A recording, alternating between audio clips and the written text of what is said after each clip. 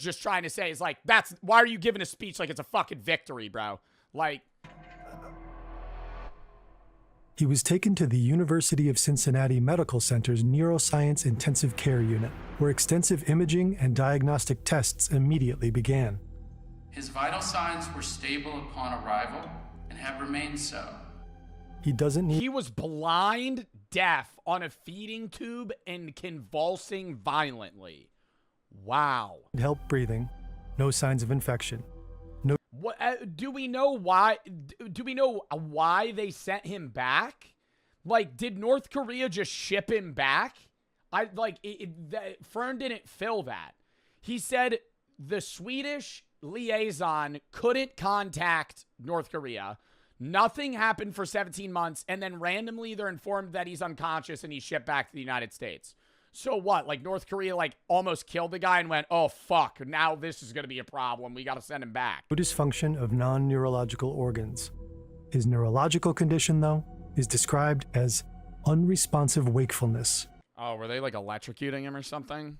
What used to be called a vegetative state. He blinks.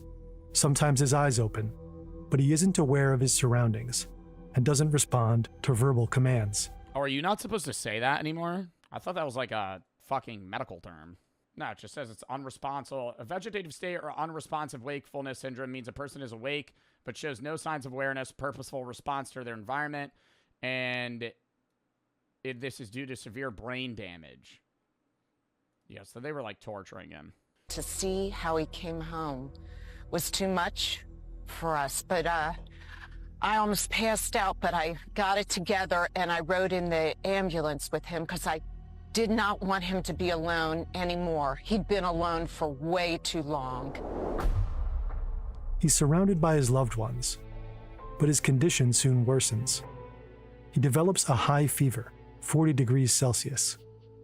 Fred and Cindy Warmbier are told that he'll never wake up, and they ask to have his feeding tube removed. 6 days after his release, Otto is dead. The news travels across the world. The family of Otto Warmbier has said goodbye. Valid. That's what I'm saying, dude. When you get told that they're never going to wake up and they're just going to be perpetually kept alive on machines, it's time, you know? Sad.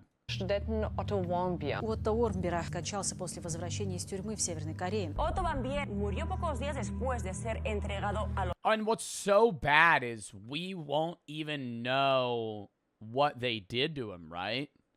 Because it's like, if he had woken up, he could have been like, Jesus Christ, and like told his story of like the North Korean prison camps and how they tortured him and all this other stuff, but he's fucking dead. So it's just like they literally just got sent a body. The American student who fell into a coma while in North Korean custody and has died. On June 22, in Wyoming, Ohio, more than 2,000... There's a city named Wyoming, Ohio. 500 people attend his funeral. The condition in which Otto Warmbier came back to the U.S. and his I did not know that there were cities that had the state name for a city. 500 people attended his funeral. Wow. Wyoming, Ohio. More than 2,500... They always say the impact on the people you had in your life is determined by how many people show up at your death. People attend his funeral. The condition in which Otto Warmbier came back to the U.S. and his subsequent death are discussed nationwide. He left the United States in good health. He returned on the brink of death. Do you know what happened to him in North Korea? Untrue. I don't think it's untrue, but I think how you affect and touch people in your life does matter, right? The people that care are the people that show up. I don't. Content note: the following chapter discusses suicide. Viewer discretion is advised. Upon his release, North Korea gave an explanation for Otto's state. They said he contracted botulism, a rare and severe kind of food poisoning, after eating a meal of spinach and pork. After he fell ill, they were probably giving him fucking slop and actual terrible food, dude. Like, they weren't keeping him in good condition. They gave him a sleeping pill to which he had some sort of unexpected reaction, which sent him into a state of unresponsive wakefulness. But U.S. medical experts are quick to dispute this story.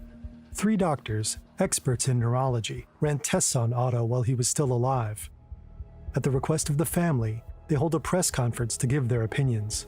Those tests did not reveal any evidence of active or chronic denervation, nor any repetitive stimulation that would suggest active botulism at this time. The North Koreans, So they just made that shit up. I mean, yo, that's actually fucking unreal, dude. Teams are lying, and the Warmbiers have a different story. They tortured him. They intentionally injured him. It looked like someone had taken a pair of pliers and rearranged his bottom teeth. He had a large scar on his right foot. They destroyed him. They purposely and intentionally injured Otto. On September 25, 2017, Fred and Cindy Warmbier gave an I do love that they're doing this now, where they're like, because I didn't keep involvement in this after this happened. I just had known that he had died. But I love that they went out on news stations and were like speaking against it. Interview on Fox and Friends. Trump apparently watched. This becomes the narrative. Physical torture. Yeah. And, as a consequence, brain damage. But soon, serious doubts emerge. Let's go through his injuries one by one. First, there was a noticeable scar on Otto's right foot. This is Dr. Lakshmi Kota Samarko, the coroner selected to conduct an external autopsy. Fred Warmbier had noticed the scar, but had Dr. Samarko? Physically, as far as wounds, there were a few small scars that we documented. There was one that we really couldn't explain for medical instrumentation, which some of the other scars we could. But there wasn't anything on the external examination to indicate, other than that one scar that we couldn't explain, to indicate torture. The Warmbiers opted against a complete autopsy, offering no reason for this decision. But Dr. Samarko did perform an external inspection. Later, in a lawsuit against North Korea, an expert witness cited the scar on Otto's foot as potential. A lawsuit against North Korea. How's that working? Hey, Kim Jong-un, we're suing you. No, you're not. And then they just move on. Like, how do you sue North Korea? Evidence that he was subjected to torture, possibly electric shock. But does this injury prove Otto was tortured? No. Then there are his teeth. I wouldn't say that. I wouldn't even say the rearranged teeth. I would assume that if he had gotten tortured, they were like zapping his brain. Like that shit they were doing during World War II at that school. Or what? It wasn't a school. What was it called? With that doctor? Unit 731. Yeah, Unit 731 and Shiro Ishii. And they would like zap people's brains and shit. Like they would just keep, it would be like electrocution torture, but it would be like to change your mind. Fred Warmbier said it looked as though Otto's bottom teeth had been rearranged. Dr. Samarko couldn't confirm this. We also consulted our forensic dentist, Dr. Wright, and had him take a look at the imaging, specifically dealing with the lower teeth and mandible. He agreed with us that there is no evidence of trauma to the lower teeth or mandible. In the lawsuit, this finding was disputed. 2 of Otto's private dentists testified that his post-mortem dental x-rays, when compared to previous x-rays, indicated that some of his lower teeth had been bent backward, movement consistent with an impact injury.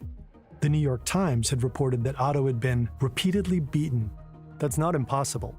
An ex-North Korean spy who was familiar with, though not directly involved in Otto's case, said he'd heard Otto was roughed up by prison guards. 그분이 감옥에 있으면서 간수들이 있잖아요. 간수들이 많이 때렸대요. 왜 때렸냐면 언어가 안 되잖아요. He also continues to say that there might have been waterboarding. To him, that's standard practice, what he'd call non-physical, like it's physical torture, but not something that would show up in like wounds. Battery, rather than torture. It's difficult to say whether this ex-spy is credible, though. And even if Otto's teeth were bent backward, it's impossible to know for certain what caused that. Finally, the biggest injury of all, his brain injury. The most important diagnostic test thus far was a magnetic resonance imaging scan of the brain. This study showed extensive loss of brain tissue in all regions of the brain. In other words, the damage is universal, and scans show it occurred all at once. There's a technical term for this, an anoxic encephalopathy. It means an injury caused by a lack of oxygen to the brain. So either blood ceased to flow to Otto's brain, which would result in a lack of oxygen, or Otto stopped breathing. This pattern of brain injury, however, is usually seen as a result of cardiopulmonary arrest, where the blood supply to the brain is inadequate for a period of time, resulting in the death of brain. Oh my God, are they saying that he took his own life when he was in prison? Tissue. In general terms, one of the more likely causes of a cardiopulmonary arrest in a young person would have been a respiratory arrest. In all likelihood, Otto stopped breathing. Any number of events could have caused this: an allergic reaction, choking, near drowning, anything that might prevent oxygen from reaching his brain. But which of these events was the cause? There's no way to know. I hate that. We have no certain or verifiable knowledge of the cause. How could he have done that? Asphyxiation? Or circumstances of his neurological injury. A cause that could almost certainly be ruled out was repeated beatings. Repeated beatings to the head would have caused asymmetrical damage, with some regions being affected more than others. Also, scans revealed no fractures of the skull. Despite all this uncertainty, the Warmbiers insist on torture. And the question of whether Otto was tortured or not is not a medical side note. By now, it has the potential to escalate a simmering conflict between two nuclear powers. A year and a half before, mere days after Otto's detention, North Korea had carried out its fourth nuclear test in defiance of international sanctions. It also launched a long-range missile. In September 2016, it performed another nuclear test. By 2017... Bro, I just don't understand how, like, Russia and China don't also want to just step in and stop them, because they're their own powers that, you know, obviously are semi-allied, but like they have to witness Kim Jong-un and go, this is fucking crazy.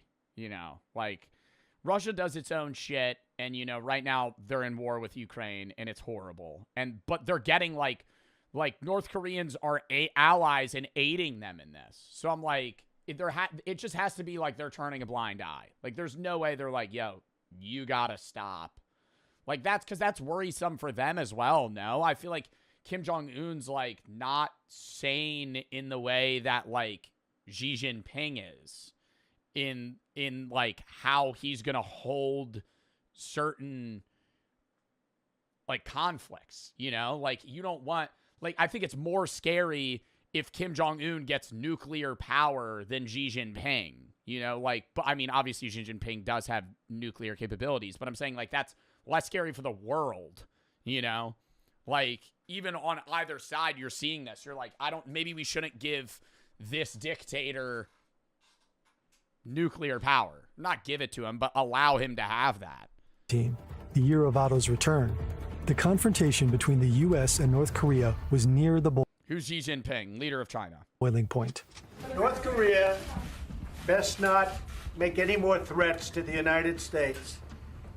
They will be met with fire and fury like the world has never seen. It was the beginning of the 2017-2018 North Korea crisis. Meanwhile, Otto Warmbier's case took on an increased political weight. Trump had adopted the torture hypothesis as fact. Trump need to press that red button. Terrible idea. You nuke North Korea, they're going to fucking nuke everybody else before they die. It's the same shit, dude. It's just mutually assured destruction. That's why nuclear war is like the max out for countries. It's just, it enables you to have like an ultimate last defense of like, okay, even if you wipe my country off the map, we'll still kill you. Senator John McCain said Otto had been tortured and murdered. Senators Adam Schiff and Marco Rubio also used the word murder. Fred Warmbier's analysis was that his son served as a sort of human shield. North Korea doesn't do anything by mistake. It was their fourth nuclear weapons test, and they had a lot of things they wanted to cover, and they felt like Otto was going to provide them the security they needed to get away with these things. Oh my God, to frame Otto to say that, oh, we need to escalate our military power because the Z Society and the Methodist Church and the CIA are all three conspiring against against North Korea, that we have to scale our military power. Then, in 2018, Michael Flukinger, the doctor that helped bring Otto back to the US, revealed a new piece of information to GQ. The staff at the North Korean hospital where Otto stayed told Flukinger that they received him the day after his trial, and he was already unresponsive. What? So he was in like a coma for a year? They had to resuscitate him, then give him oxygen and put him on a ventilator, or he would die, Flukinger told GQ. Also, there's a brain scan dated April 2016. We received copies of brain MRI images from the medical personnel in North Korea. The earliest images... So how did he eat pork and spinach? BN, that was already disproven, bro. He did not have botulism. That was a lie that North Korean officials said to the United States to say that they didn't torture him. Are dated April 2016. Based upon our analysis of those images, the brain injury likely occurred in the preceding weeks. Of course, the North Korean story might be a lie. It might not be true that he was hospitalized the morning after his trial, but there is strong medical evidence that he sustained his brain injury in the days or weeks after March 16. In any case, Otto Warmbier... Why the fuck did they not return him then? You know what I mean? Like, if they did that to him right then, why did they not... Like, why did they keep him? Like, that doesn't make sense. But it's very unlikely that he was actually sent to one of the notoriously horrific North Korean labor camps. American detainees are treated differently. According to GQ, Otto Warmbier most likely stayed in a used guest house in downtown Pyongyang during his detention. The hard labor he was sentenced to would likely have been planting soybeans and making bricks. Grueling, backbreaking work, but nothing compared to coal mining, which is typical for North Koreans. North Korea needed him as a bargaining chip, and bargaining chips don't... Oh my God, so maybe they didn't actually put him in that state. They just needed him as like a trade? Like, as fucked as it sounds, like a trade token. Like, it's something they could fall back on. Have much value if they aren't in good condition. And in a sense, he was. We believe that for somebody who's been bedridden for more than a year, that his body was in excellent condition, his skin was in excellent condition, and we didn't see any evidence of decupid eye or bed sores. In its article, GQ proposes a different theory than torture. During the 2 months between his detention and his confession, Otto was likely subjected to relentless interrogation for as long as 15 hours per day. The only respite from the interrogation would have been North Korean propaganda films. Previous prisoners were told their government had forgotten them. Some fell into debilitating depressions, even attempting suicide. At trial, so hours, weeks, or days before he supposedly fell into a coma, he was visibly desperate. Please think of my family. Give me the oldest son in my family. GQ speculates that in the hopeless hours after his sentencing, Otto may have attempted to take his own life. A lack of oxygen to his brain could have caused his injury. Of course, this theory is just one of many. An allergic reaction to a sleeping pill, an excessive administration of drugs, a suicide attempt, a heart attack, a form of torture that left no obvious lasting marks. It could have been any of these things. Without Otto here to tell the tale, we may never know the truth. I mean, like, couldn't he... I'm just saying. I don't know if this happened. Couldn't he have tried to hang himself, like, 3 days after? Cut oxygen to his brain. Didn't die. They save him, but now he's perpetually in this state, and the wounds that would be on his neck would have healed by the time he was sent back. He wouldn't have neck scars because he wouldn't have any laceration that would have been there would have been healed by the time they returned him. In May 2018, something weird happened. Trump tweeted that he was going to meet Kim Jong-un in person, and everything changed. Getting a good I'm instantly asking that motherfucker what the hell they did to Otto. picture, everybody, so we look nice and handsome and thin. After the Singapore summit, Otto's name all but disappeared from Trump's lips, replaced by the name of Kim Jong-un. And then we fell in love, okay? No, really. He wrote me beautiful letters, and they're great letters. We fell in love. The previous year, Trump tweeted that he tried so hard to be Kim's friend and referred to their relationship as It's a very special relationship. In 2019, when asked whether he thought Kim knew about Otto's case, his reply was startling. I don't believe he knew about it. The Warmbiers were outraged. Get the fuck out of here. Trump had helped them bring Otto home and relisted Kim Jong-un's country as a state sponsor of terrorism. Now he seems to admire him?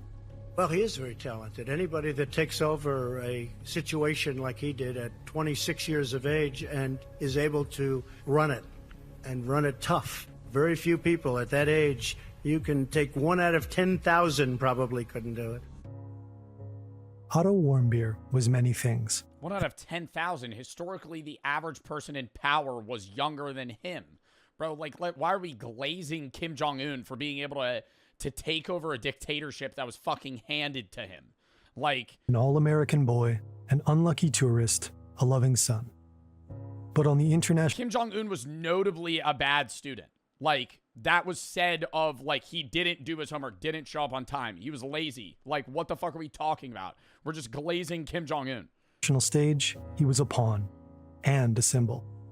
Pyongyang deployed Otto on the chessboard of politics, using him domestically as a mouthpiece to spread anti-American propaganda, and internationally as a bargaining chip, a hostage to be traded for the easing of sanctions or other U.S. concessions. For the Trump administration, Otto Warmbier was useful as a symbol, driving the narrative that he was tortured by a barbarous regime and possibly using his death as a means of psychologically preparing the American public for war, the threat of which Trump hoped would make Kim back down. Otto was sentenced to 15 years hard labor for an alleged crime that in most countries would be considered, at worst, vandalism, based on a sham trial. No matter what happened to him, I think in most countries you wouldn't even get arrested. I think in most countries you would probably get a small fine, or they would be like, you're just banned from coming back to the hotel. that in itself is damning enough.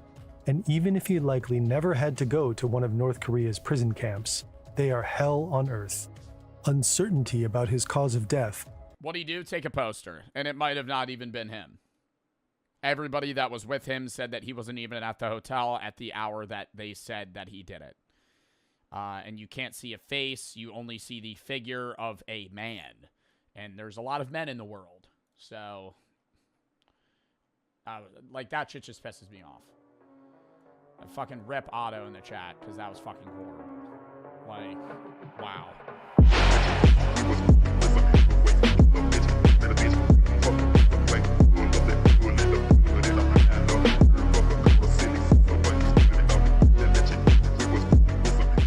Came and went. Nobody was called up for the pearly gates, and everyone went about their day as usual. Some who believe the hoax claimed that they got the date wrong. No shot this many people were outside waiting. It said it was actually next year, or a few years down the road, or maybe a couple more years after that. And some questioned their faith, and the pastor who made the initial prediction went live and apologized for everything. Oh, God. Why did I do that? It was not even Jesus who called to me, it was my mom. Can a brother make a mistake?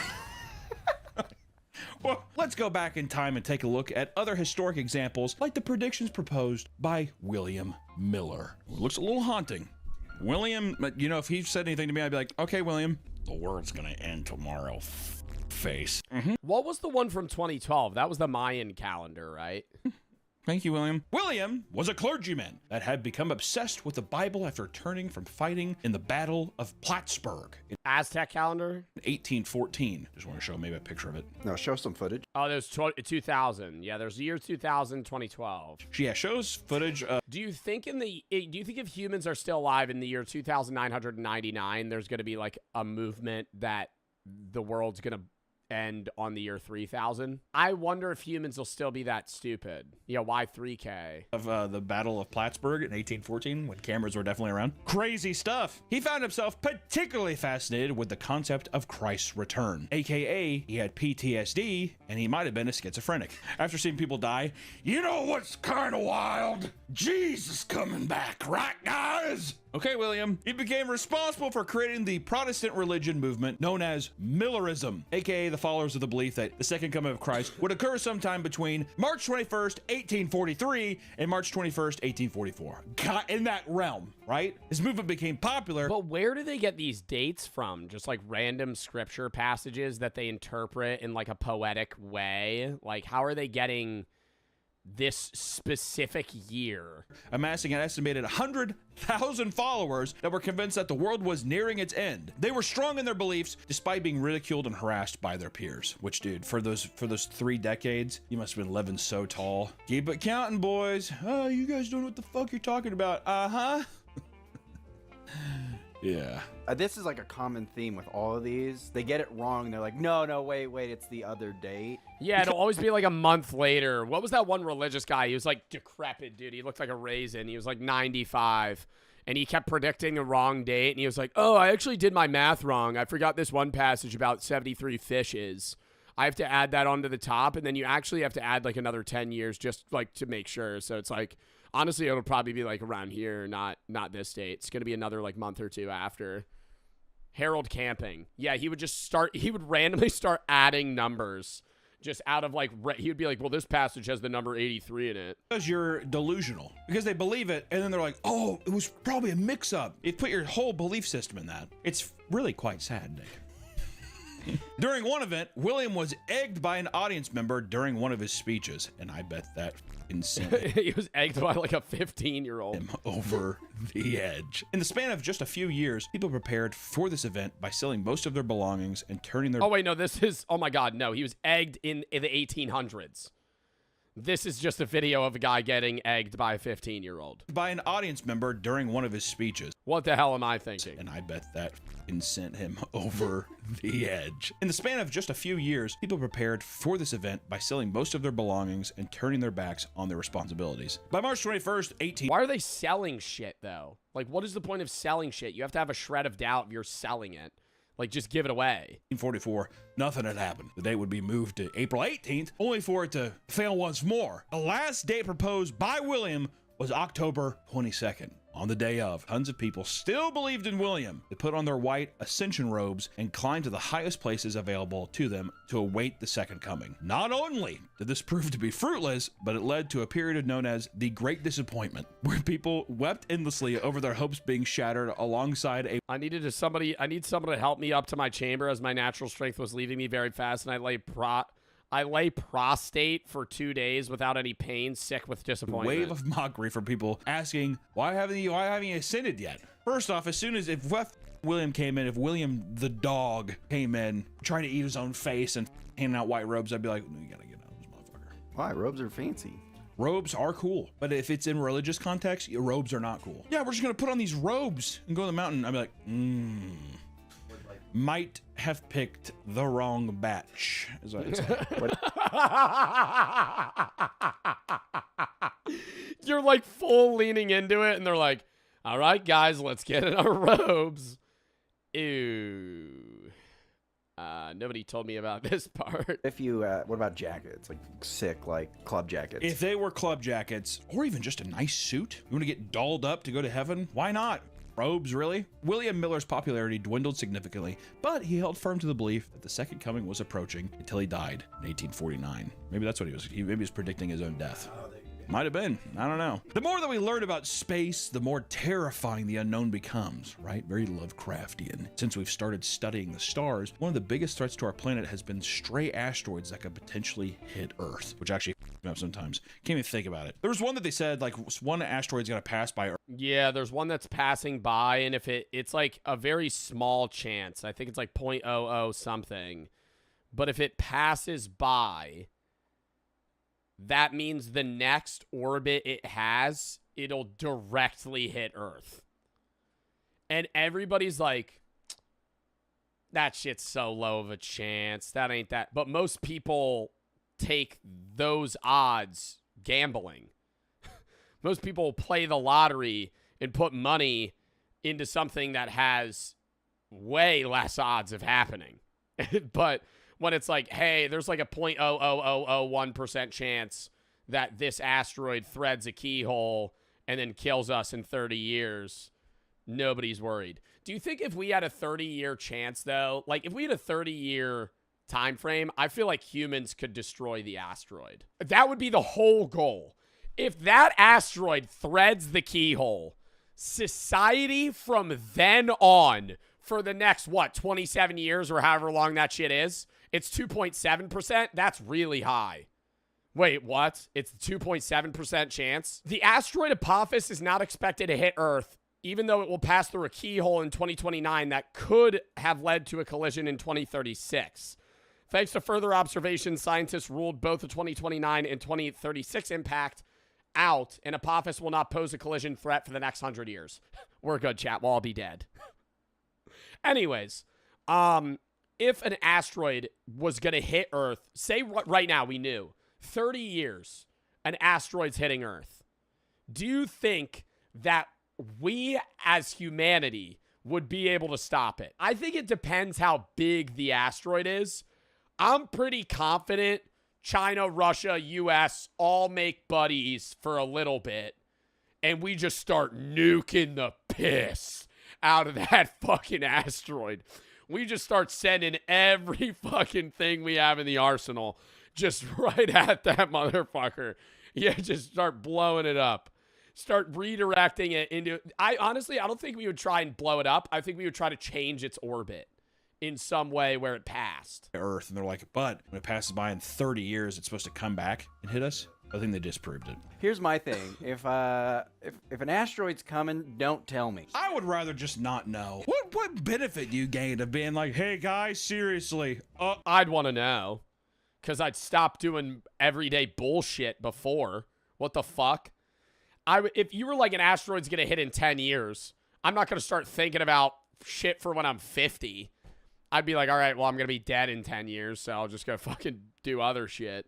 Like, you would change your game plan if you knew. Oh, in movies and shit. In movies, they do that to build conflict for the movie. But what would happen is, like, Elon and all those guys, they'd be like, I don't know, I'm just going to try this spaceship out.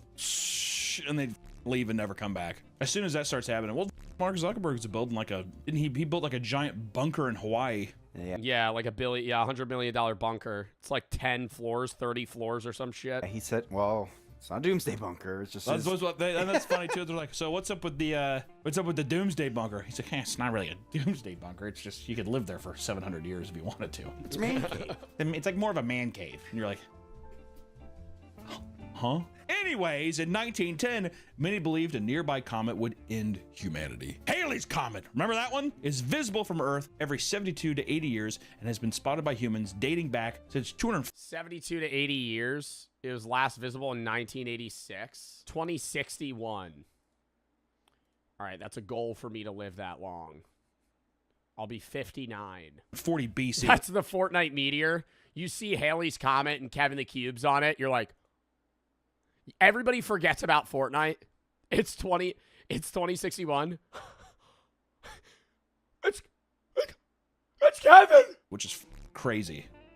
I mean, go somewhere else.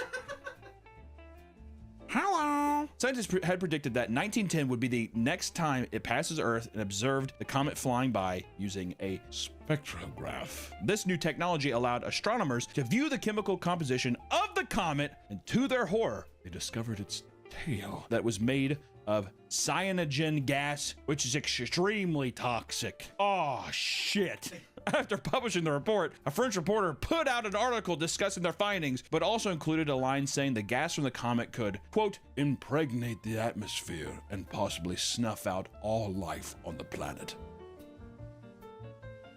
Bit of creative liberty in the title there, buddy. People began to freak out over the headline, believing that their death was imminent. Before the comet could pass, companies began to sell comet pills, which claimed to fight off the effects of the toxic gas. Insurance companies offered... Oh, that's so awesome.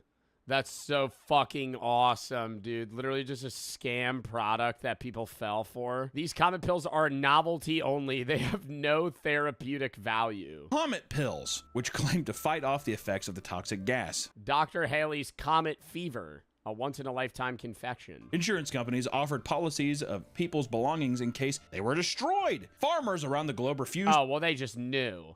The insurance companies knew that shit wasn't going to do anything. They were just fucking scalping money off people. ...to plant crops, believing that there was no point since everyone would be dead. No more corn.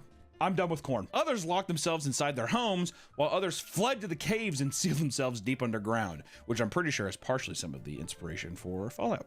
Oh. There you go. After the comet passed and nothing happened, people were shocked to still be alive, and they moved on with the rest of their lives. I wonder what's happened with the guy who took comet pills. Well, Greg, he took those, you like look over to him, he's like having a seizure. He's on Haley's Comet right now. Yeah. Woo! In 1993, former sociology professor Hon Ming Chen had created a Taiwanese cult named God Salvation Church. It had also referred to itself as Chen Dao, or True Way, as well as God Saves the Earth Flying Saucer Foundation. I like that one the most. God Saves the Earth Flying Saucer Foundation. It was a belief system that was a mix of various religions and other Western cult-like beliefs, like the acceptance of alien intervention, right? You see a lot of that with Heaven's Gate. Kind of became a big thing in the 70s. Yeah, the Heaven's Gate shit was so fucking stupid, though. There's an alien spaceship that's passing by. You have to kill yourself to reach it. Huh? Huh? If you die, you'll go to the gate. What? No. Kind of evolved over time. He claimed that the second coming of Christ would occur in 1999, with God revealing himself from a spaceship disguised as clouds that would take his followers up to heaven. That'd be sick. He claimed that he could talk to the gods and receive their wisdom through golden balls that he could see traveling across the sky. Of course, salvation was not free. It was reported that Chen charged $60,000 to join Chen Tao and another $30,000 $60 grand to board their spaceship. He's like, you keep it under 100. They won't be suspicious. Mind games. Exactly. It's all here. He convinced 140. Bro, how do you convince people to pay money for that, though, if you're also leaving? I just don't... Like, I don't want to say... I understand it's like a cult and there's like a bit of brainwashing involved, but I'm like, dude, these people are like more than gullible. Like, you're flat out falling for somebody saying, hey, give me $100,000 and we're all going to go on a spaceship somewhere else. Why do you need the money? Dedicated members to sell all their belongings and move to California in 1995 after changing his mind about where the historic event would take place. This changed after followers witnessed the numbers 007 written in the clouds, which was interpreted as a sign that they must relocate their headquarters elsewhere. AKA, there was probably a 007 convention happening around. They're like, oh, Colorado, we gotta go. Despite the fact that this was actually just a marketing stunt to advertise the 19... Oh my god, a fucking religious cult saw 007 in the sky and changed where they needed to all move because of a James Bond ad. Bear trap. To advertise the 1997 James Bond movie Tomorrow Never Dies. The controversial rise of the steroid Olympics. I don't know if he's going to do an intro. Okay, no. I was going to explain it. But seeing that it's there, I'll let him take it away. The Olympics have no chance. No, I won't. The steroid Olympics are just the Olympics that another guy made to rival the actual Olympics where they're allowed to take steroids. Pretty self-explanatory. They're actually encouraged to take steroids. In 2024, Olympic runner-up James Magnussen became the first athlete to join the Enhanced Games. Or the doping Olympics, as it's been dubbed. Controversial sporting competition where drug cheats aren't just allowed, they're actually the stars. And Wired tells us that they'll be holding their first edition in May 2026 in the City of Sin, Las Vegas. The creators' goal? To overshadow the Olympics. So wouldn't it be more fair to have an enhanced games on the one side and a natural, slow, boring Olympics on the other? Safe to Bro, here's the problem, though, is these guys will still get fucking smoked. Like, yo, that's the thing. Is, like, the guys that are going to go into the enhanced Olympics are, like, the 4th place finishers, you know? They're 5th place. Michael Phelps isn't going to leave the Olympic Games to go take fucking Arnavar or Tren and go fucking swim and do mildly better, right? Like, the guys that are going to go do it are the ones that won't win naturally. Which it's like, I understand the entertainment value. I do. Of like, hey, why don't we just have no limit? Like, let's see if a guy can just take steroids that averagely runs like a 10-1 and see if he could beat Usain Bolt's world record 100-meter. It's like, you know, I understand that. Like, that is an interesting premise. It's just like, it's really hard to get, it's really hard monetarily to get sponsors behind an event that is actively promoting steroid use. It's easier for like IFBB pros because it's like, we don't know if they take steroids. We just don't test them. Meanwhile, you have Phil Heath in the background just fucking sitting there, 320 pounds. He looks like he's a person standing inside of a person. We don't know if they take steroids. We're just not going to test. And so it's easy, right? Like, but it's like monetarily, I don't know. Like, I hear about the enhanced games every year, it seems, but I've never seen them.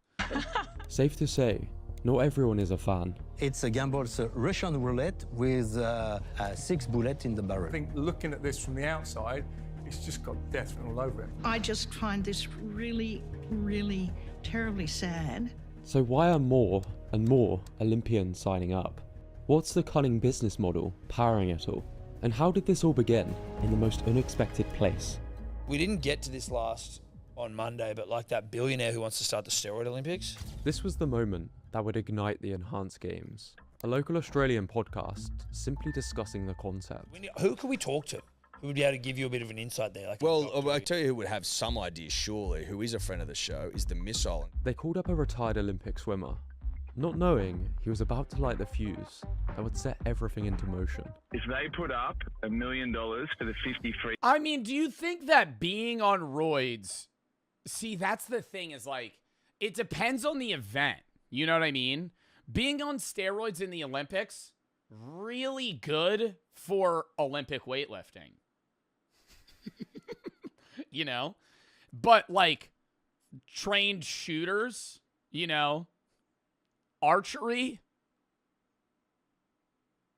I'm assuming it's like the steroid Olympics are for the big events, you know, track, swimming, maybe like water polo. But like, are you going to get a team of guys on roids to play water polo against each other? I don't know. Wrestling, yeah. But I mean, it's like there's a lot of events there's more events than not that you would probably do better on steroids. But it's like, how much better are you going to do to where like, even if that's really what makes or breaks the steroid Olympics, is if your star guy got 4th place in the regular Olympics, he's on fucking crazy amounts of steroids and he still can't even come close to matching Michael Phelps' average fucking 200 fly time. You know, it's fucked. Style world record. I'll come on board as their first athlete. I'll juice to the gills and I'll break it within 6 months. Organisers took the offer, putting out a bounty for breaking the record under the Enhanced Games. That's one big carrot. It's a big carrot. He became the first official athlete to join the games, and his transformation quickly drew attention. Are you? Bro, I feel like at some point though, it's like, yo, his big ass ain't getting through the water now. You know what I mean? Like, he's fucking, bro, in this left picture, he looks like he could be like 6'3", 190. This right pick, he looks like he'd be 240. I feel like whatever he gains in muscle, now he's just dragging fucking weight. You know, like is he gaining anything off of the power enhancement that he's losing in like weight gain and how much he has to pull himself? Like the fatigue's got to be crazy, even with the steroids. Are you seeing what I am seeing? But the concept of a steroid Olympics isn't new. It was first mocked by SNL back in 1988. The first all-drug Olympics opened today in Bogota, Colombia. Oh, he's pulled his arms off! He's pulled his arms. The man who turned this into a reality was Aaron D'Souza, who identified it as a lucrative business opportunity. I feel like there's one good one good SNL skit every like 15, 20. You know, you see the good, like if you watch a full show of Saturday Night Live, you'll have like one or two skits that you're like, this is funny. And the other ones you're like, why did they include that? They mapped that out. Like I watched one recently that was about this woman that got a bad haircut. It was like some dinner and she shows up and she just has the worst haircut ever. And they're like trying to ignore it. And then she turns around, she's a bald spot in the back of her head, and they're like, ooh, no, it's good.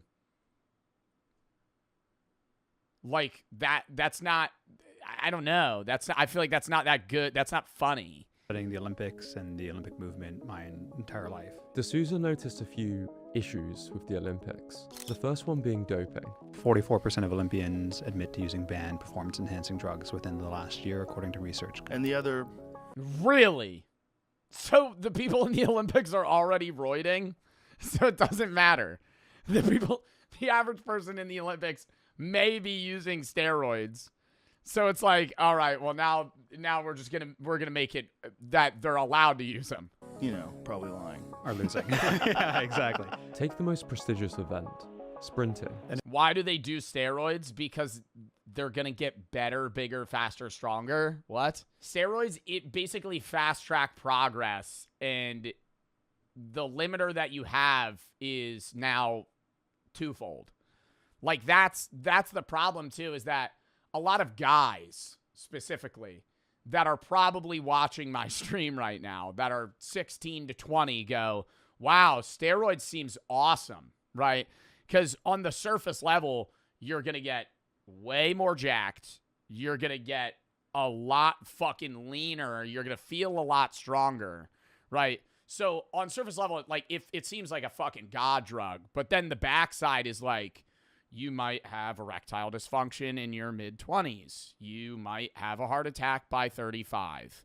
You might have low testosterone naturally for the rest of your life after you get off. And when you do get off, you might lose all the progress that you had previously.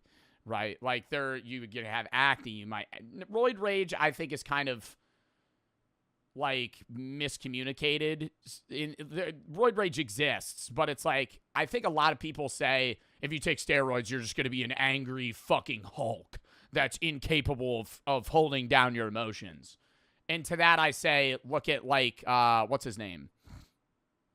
He wears a hat. He has curly black hair. Oh my God. I'm literally staring at his face right now. He's big right now. He's like Sam Sulek. Sam Sulek, nice guy, holds it down. You know, like, I don't think that's a guy that kind of shows, hey, like, roid rage exists, but it's not something that's, like, prevalent in every person. But even then, it's like, it's just health problems, man. That's the worry that you're going to have. And a lot of people that do use steroids that might not advocate for them, but, you know, kind of are your role models in the steroid space, also have enough money from their influencing work in professional, you know, like job salary that they're able to pay doctors to help fund what they should and shouldn't do in a very meticulous way to where it's safer than the average person's usage, right? Like, these guys that are professional bodybuilders that are on steroids are getting doctors to tell them what they should and shouldn't take, what their cycle should and shouldn't be, versus you who's just shoving a needle in your own ass in your fucking bathroom with some shit you found from a guy at your Planet Fitness. That's like that. You see what I mean? Like, there's a difference between, it's like You know what, like, you have a professional telling you, like, hey, this is what you need to take, versus, like, you just kind of, like, self-diagnosing what you need to, like, input into your body in, like, a safe manner. You're just fucking juicing up in a Planet Fitness bathroom. If you look at the 100-meter... Like, that's not... God, my God. If you look at the 100-meter time, it's the fastest man in the world. 7 of the top 10 fastest 100-meter runners in history have had a doping violation. Here's the thing that I feel like he's slightly skewing. And I don't know the facts on this, but I think this guy is skewing what he's saying slightly, right? What he's saying is right, that the top 7 sprinters have had doping violations, but I really want somebody to fact check whether or not that's doping, meaning steroids. Because there are a lot of banned substances that Olympic athletes are not allowed to use, and many of them are not really performance enhancers, right? Justin Gatlin did use testosterone. That is one that I know about. I'm reading this right now. Justin Gatlin, if you know sprinters, did use steroids. Or testosterone, rather. Asafa Powell used a stimulant, oxylofrin. Christian Coleman got banned for 18 months to 3 whereabout failures. No evidence of drug use. Methylxanamine, clomiphene. Bro, see, they're using shit that's like, when he says doping, I feel like a lot of the time you're going, oh, they're using like anabolic steroids. But a lot of the time it's like they're using shit that's not allowed, but it's not the same thing as like them just fucking shoving a needle in their ass. It's like some weird fucking stimulant that they're using on a day-to-day basis. 7 that of they buy over the counter or get from a doctor. Top 10 fastest 100-meter runners in history have had a doping violation. And the only one that's not in the top 5 is Usain Bolt. Instead of having the athletes dope with underground drugs, D'Souza argues this is a safer and more honest approach. We will allow all substances at minimum that are clinically approved and that can be dispensed by physicians. You see, athletes have long had to deal with other countries' doping. From the Chinese swim team. Oh, no, yeah, and it's not even just in the Olympics. Who was the one fucking guy that was hitting dingers left and right in baseball? He was on fucking steroids every day. Fuck. He's like one of the best baseball players that's ever played. Was it Barry Bonds? Yeah, Barry Bonds was hitting fucking grand slams left and right. That guy was fucking juiced to the gills. That's what I'm saying, though. I agree with this point. That's like, hey, these are leagues that you're not supposed to use steroids, and some of the best players of all time were on steroids. To the Russian state-sponsored program. As athletes, our faith can no longer be blindly placed in the world of anti-doping agency, an organization that continues to prove that it is either incapable or unwilling to enforce its policies consistently around the world. And it can be difficult to test for every substance, for everyone involved. Lowell is required to witness and have an unobstructed view. Unobstructed view? What, you just gonna stare at his dick while he pees? So he doesn't like shove it up his ass and take it out of a bottle and pour it into a cup? Not to mention, the rules are often outdated. Caffeine was literally a banned substance until 2004. Which is why many... That's what I'm saying! That's what I'm saying! No, bro, if you go through the banned list, bro, that was my point against what that guy on the podcast was saying. Like, there's shit they'll get banned for where it's like, bro, it's like an antibiotic they had for a fucking illness. And it's like, okay, now that's a violation. We're excited about the doping checks being dropped altogether. Secondly, Olympic athletes are often massively underpaid. You know, and then I learned that the average American Olympian only earns $30,000 a year. The average Olympian only earns $30,000 a year too, because it's a house of cards, man. Not a house of cards. That's a bad example.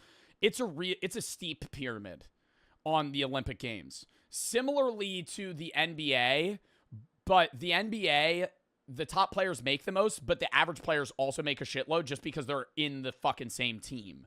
But when you're an individual athlete representing, see, that's what it is. Like, if you're a part of the NBA, you're one of the best NBA players of all time. I was just talking to this about with my friends the other day. Say you're starting player or you're first off the bench. You play every game, every other game.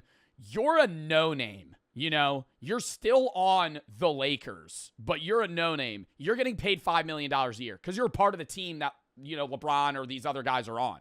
You know, Wembanyama or whatever, Jokic, all these fucking crazy players that are like the star athletes. Now you transfer to swimming.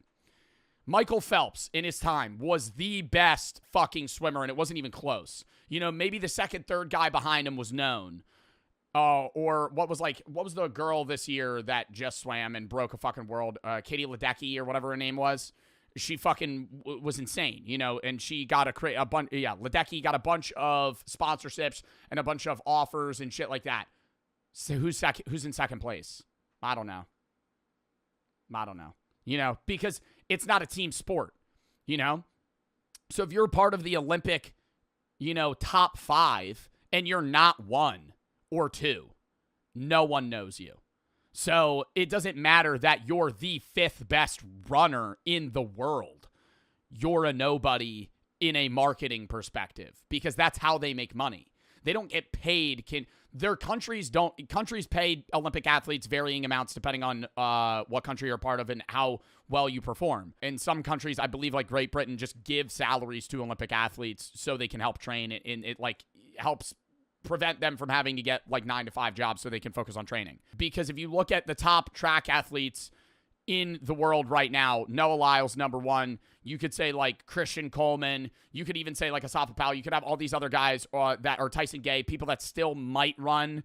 They get crazy offers because they're in the most popular event and they're top 5. You know, if you're the 3rd best steeplechase runner in the world, you're probably working an accounting job on the side because nobody watches fucking steeplechase. Nobody knows who the fucking 5th best 3,000 meter runner is because that's an unpopular event. It's like you making them on steroids isn't getting them more money. That's my point. If you get this guy on steroids and you're like, we're going to roid him up and pay him better, you're fucking 6th place, bro. You're not, that guy's not going to get, like, you can't give him a salary. It's a part of what makes the enhanced games so tempting. Instead of waiting 4 years for a shot at Olympic glory and scraping by on low pay, athletes here are offered millions, with events held each year, not just once every 4 years. How are they offered millions of dollars for getting like 10th? They're probably they have to be dropped like fucking on a dime, dude. Like instantly. There's no way they could keep you on $1 million salary for you to get fucking 8th place taking steroids, swimming the fucking 200 butterfly. But money isn't the only motivator. At the heart of it is a bold and controversial claim that performance enhancement shouldn't be hidden. It should be embraced. The companies sponsoring it? What companies are sponsoring the steroid games? Fucking Blue Chew? What companies is fucking getting into this? Even celebrated as the next evolution of elite sport. But what brand wants to be associated with drug use? The Olympics relies on sponsors and billion-dollar TV deals. Oh, it's like I was making a fucking foundational point there. The enhanced games, they're uploading everything online for free. Because the real business isn't broadcasting, it's pharmacology. The same drugs used by the... Oh my god, no! Wait, the substance... Oh my god, wait, no, Goldmine, the fucking companies that make the drugs these guys are taking are probably the ones that are paying for this. Holy shit. Because then you go, that guy just ran fast as fuck, I want to look like him. I'm gonna go fucking take whatever he's taking. Will soon be sold to the public. You take steroids? I do not take steroids. If there are like a subsect small group of people that think I take steroids, I'm 6'1", 176 pounds. If you think I am on steroids, you are insane. Like, I have the most average gym build for somebody that has worked out for 5 years, for 8 years, you know, for however, like, consistently. That's cap. It's not cap. I weigh 178 pounds right now. I fluctuate 175 to like 183. Illegal telehealth model. Think hormone clinics meets influencer marketing, where the athletes are the ads. It's a bold, brutally profitable strategy. And whether you call it innovation or a disgrace, one thing's for certain, nobody's looking away. This reminds me a lot of the early UFC days. Everybody's clutching their pearls, talking about how barbaric it was, and now it's seen as like a good Saturday night family viewing event. On social media, people want to see the fastest swimmer, the quickest sprinter, the strongest human alive. And the enhanced games tap straight into that impulse, because in today's world, attention tends to follow spectacle, not moderation. And if someone has to shave a few decades off their lifespan to produce that, well, that's their choice. Do they shatter records? Do they blow off tendons in the pool? Do they gain too much muscle and just sink to the bottom? Do their hearts explode? We're about to find out. So whether you're watching because you're fascinated or horrified, you're watching. And that's exactly the point. The problem is, like, you could have just an unlucky, like, the worst thing that could happen that would ruin the enhanced games forever is somebody dies while they're competing. Like, you could say the same thing about the regular Olympics, but that would just be seen as, like, a tragedy. But if somebody died of even, like, a brain aneurysm, like something that has nothing to do with their steroid use, if somebody dies while they're training or competing, it would immediately tie back to the steroids, and then the entire house, it would be a house of cards, it would fall. This is why a lot of doctors, ex-Olympians, and even ex-doping kingpins are concerned. I do not think it's a good idea. I think the general... Who the fuck is this guy? I do not think it's... Victor Conti, ex-doping kingpin. Balco scandal. What is that? Idea. I think the general thinking of athletes is if a little bit's good, a lot's going to be great, and then they have a tendency to overdo it, and the next thing you know, they're doing self-harm. The enhanced games promises world records, million-dollar payouts, and a new era of sports. But behind the shiny marketing is a minefield of problems, and a business model that raises some serious red flags. Is the $1 million payout for world records being broken, though? Like, for you to get $1 million, you need to be on steroids, perform in the enhanced games, and also beat Usain Bolt's 100-meter. Flags, with the CEO of the USA Anti-Doping Agency calling the organization a dangerous... Like, that's not easy. Being a crazy athlete and on steroids. Clown show. When performance-enhancing drugs become the expectation, not the exception, you don't just push the limits of human performance, you obliterate the guardrails. The reality is when there's a lot of money on the line, people are willing to do a lot of things. Just a chemical arms race, where the athlete, willing to take the biggest risk, walks away with the cash, or perhaps doesn't walk away at all. Even the original name, the Enhanced Games, feels like a meme. If the goal is to be seen as a serious alternative to the Olympics, the branding isn't doing it any favors. To many, it still feels like a joke, or a less serious version of what already exists. Just look at the comments. The Olympics... Yeah, they should just brand it something differently, like that it's its own competition. They should have similar events that the Olympics has, but just do what the IFBB does and just don't test. Or do what like these big bodybuilding or strongman organizations do and just don't test. Like, don't make it about, hey, everybody's on steroids. Just be like, we're not going to see what you're on or not on. It's up to you. And so it's kind of like an unspoken thing where every single athlete is on steroids, but they just don't talk about it. But then they lose the sponsors. Because the sponsors are the people that want you to be like, I'm on blank and blank. My nuts are the size of peppercorns now. It's just the Olympics. If the best athletes can break records through the current system, why risk it all for this? The first official record was set by Christian Golomev, earning the $1 million prize. But despite the hype, most viewers were underwhelmed. In a suit, doped, and he was only able to chip away 2 cents from the world record. Even the media is skeptical. News organizations are already putting the event's legitimacy in breaks world record. Wait, Even what? The media is suit, doped, and he was only able to chip away 2 cents from the world record. Even the media is skeptical.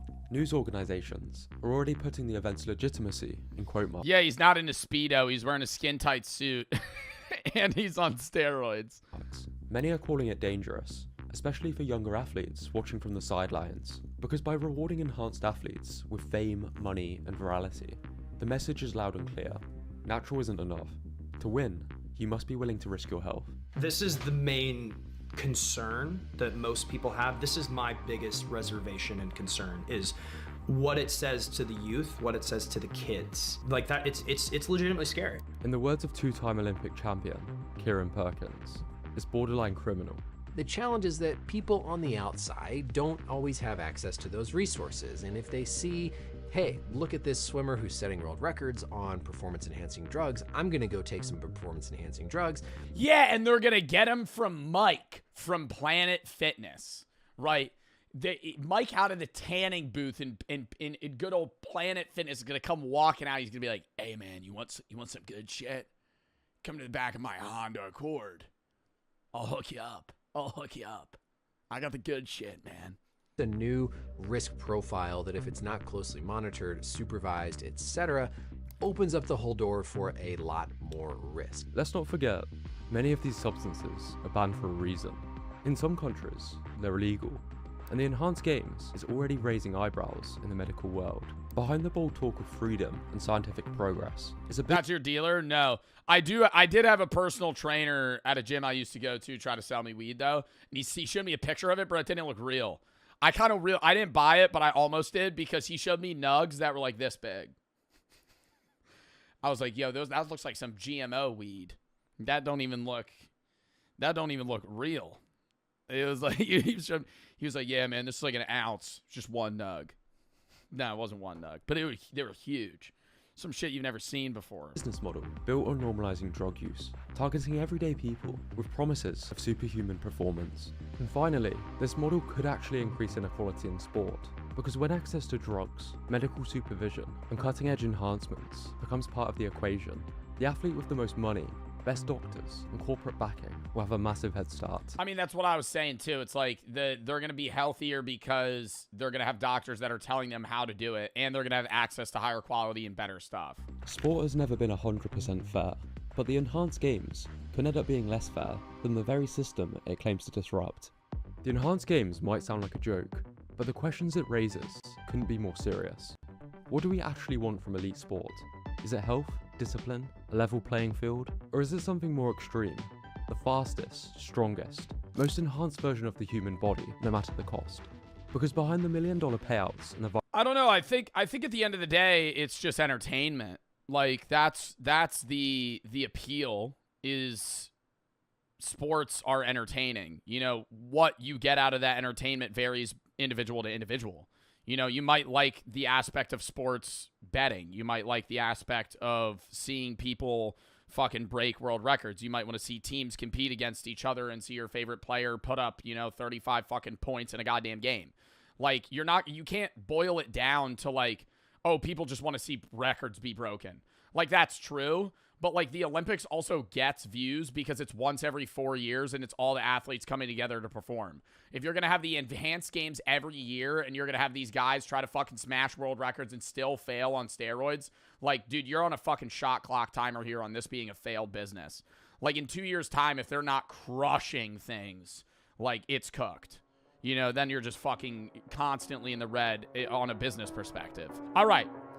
Chat, next video.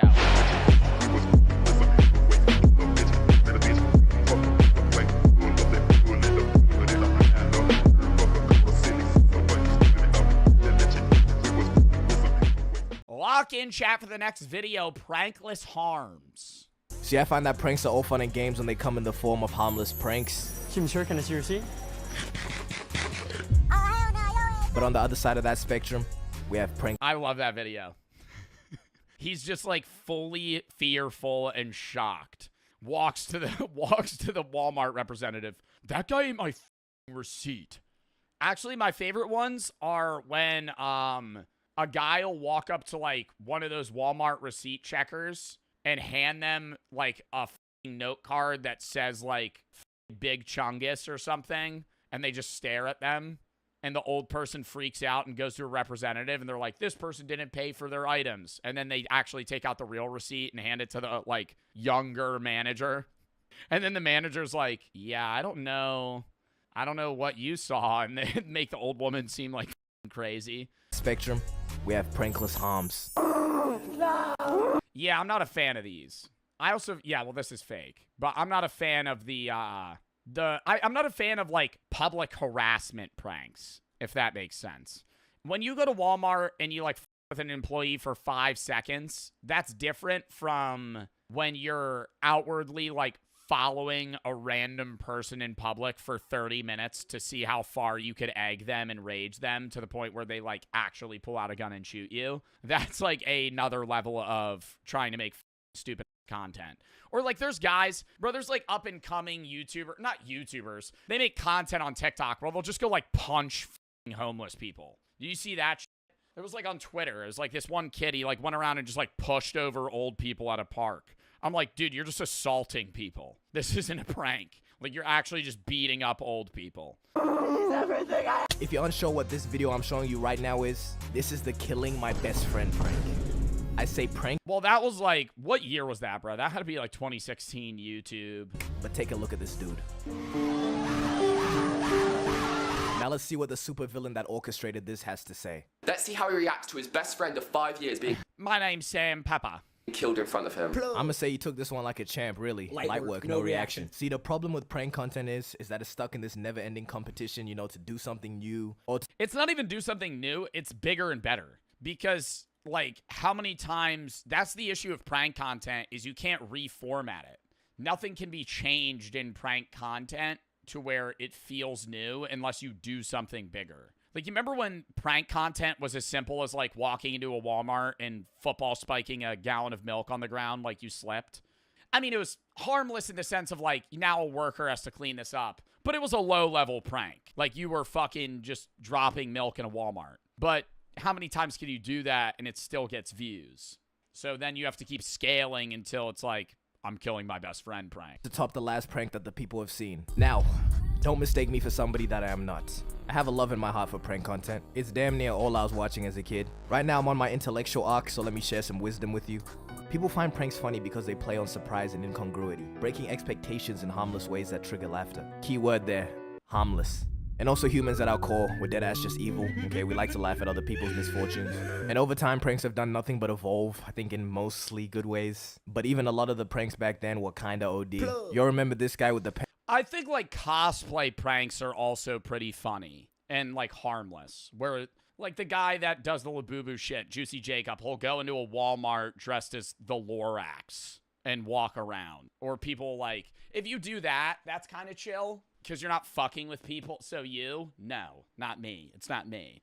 As I was saying, though, I think if you do that and you're, like, cosplaying as certain people, like Megamind, and you're just, like, walking around and fucking with people, it's like they could just ignore you if they don't like you, versus you, like, directly walking up and targeting somebody and being like, hey, and then trying to fuck with them. Pansexual mother of 3 haircut. Yeah, this 2017 tall fishman having cut-ass nigga. Bruh, I remember I used to think that haircut was so hard, though. Bro, that was, like, the ideal haircut. Ass nigga, this is Prank Invasion. Yeah, he's best known for his, kissing prank. What up, invaders? Chris here. All right, so today we're here at Venice Beach, and we're gonna be kissing girls right in front of their boyfriends. Okay. Just one question for you, gang. That's not really a prank. That's not really a prank. I'm gonna go make out with guys' girlfriends. How is this a prank? I'm just struggling to see how, you know, going up to a stranger and kissing them falls under that classification. Just sounds a little sus to me.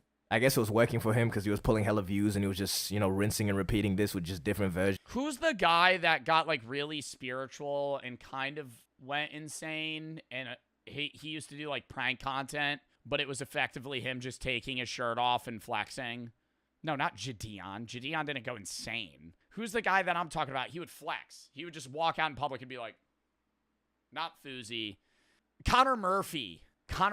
Y'all remember Connor Murphy? Bro, he would literally just, like, walk around in public and just, like, take his shirt off. And that was the video. That counts. I think we lost this nigga at the sister edition, though. I'm gonna try to kiss my sister. Anywho, I think at least most pranksters stopped faking their pranks after it became like a whole scandal. Personally, I didn't even find it deep, as long as I couldn't tell or it wasn't extremely obvious. Something that just never did it for me was all those channels that would prank their significant other like over and over again. Well, that was just family channels. This time, I'm gonna prank my wife and think, like, there would be wives videos where she'd be like, this time I'm gonna sleep with a mannequin in my bed and make my husband think I'm cheating on him. Roman Atwood. Not funny. You can only kill your kid so many times before I start believing your girlfriend's Roman Atwood did a kill your kid prank. reaction. That's, like, traumatizing. Killing my kid prank. I blew up my kid is a classic prank, though. I'll give it to you. Did she actually believe it? But there was this other channel. Oh my god, that's like kind of fucked. Did she freak out though? She had to be in. She had to have been in on it. You could tell the explosions way after. But there was this other channel, Prank versus Prank, and their whole thing was just boyfriend and girlfriend pranking each other over and over again. They did like 6 or 7.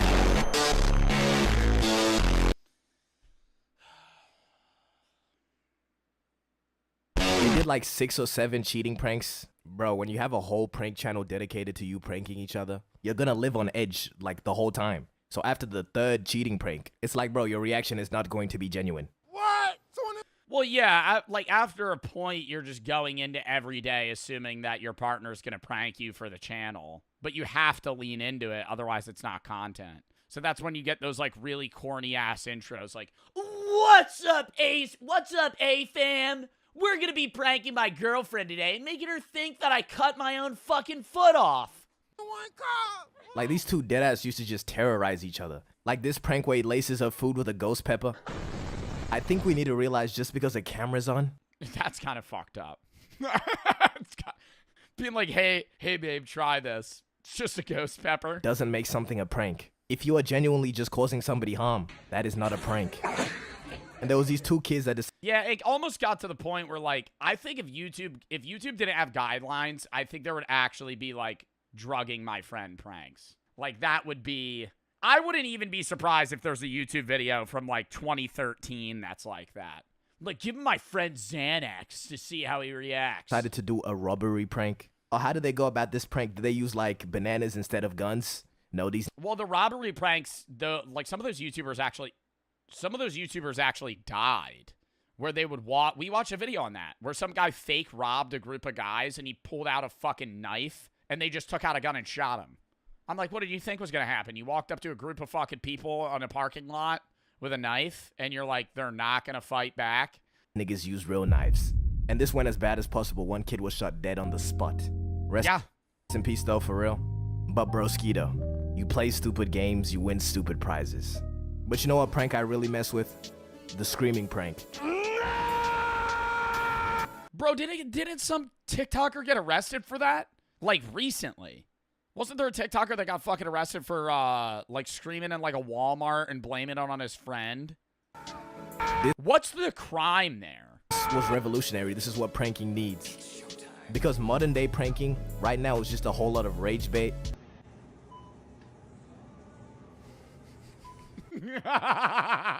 Okay, I saw one today where he's checking out at a Walmart, and he's like one by one handing the cashier the things he's buying, and it's like a cucumber, magnums, baby oil, chapstick, like one normal thing, a box of chicken nuggets. And then he would just keep handing him, and the guy's face is just going like wider and wider, and he's trying to keep his composure because he's like, there's no way this guy's buying this. Or straight up just confusing people. I really don't know. Because I don't really know. Because it's going to be like a 4-foot drop because I have a really expensive phone. I have a 14 Pro Max. And the screaming prank was just another one of these. Until we introduced the twisted yet genius prospect of the backup screamer. See what the original prank was? You just have somebody scream in a Walmart or something, and then you had to try and convince them that it was not you. It wasn't me. But the integration of the backup screamer. The integration of the backup screamer brought all the attention off you, especially if they sounded like you. I've seen backup screamers that don't scream the same, and it's not convincing because the people are going to remember the pitch, right? You need somebody that has a very similar voice to you. Somebody else take the fall. Genius. Simply just genius. Now, just before I mentioned rage bait pranks, now there's a thin line with this one between harmless prank and prankless harm. Rage bait pranks been around forever, like the calling black people neighbor prank. What's up, my neighbor? Or the farting in the hood prank. Or the staring at people in the hood prank. Pretty much anything in the hood. Black people. Bro, those pranks were fucking nuts. They would just be a guy that would walk up to somebody and be like, I'm like, you're asking to get beat the fuck up. Like, how much would somebody have to pay you to go in public and just stare at someone? Like, but not even from afar, like directly to their face. And when they say stuff, you don't respond. I would think that they would murder me I'm not doing that for any amount of money. $10? For $10, bro, your ass is caving. Your ass is caving. You're not doing that. If I gave you $10, you're not walking up to a guy and going, you would maybe do it, and the second he goes, what are you doing, bro? You're walking away. You're going to be like, I'm sorry, man. Okay, so there's like a camera over there. I'm getting paid. You're going to be like, I'll give you half the money. You would immediately give up. A content farm for pranksters. And why I say there's a thin line, because, you know, we obviously have pranks like staring at people in the hood. Because obviously you're not causing anyone harm, but you know how they're going to react, you know? So when a petite white guy goes around I think that's anywhere, though, bro. You stare at somebody like that, they'd be like, bro, what are you on? in the hood saying, my neighbor, with the hottest ER you've ever heard, yeah, he's going to get some reactions out of people. But when you get to putting your cheeks all up in people's faces, even if it's a real fart or not, that's a reasonable crash out. Oh, and there's this... Okay, but that is kind of funny, though, when you're in, like, a subway and somebody rips ass as a prank. Not like the fart spray. I've seen that video. Where he's in a subway and he's spraying fart spray on himself like it's cologne, and there's like somebody in the background just gagging. One guy on TikTok, right, that gets employees into the craziest positions and has them say some crazy shit. Come in. Are you in? Are you in? In my ass? I don't know how he'd be getting away with these. He just calls them brain teasers and people do them. Like, I know it's not part of your job to be in this position when a customer asks. Come in my butt. Come in my... You high-key did this to yourself. And also just being a public nuisance. Yeah, I don't understand. Like, some random guy walks up to you and you're like, yo, you gotta get on your knees and say, but spell run. Be like, what's the brain teaser here? Since I don't think that falls under the prankless harm category. Yoo-hoo, it's a Boo-boo. Okay. Joe, I love you so much. You motherfucker! I'm not, it's not me. That's not me. That's not me. That's Juicy Jacob. He does harmless pranks. But what I mean by being a public nuisance, this guy Vitaly got arrested for unjust. The guys that go to different countries and play pranks on people is like, fuck it. Well, the guys that go to other countries and play pranks on people, their pranks are usually just like blatant racism. You know what I mean? Like that, who's the other, not Vitaly, who's the other guy that went to like South Korea and he also got like arrested or beat up and he was just like sitting in a 7-Eleven just like playing fucking like racist audios. It wasn't Fuzi. Yeah, Johnny Somali. This guy Vitaly got arrested for unjust vexation, which is the crime of being annoying. And before the arrest, he was low-key on a different path too. Instead of... Is that really a crime? Just being annoying? Of terrorizing civilians, he focused his attention on predators. Now, what he was doing to him. Yeah, a lot of them will hard pivot content-wise to that because then it's more socially accepted, but they'll still do the other shit on the side. Is Vitaly in jail right now? I thought he got out. He was in the Philippines, right? Is Vitaly in jail? He was held in a holding facility facing deportation. Wouldn't you want to be deported? Isn't being deported, like, good in this situation? And I high-key can't even be mad about it. If your calling is terrorizing people, you know, these are not bad people to choose. Even Gideon did the same method. A running theory of mine is that... Well, Gideon, he used to make regular prank videos. Stopped. And then he was making... Didn't he have, like, a period? I know he's still very religious now. But didn't he have a period in time where he was just making, like, straight-up religious content? Like, he had... It was, like, a few-month period or where he wasn't making content at all. I remember he made an announcement. People that make he prank never content did. Yeah, but he did stop for a minute. Genuinely find enjoyment in causing other people misery. And if they're getting backlash for doing it to random people, I mean, why not do it to people less deserving of human rights? It probably does get to a point, though. This might be a little bit overdoing it. It's debatable, though. But then there's this other kid, Heston James, you've probably heard of him, who's facing 9 years in prison. For doing the screamer shit. They have this nigga on 13 charges because of some YouTube pranks. And what's funny is under a Fox News video reporting on this, it's like a bunch of middle-aged people just flaming this nigga. Diggler Duck said, influencer is just a euphemism for malignant narcissist. What does that even mean? First thing, dumbass. Not an influencer, so fuck everything you just said doesn't mean shit. This guy Arthur said, ban TikTok. TikTok, arrest these clowns, make them pay restitution to the companies they affected. They can clearly afford it with all the money they're making for the videos. TikTok, arrest these clowns, make them pay restitutions to the companies they've affected. Bitch, shut the fuck up. Side boo you, bitch. What do they think happens after a teenager pretends to be a mechanic at a shop? The whole business just goes into ruins. The business burns down. They don't know what they can fucking do anymore to fucking get customers. Maybe 10 minutes of their time was taken up. That's being generous too. I think if you're one of those prank people that were like licking ice creams and putting them back in the fucking container and back on the shelf, yeah, you should have to fucking pay for that. But if you're like walking in to a public, business and pranking somebody and leaving, that's different. There's a difference between actually publicly pranking people and doing genuine vandalism. And I'm not saying it doesn't. And like fucking what would they even be? That would be more than vandalism. If you were like eating products and putting them back, what is that? That's like a health violation. Doesn't affect these people at all. Obviously, this shit is probably annoying as hell. I'm just saying it's not that serious. Okay, multiple criminal charges over this. Who we should be prosecuting is them ass niggas from 2016 who dressed as killer clowns and terrorized the youth. Bro, I flat out have the take that if your dumbass was out on a random road in the middle of nowhere at 2 a.m. dressed as a clown holding a knife and somebody runs your ass over, that is fully your fault. That era was so weird where people were like, yeah, let's just go stand out in the woods and wait for people. I'd be like, bro, no, you're actually going to fucking murder someone. 2016, I was only a baby. But there was genuinely a stretch of time where I didn't feel comfortable going outside. Damn. Yeah, bro, scary. I remember because it was so common. And then there was like a weird mixture of people that were prankers versus people that were actually psychopaths dressed as clowns trying to like kill people. I'm really out here being the prank police. But I deadass think a lot of quote-unquote pranks are just acts of terrorism. Okay, maybe I dragged that a little bit. Except for the fake bum prank. That one definitely fits.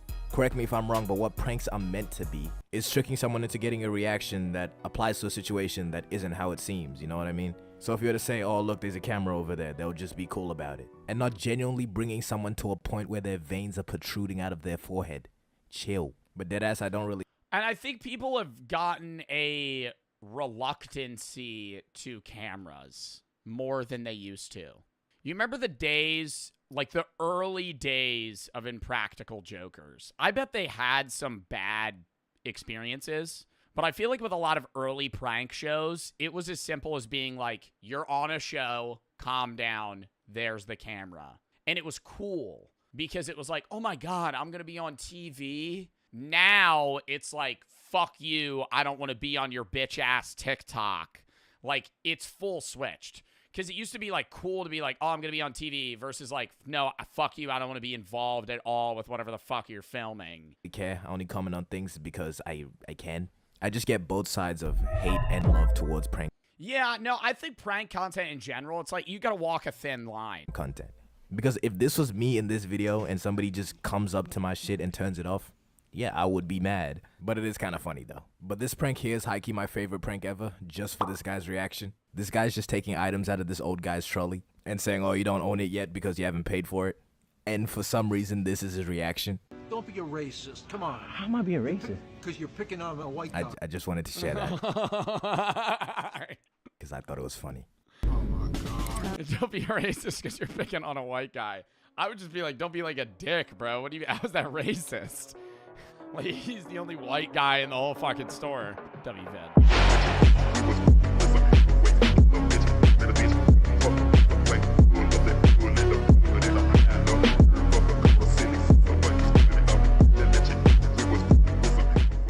Why Otto Warmbier didn't survive North Korea. For the people that don't know Otto Warmbier, he is the guy that took the poster off a hotel wall in North Korea. They set him back in a vegetative state, and he died. This is Otto Warmbier. He's a 21-year-old American college student. My crime is very severe and pre-planned. No, it was not severe. And I also don't know really if it was pre-planned. I think North Korea's government that killed this guy and effectively tortured him is full of psychopath narcissists that don't understand that somebody taking a poster off your wall really isn't that big a deal. You probably could have charged him for it. I think any other hotel would maybe get him for like vandalism, and it would be like a petty crime, petty theft, but not to the point where he has to be on a big news station and he's pleading for his life. Travel agency. The destination was Pyongyang, the capital of North Korea. On the early morning of January 1st, 2016, I committed my crime aimed at harming the work ethic and the motivation of the Korean people. Are we serious? Are we serious? Yo, they wrote that out for him to say. There's no way. I aimed at harming the North Korean people's work ethic. He took a poster off a wall, bruh. You're acting like he took a on Kim Jong-un's statue. After a night of partying, he allegedly took a poster from the hallway of his hotel. Shortly after, he was detained for perpetrating a hostile act against the Democratic People's Republic of Korea. I understand the severity of my crime. Now he's here, trying to save his life, at the mercy of a totalitarian dictatorship. I have been very impressed by the Korean government's humanitarian treatment of severe criminals like myself. And are we dead ass? Dude, when he got off the plane, that motherfucker got wheeled out. They put him in like a coma borderline. Are we serious? I respect how nice they've been treating me. When he got back, he died. They're very fair and square legal procedures in the DPR Korea. A communist regime that nurtures a deep hate for America. The United States administration already knows about my act through the CIA. And yo, I actually always used to say that I would go to North Korea if they let Americans go there. I'm now changing my mind because I know they would kill my ass. I have talked so much shit about Kim Jong-un and North Korea in general, like so much shit. I couldn't pull up and be like, hello, I love your country. There's no prisoner camps here. You're not killing your people. You're a great leader. Your people aren't malnourished. No, you invented the hamburger. Oh, wow. Oh, your father invented the hamburger. Sorry. Wow. Really? Yeah, you just came up with the idea. Connived at my crime. Soon, the case of this college kid will escalate the already tense relationship between two nuclear powers. North Korea best not make any more threats to the... And I also, bro, I gotta say, it's not, there's no feeling bad for Kim Jong-un, but like, Kim Jong-un is definitively a product of the environment he grew up in. Like, Kim Jong-un would be a regular guy if he had not grown up with his father being a psycho dictator that spoiled him and like ensured that he would be the leader of his nation. Like, his son, Kim Jong-un wasn't even supposed to be the leader of North Korea. His older brother was supposed to. But his father called him a pussy and said that he couldn't lead because Kim Jong-un was better and like capable of doing that shit because his older brother was too into music and was too womanly or something. Like, Kim Jong-un was literally manipulated from the second he was a child to be the leader of North Korea. United States, they will be met with fire and fury. Otto Warmbier, at this point, has no idea what he is about to face. An American is being held captive in North Korea. He was sentenced to 21 years of hard labor. Those prisons are rough places. If something very bad happened to him. Americans' fateful trip to North Korea. Complete failure to recognize fundamental human rights. And I mean, dude, you're not even thinking like, not only is he in North Korean prison, he's in just foreign prison, which is already terrifying. Like, imagine you're a guy that only speaks English and you get imprisoned in China. You're in jail or prison, and no one speaks the same language as you. Like, Maybe in China they would. In North Korea, no one speaks English because they hate English. They hate Western ideologies. So you're literally just like getting screamed at. You don't know what's going on. Right. The dreams of a young man. You're fucked. Destroyed by dubious charges from a ruthless regime. This very press conference might be his last chance to save his life. I don't want to say, yeah, and I know that, like, they have him. Oh, my God. I feel like this is just one of those scenarios where it's like, and I'm not going to see, I know Trump was president when this was happening, and I think what he's doing right now, and he's like, we need to forcefully take over Greenland. Fucking crazy, right? Like, Denmark literally says we could use their military bases, and, like, why is he saying that? For his own personal gain. It's fucking weird, right? But, like, this is one of those scenarios where I do wonder what would have happened if he was like, if Otto Warmbier comes back harmed, I will bomb North Korea. Like, if he just, like, flat out said that. Like, obviously he never would over this kid because he's not, like, I don't want to say it, but it's like, the U.S. does hold value over important figures in foreign policy, especially with obtaining, like, either prisoners of war or, you know, people that are held captive in other countries. Like, if he was not just a random college student, it would be different. Son in my family. My mother needs me. My father needs me. My younger brother and my younger sister need me. I entirely beg you, people and government of the DPR Korea. I think he is emotional, but what sucks is he has to put, like, this begging plea when, like, he's not in the wrong. Like, he did a slap on the wrist thing, and they kill him for it. He did something so minute. The counterpoint people are going to say is like, well, he was in North Korea. You should have known. But it's like, okay, bro. For your forgiveness. Please. I have made the worst mistake of my life. Otto Warmbier won't survive, and his case will bring What'd he do? Took a poster off a wall. The US and North Korea to the brink of war. But the version of events many people remember might not be true. What? Can't start out the video. Much like of that, our Fern. research is based on this extensive GQ article. Find the link in the description. New Year's Eve, 2015. This is Kim Il-sung Square in Pyongyang. It's not 2015 in North Korea. It's not 2015. New Year's Eve, different year in North Korea. Thousands of North Koreans have gathered to watch the fireworks and greet the new year. Among them is a group of tourists. These are people from Europe, Australia, and the US.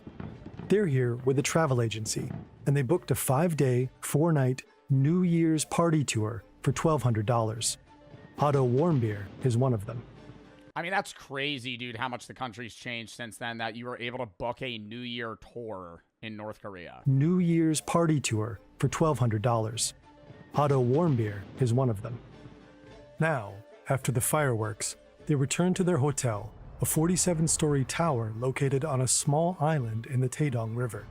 It boasts 5 restaurants, a bar, a sauna, a massage parlor, even a bowling alley. One of the restaurants revolves.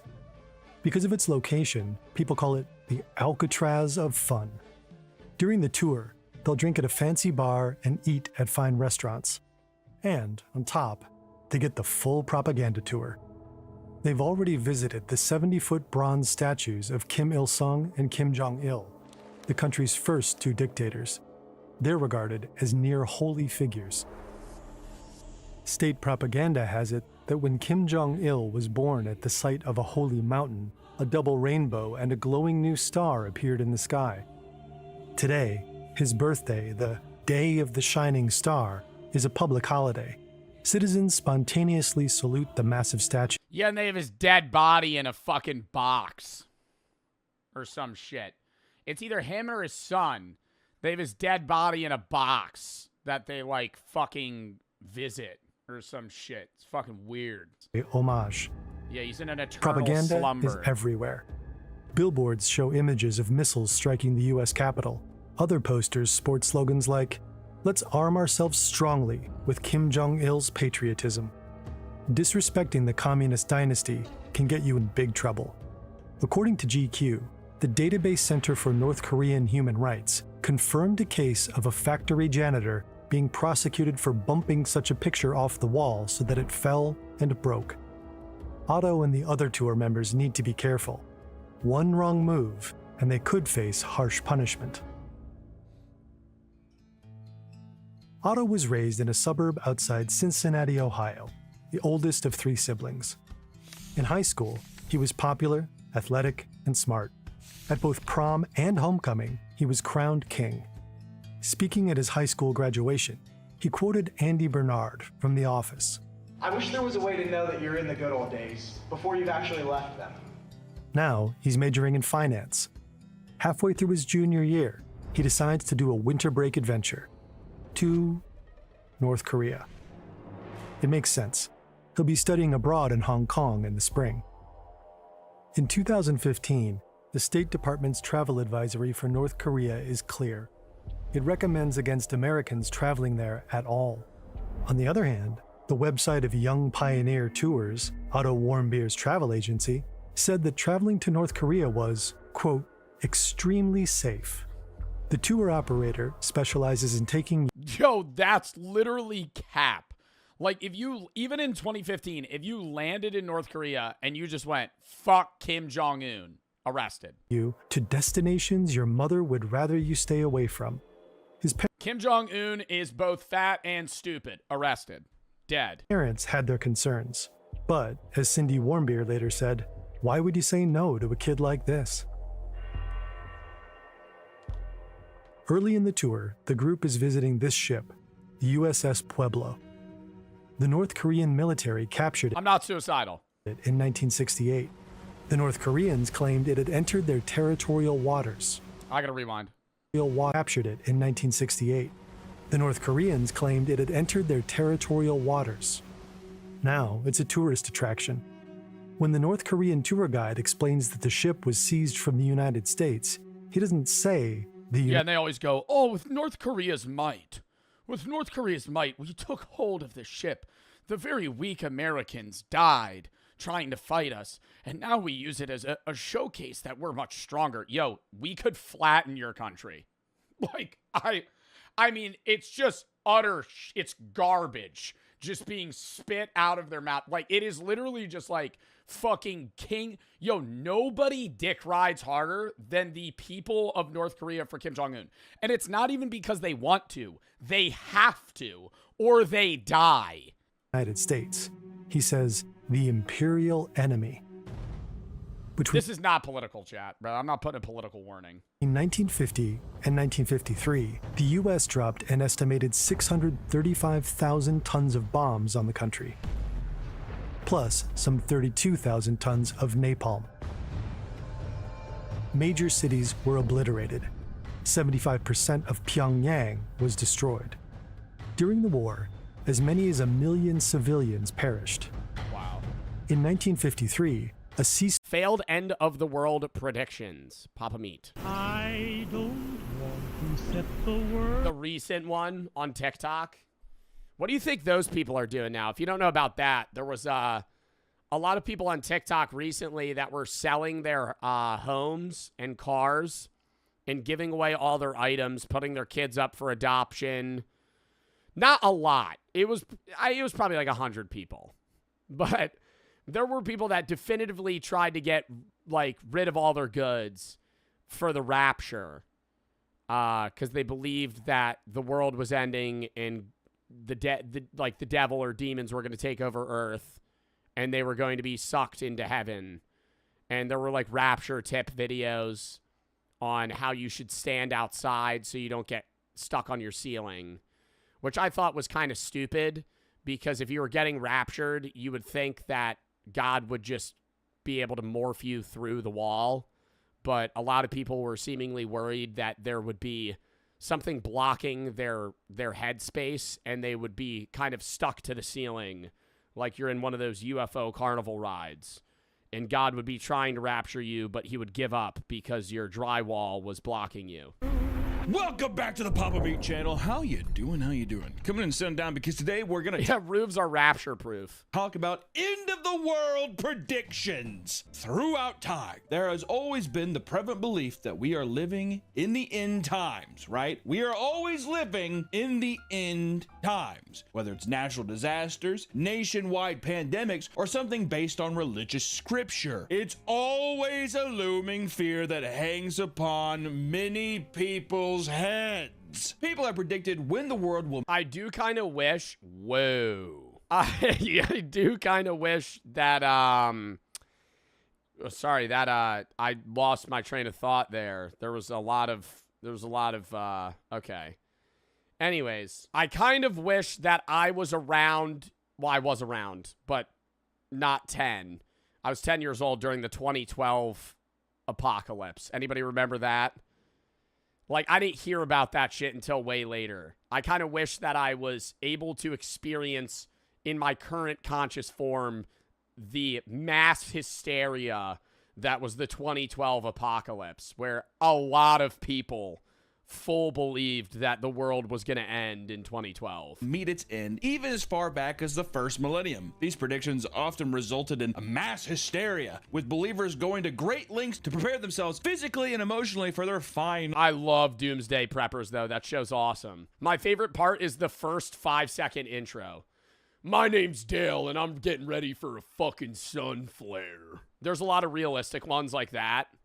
And then it'll be like, my name's... I don't know why I'm always doing like a brutish Southern male, but my name's John, and I'm getting ready for the zombie apocalypse. Okay, pal. He himself is also working on the rabies offshoot that he wants to unleash to the public because he wants the zombie apocalypse to happen a little too much. Day. The most recent iteration of this endlessly recurring phenomenon can be found on TikTok, taking shape in a specific community known as Christian talk. A very small subsection of Christian talk, though. Like the majority of it was like 99.9% of Christians on Christian talk were like, guys, the rapture's not happening tomorrow. Guys, this is a little unreal. The only God, the white Christian God. Jesus, blonde hair, blonde mullet, blue eyes, flip-flops, and a Dale Earnhardt tattoo. The Intimidator. Recently, there has been a ton of Christians on TikTok freaking out about the rapture that was set to take place on September 23rd and 24th. That was rapture talk grew as... Bro, what I hate about this is, say at some point, it's in our lives, we have like... What was that movie with the meteor with Leonardo DiCaprio? And the meteor was going to hit Earth, and, like, nobody believed it initially. It will straight up be Don't Look Up. If we have a Don't Look Up scenario where, like, a meteor is hauling towards Earth and we're all going to die, I will be so viscerally upset. Number one, that Earth's going to explode. But more so, the amount of people that would be like, this is it. This is the... Sitting there acting like they got that shit right. Like every time there's some drama shit, bro, somebody being like, yeah, I could have predicted this from the start. I've been saying this the whole time. Yeah, there would be a few dickheads that would be like, I actually knew the meteor was going to hit. This was God's plan for me all along. He told me when I was 12. Okay. The movement spread and became more popular. Thousands of people were posting about how they fully believed. Oh no, get ready, the king is coming. So excited. 9/23/24. Also, aren't you not supposed to know if you're going to heaven or hell? Like, isn't that saying if you're like, yeah, I'm getting raptured? Yeah. Yeah, I'm getting raptured. You're not. Get ready, because this is going to be really exciting. Like, that's kind of like narcissistic that you're outwardly saying that you're definitively getting raptured because you're such a good boy. Like, yes, you believe in God, but even accepting Jesus as your Lord and Savior, you should always be like on edge based on how I've learned about Christianity my entire life, is that like nobody's ever 100% safe unless you're literally declared a saint in the Catholic Church long after you die. That the end times were coming. Some were overjoyed, while others were stricken with intense grief. Oh God, we're gonna die. It's a bummer. This all began when South African pastor Joshua Mikela claimed to have... Wrong? Really? How? How are you... You're supposed to know definitively that you're going to heaven?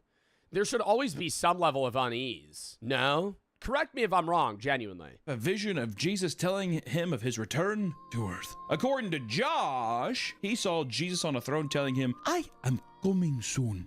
I am coming soon. Jesus then told him dates of his arrival, which were 2 weeks out. Bro doing a podcast with a bare brick in the motherfucking back, telling me that the rapture's coming on October 20, or not October, September. From his vision. A clip of an interview with Josh talking about his vision blew up and started the whole craze. But no one could have predicted the mass hysteria that would follow. It was pretty shocking. Right out of the gate, people began to post videos of themselves preparing their houses for the people left behind. If you're seeing this and you're still here, I'm so sorry that you didn't make it. At least you're here getting to do all the sins that you wanted to do. And the guy that bought her car for $1 the day after the rapture when she comes back asking for it back. The guy that's actively in a fucking U-Haul moving into her house when she walks back to her house. Ah, sorry. Be naughty with your fellow sinners. I don't know. Maybe you can make the best out of it. But yeah, goodbye. Bro, like, what are those people doing right now? Like, I want to know so bad. They're out. Do you think they just moved? Like, do you think they've moved past that? Have to have.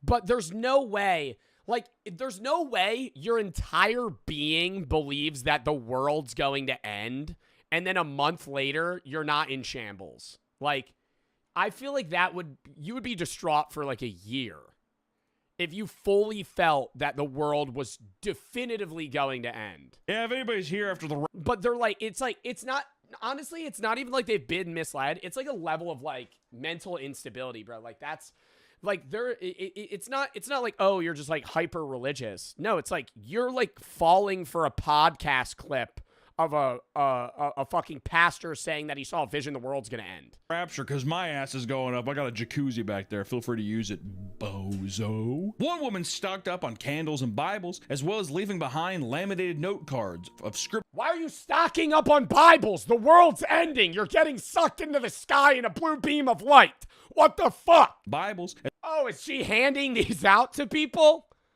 Jesus loves you. If this woman handed me a fucking Bible that said Jesus loved you, and then I didn't get raptured, and earth was set on blaze, I'd be pissed.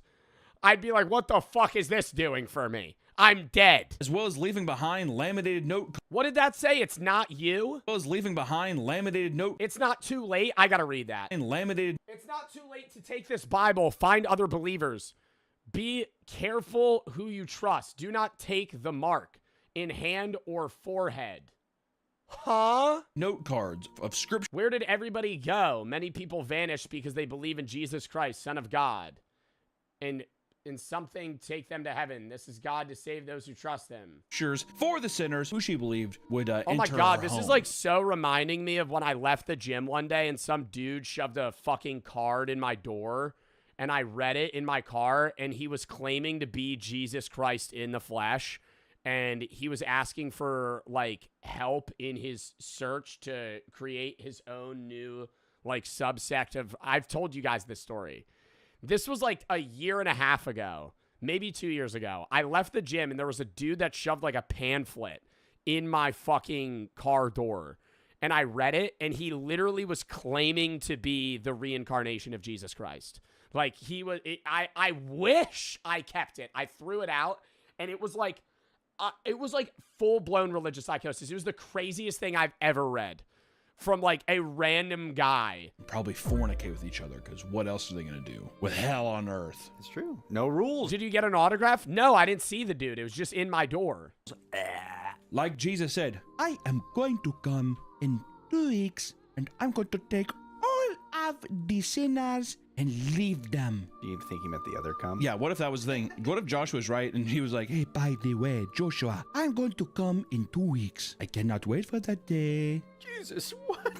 Whoa! Other believers began quitting their jobs, selling their cars, and rumors spread that some people were even selling their homes. According to one user online, her psychiatrist permanently closed her practice because she fully believed that the rapture was coming. A psychiatrist. She completely abandoned her patients and began posting TikToks about her excitement for. I think you probably shouldn't be going to that psychiatrist to begin with, but I think that's honestly a good thing.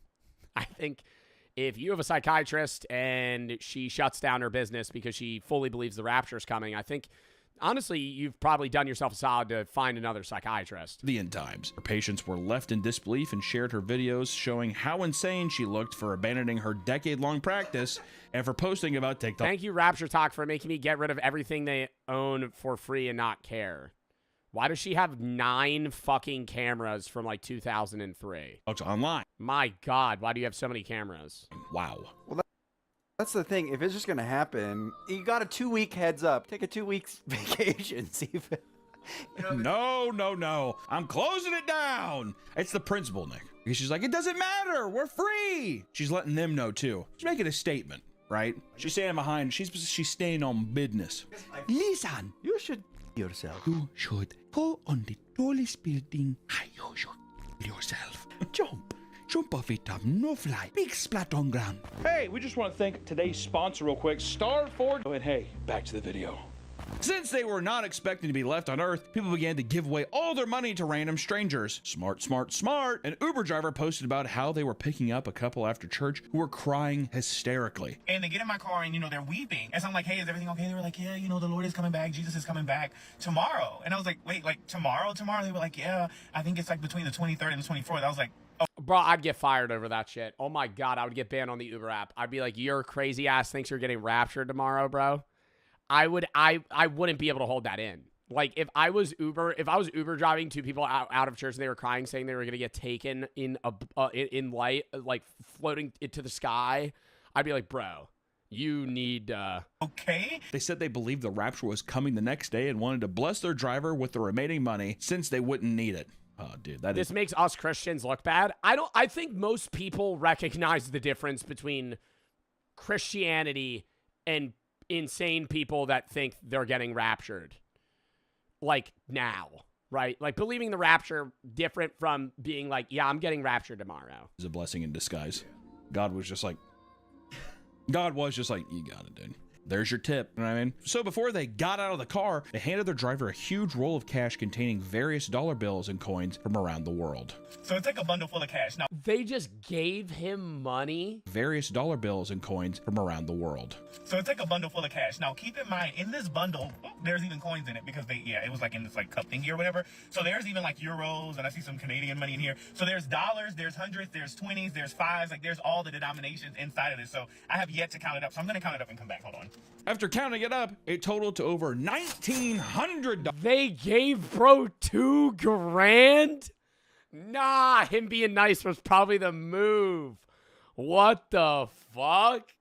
They also said that they were getting together in their neighborhood to discuss giving away their homes and more. Oh my God, dude, oh no, that's dickhead shit if you feed into that. I would have to be like, please don't do this. You're fucking yourself over. But part of me so bad would want to be like, I'll buy your house. I'll buy your house for $1. I'll buy your house for $1 if you want to. Their money. He's like, could you give me your address? Tell me the time for that. I would love to know the exact time and place for that. Hold on. Jesus is giving me another message. You should open up your garage door and let this man live in the basement free of charge. Okay, Jesus. All right, you're coming home with us. Who knows? Jesus works in mysterious ways. I was going to say, this sounds... Okay, here's the thing. I think Jesus was pulling a prank. I think he... Haha, Joshua. Knock, knock. It's me, Jesus. I was kidding the whole time. Practical joke on Joshua. But here's the thing. I didn't joke about Joshua. There he's come all over my feet and my legs. What the fuck is he saying right now? Said that would happen 2 weeks ago. Oh, Jesus, you're gone done pulled the prank on me. Not even Africa. It's like Jamaica. All right. Another person received a $300 tip from a woman who was overly generous for the same reason. Their coworker also received a $777 from the same woman, but after the rapture failed to happen, she came back demanding the money be returned to her. That's Demanding it be returned to her? You giving her money back, chat? This woman tips you $1,000 because she thinks she's getting raptured. I'd feel like a dick if I don't give the money back, but I'd also be like, I would outwardly give her the money back, and I'd be like, okay, I'll give you $1,000 if you write "I'm stupid" on your forehead. Like, I would have to be like, bro, come on. Like, you need to. I would be like, I need something out of this for shock value, just because you're outwardly just but you're handing your money away. Why are you doing that? It's not very Christ-like, lady. Not every Christian believed in this, as many were trying to tell the others that this is literally stated in the Bible that only God knows when the rapture. She was going to leave me behind, but only give me $300. That is fair. I'd be like, if she give me $300, I'd be like, why not the whole bank account? I mean, fucking sitting there. Actually, do you have more than, did you drive here in a car? Oh, could you sign the pink slips to me, or? Is coming. Yeah, but Jesus told Joshua, it's me, Jesus, again. I'm being for real this time. Lord Jesus, I am not listening to you. Jesus, I cannot listen anymore. The people. She comes back the next day. Can I have my car back? Already blew it up with a rocket launcher. What? Yeah, it was for a YouTube video. It only got like 10 views, though. It was pretty. You want to see? Here it is, though. It's just their car getting fucking demolished. Oh, mud. Yeah, I actually gave it to Mr. Beast. He exploded it in a Squid Games segment, if that makes you feel any better. I feel like I had like a really good like African thing going at the beginning, and then it slipped away. Others pointed out that people have been predicting the rapture since the 1800s and would always try and convince people to worry about the next upcoming final day, right? This one's not, just worry about the next one. However, the 23rd and 24th... How an FBI agent infiltrated the KKK. Lock in. If there's any snitches in the group, we kill the snitches and they fire shots out of a gun. Boom, boom, and everybody's kind of getting scared. April 21, 2017. A group of men stand in a remote field in the... The KKK is still fucking up and running that strongly in 2017. I feel like a lot of the videos that we've seen about the KKK recently have been kind of showing that it seems more like just a group of racists versus people that actually try to do stuff. Still is now? No, I know they exist, but I'm saying like 60 years ago, you know, they were killing people. Now I feel like it's just like a gathering of racists. Middle of Alabama. I don't know, though. This video is about to explain this to me. It was nighttime, and I am blindfolded. I've been instructed to place my right hand on the right shoulder of the person in front of me in line because that signifies brotherhood. The Brotherhood is the Ku Klux Klan, the United States' oldest, most notorious white supremacist hate group. This is one of their ceremonies. What they don't know, one of them is an FBI undercover agent, and he's no lightweight, 6'4", 260 pounds, covered in tattoos. His nickname, Hillbilly Donnie Brasco. He's gone undercover as a contract killer, a contraband smuggler, an arms dealer. He's put dozens... Oh, do they work kind of like a biker gang in the sense of they still perform illegal like they sell drugs and do like that to make money? Then who the f is that one guy that's the leader of the KKK that's in like Alabama and he just he does videos with like Gideon? Like, is that a different dude? That's that guy? There's no way that's the dude that's the leader. I mean, this is 2025 versus 2017, but Arkansas, not Alabama? Okay. Dozens of people behind bars, from drug dealers to violent motorcycle gangs to pedophiles. He's befriended and brought down biker gangs and neo-Nazis, people who are planning kidnappings, murders, and the overall downfall of society. My God. And when he was saying we're going on a camping trip, what he was saying is we're going to kill somebody. And everybody's screaming, death to your, F your Jewish God, death to America. And then somebody says, America. And everybody's screaming, death to your, F your Jewish God, death to America. And isn't the Ku Klux Klan a Christian, like, Aryan racial group? Like, wouldn't saying F your Jewish God effectively be saying F themselves? I don't think so. I thought it was a Christian group. They're Satanists. You realize the start of Satanism also isn't worshiping Satan. Satanism generally started as kind of the denial of religion in general. Also, what the fuck is on my head? I feel like I have a hive on my head right now. You see that shit? Yes, various Ku Klux Klan groups have historically and presently identified themselves as Christian organizations, specifically white Protestant Christians. Widely condemned by other Christian scholars, pastors, and theologians. Yeah, but it's like saying F your Jewish God is like, they all believe in the same God. And then somebody says, if there's any snitches in the group, we kill the snitches, and they fire shots out of a gun. Boom, boom. We drove all the way over to his ranch in Tennessee, and he told us everything. This is the story of Scott Payne, the redneck turned FBI agent who infiltrated America's underbelly. I would be so fucking nervous, chat. Oh my God. Imagine not even just being in the KKK. Like, imagine having to infiltrate a gang or like a mafia or a biker gang. Like, and you're knowingly becoming friends. You're not friends with them, but you have to portray that you're becoming friends with them. Like, you're getting close with these people, and they think that you're just in for the vibes. You know, they're like, yeah, no, you're one of us. No, you're a double agent. You're a double agent, but you're like, they have no fucking clue. And if they find out, they'll fucking kill you. How scary that is.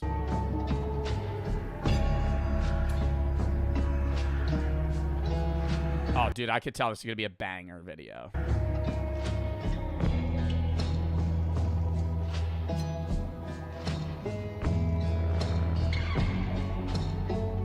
I'm assuming that if you're an FBI undercover agent, doing illegal activities with them is like null and void, right?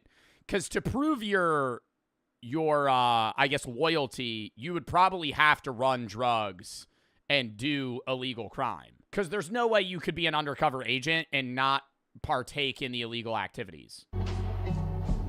Yeah, outside of killing people.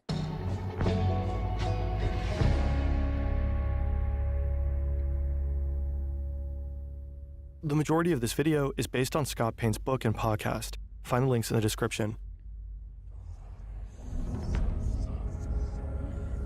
What I saw was a watery image. It was completely red, and there was a demon looking at me in that watery kind of ripple image with a grin and long crooked finger looking at me saying, "Come here," smiling. Scott is 14 years old, and he's just seen a demon. The year before, his parents divorced, and Scott went down a dark path, consulting spirits, watching diabolical horror movies, satanic rituals, deals with the devil. That's what brought him here, a friend's house, spending the night. They've had a small amount of alcohol, but no drugs, no hallucinogens. I would do like these little vignettes where I would pretend I was being possessed by a demon or I was the devil or whatever. I was on the couch and I was doing this scene from a movie where somebody is like being possessed by a demon. And so I'm fighting in my voice, and then the demon voice comes in and there's this battle. And at the end, the demon wins and possesses the person. So that's what I act like happened. And I'm laughing like the demon, and I rolled over. It all started as a mock demonic possession, but then he actually saw a demonic figure, and this was his breaking point. So let's just say after the demon scare, I got Jesus scared back into me, and that was it. Not that the devil was done with me, but I was done with him.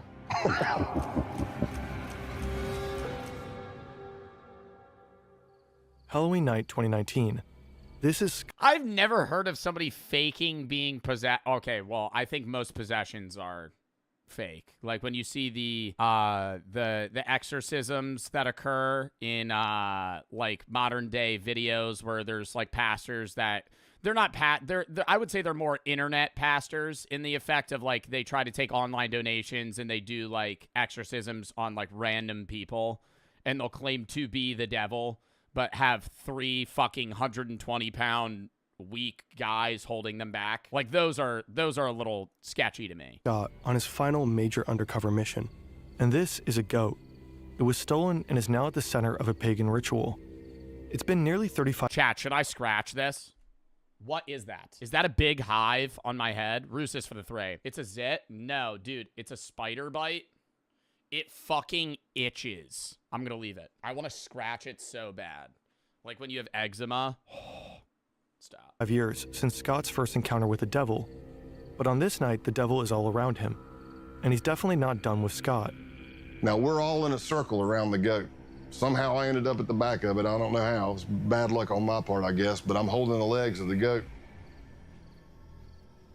He's got this blade, and he's bringing it up and bringing it down in a practice swing, practice swing, practice swing. And finally, somebody says, just do it. Eisen comes down with every bit of force he's got and hits the back strap of the goat, and I don't even know if it broke a hair. I don't know if it's because the back strap's too thick, the blade was too dull, but he hit it, and I don't think you could clean slice a goat's head off with a machete.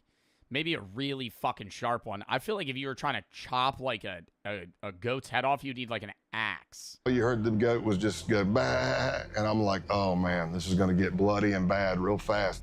The man swings again. Again. Nothing. Finally, the blade is replaced with a gun. I said, whoa, whoa, whoa. And he's like, what? I'm like, man, look at what you're shooting at. We're all in a circle around this thing. And then he looks, puts a round right in the head of the goat, and it hits the ground. So you think you're done? No, you're not done. Now they slice the throat of the goat. Oh, God, don't tell me they got to drink the blood or some bullshit. Oh, fuck. And they fill up a cup full of blood. One of them pulls out a sheet of LSD. What? Oh, my God. They're trying to perform a satanic ritual, and then they're going to take acid and drink the blood. Oh, my God. Literally doomed permatrip. Doomed permatrip. What the fuck? You're not getting out of that the same dude you were when you came in. He approaches each man one by one. Basically, they would take the hit of acid under their tongue, chase it with the blood of the goat. I am always curious about how, like, undercover FBI agents don't give themselves away when they're doing that stuff. Like, if he has to... Well, I don't know if this is a part of it yet, but, like, say you're undercover and they're like, hey, you got to do this drug with us. Like, how do you keep that facade of, like, I'm Donnie Blank when your actual name's, like, Derek Roberts? And now you're fucking hallucinating, you're tripping balls, and you're having, like, regular conversation. To signify the sacrifice, or solidify the sacrifice. Very well mentally trained. Bro, I understand the level of mental training, but I truly believe, like, any level of mental training is, like, unless they're doing the mental training under hallucinogens, that shit's cracking you, bro. When you're tripping, you're under a different mindset. When you're tripping that hard, if you're on, like, 1-2 grams of mushrooms, that's different. But if you're, like, tripping balls, I don't care, like, any level of training you have, bro. You're not... Like, you're going to say anything. Scott is one of the few who decline. So when it gets around to me... Oh, he says no? At the end, I'm looking at the blood, and it's already coagulated. It's all chunky and clotty, and I'm looking at it going, man, I really don't want to turn this up and drink it. I mean, this is disgusting. So I dipped my fingers deep into the blood, pulled them out, and then sucked all the blood off my fingers. This is not the Ku Klux Klan. This group is younger, better equipped, and preparing for a bloodbath. And not only animal blood, but the blood of any human who isn't one of them. Jewish and Black Americans, and anyone they consider traitors to the white race. They're by far the most dangerous group Scott will ever infiltrate. Unfortunately for these tripping blood-drinking white supremacists, Scott Payne has other plans.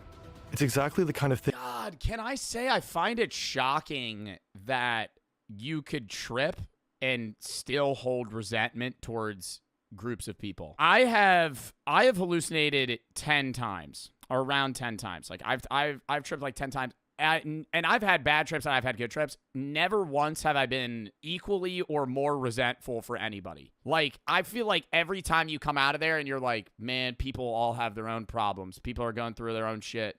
I got to be more kind. I feel like every time I get out of that, I'm like, I got to be a better person. I'm never like tripping and then going, yeah, white people are the solution. What? He spent the last 17 years working to prevent.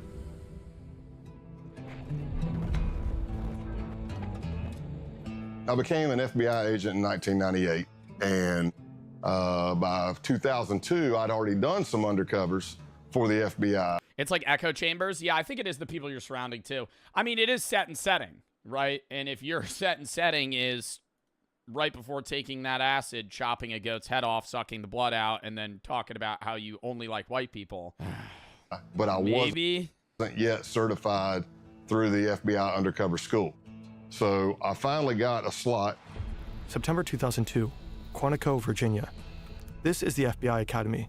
If you make it through the year-long application process, if you pass the physical and psychological assessments, the tests, the polygraphs, the interviews, the background checks, if you make it through all that, you end up here, in a 20-week training program. If you get through the 20 weeks, you become an FBI agent. Scott's been here before. Now he's back, about to start the training program for undercover agents. Getting admission to the program is hard enough. Graduating is even harder. Only about half the admittees make it through. It's a 2-week school with no days off. We're very big on sleep deprivation. You're going through multiple scenarios of all shapes and sizes. And there's only 20 slots for the class. Others break down. There's 20 slots for the class, but don't you think they also would like hand select people that are diverse for the purpose of being able to infiltrate different scenarios, right? Like you would want specific types of people for specific scenarios. Like you wouldn't want everybody to be the same. They make missteps during the high-pressure scenarios. They grow delirious and erratic from the lack of sleep. But Scott thrives. The sleep deprivation, the relentless roleplay, the grueling exercise. If anything, he don't tell me he enjoys it. Feeds on it. Oh. Meanwhile, he's learning from his idols, legendary FBI agents like Joe Pistone. God, that's like a different type of dude, bro. To be able to be happy that you're not sleeping for fucking 2 weeks. You're not sleeping for 2 weeks, constantly doing physical and mental activities. Spent 6 years undercover with the Bun on No Crime family. But they don't always notice him. So I remember Joe Pistone coming to speak, and I was like a kid in a candy store, man. I'm like, oh my gosh, this is Donnie Brasco. This dude did 6 years undercover in the mafia. And he's teaching, but he has this thing where he keeps kind of wanting to... 6 years undercover in the mafia, bro. 6 years. Do you think there's ever a scenario where they like don't want to fucking crack down on some of these guys? I feel like it's different when it's like the KKK because it's just like a full-on fucking hate racist group. But like, I feel like if you're undercover in the mafia for 6 years, there's got to be like 1 or 2 dudes where you're like, damn, I feel like this guy's not, he's just like, you know, bad place, bad time. Like he grew up around the wrong people. He's not a bad dude. But you got to fucking, you know, I not rat on him, but at some point you got to fucking turn him in. Walk right up to the desk. So he kept stepping on my feet. And, I was trying to get out of his way. And then finally, as he's teaching, he just looks down at me and he says, Jesus, kid, either you got the biggest feet I've ever seen or I can't see. And he throws a couple of bucks on the desk because he's like still in mafia mode. He throws a couple, he goes, hey, go get yourself a shine on me. And I just took my feet and shoved them under the seat, man. Joe Pistone may have scuffed up Scott's shoes. What neither of them could have known at the time is that Scott would go on to fill Joe's.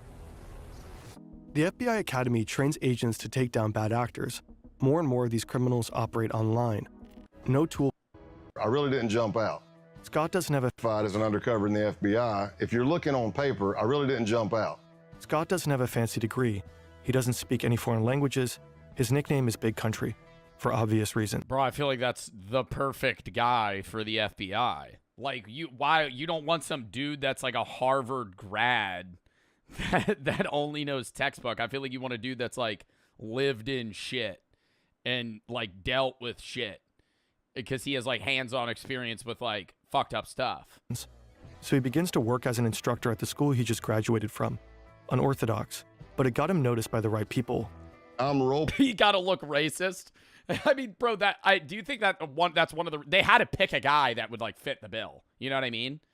Like for him to infiltrate the KKK, they had to be like, we need a dude that's country white, bunch of tats, looks like he is potentially racist. Like they're racially picking a guy to be fake racist. Playing in these scenarios and people that are there who... They would take me out? Oh, dude, they would immediately now. Who were senior undercover. I would not be able to fucking pose that. ...are watching because they're trying to recruit for other cases. And that's how my name started getting out there. So after months, there's finally a possible assignment. One that Scott is perfect for. Sure, he's a redneck with almost no foreign language skills, not suitable for many undercovers. But he has something most other agents don't. He doesn't need to pretend to be a hard-living misfit. He is one.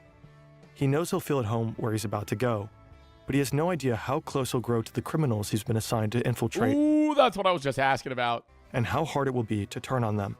People always have their own opinion of what undercover work is. Some people say it's acting, some people say it's lying. Essentially, this is the definition of undercover work. You are building relationships that you're going to betray.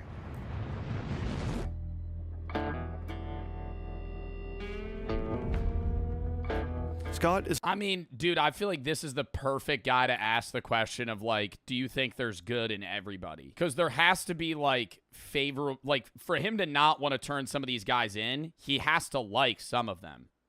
Even though they are full-on, like, insane racists. On a mission, and his targets, these men, have just arrived. They're members of the Outlaws Motorcycle Club, the main rivals of the Hells Angels. They've been implicated in drug trafficking, prostitution, Motorcycle Club, the main rivals of the Hells Angels. They've been implicated in drug trafficking, prostitution rings, money laundering, the list goes on. And they're notorious for violence against rival gangs.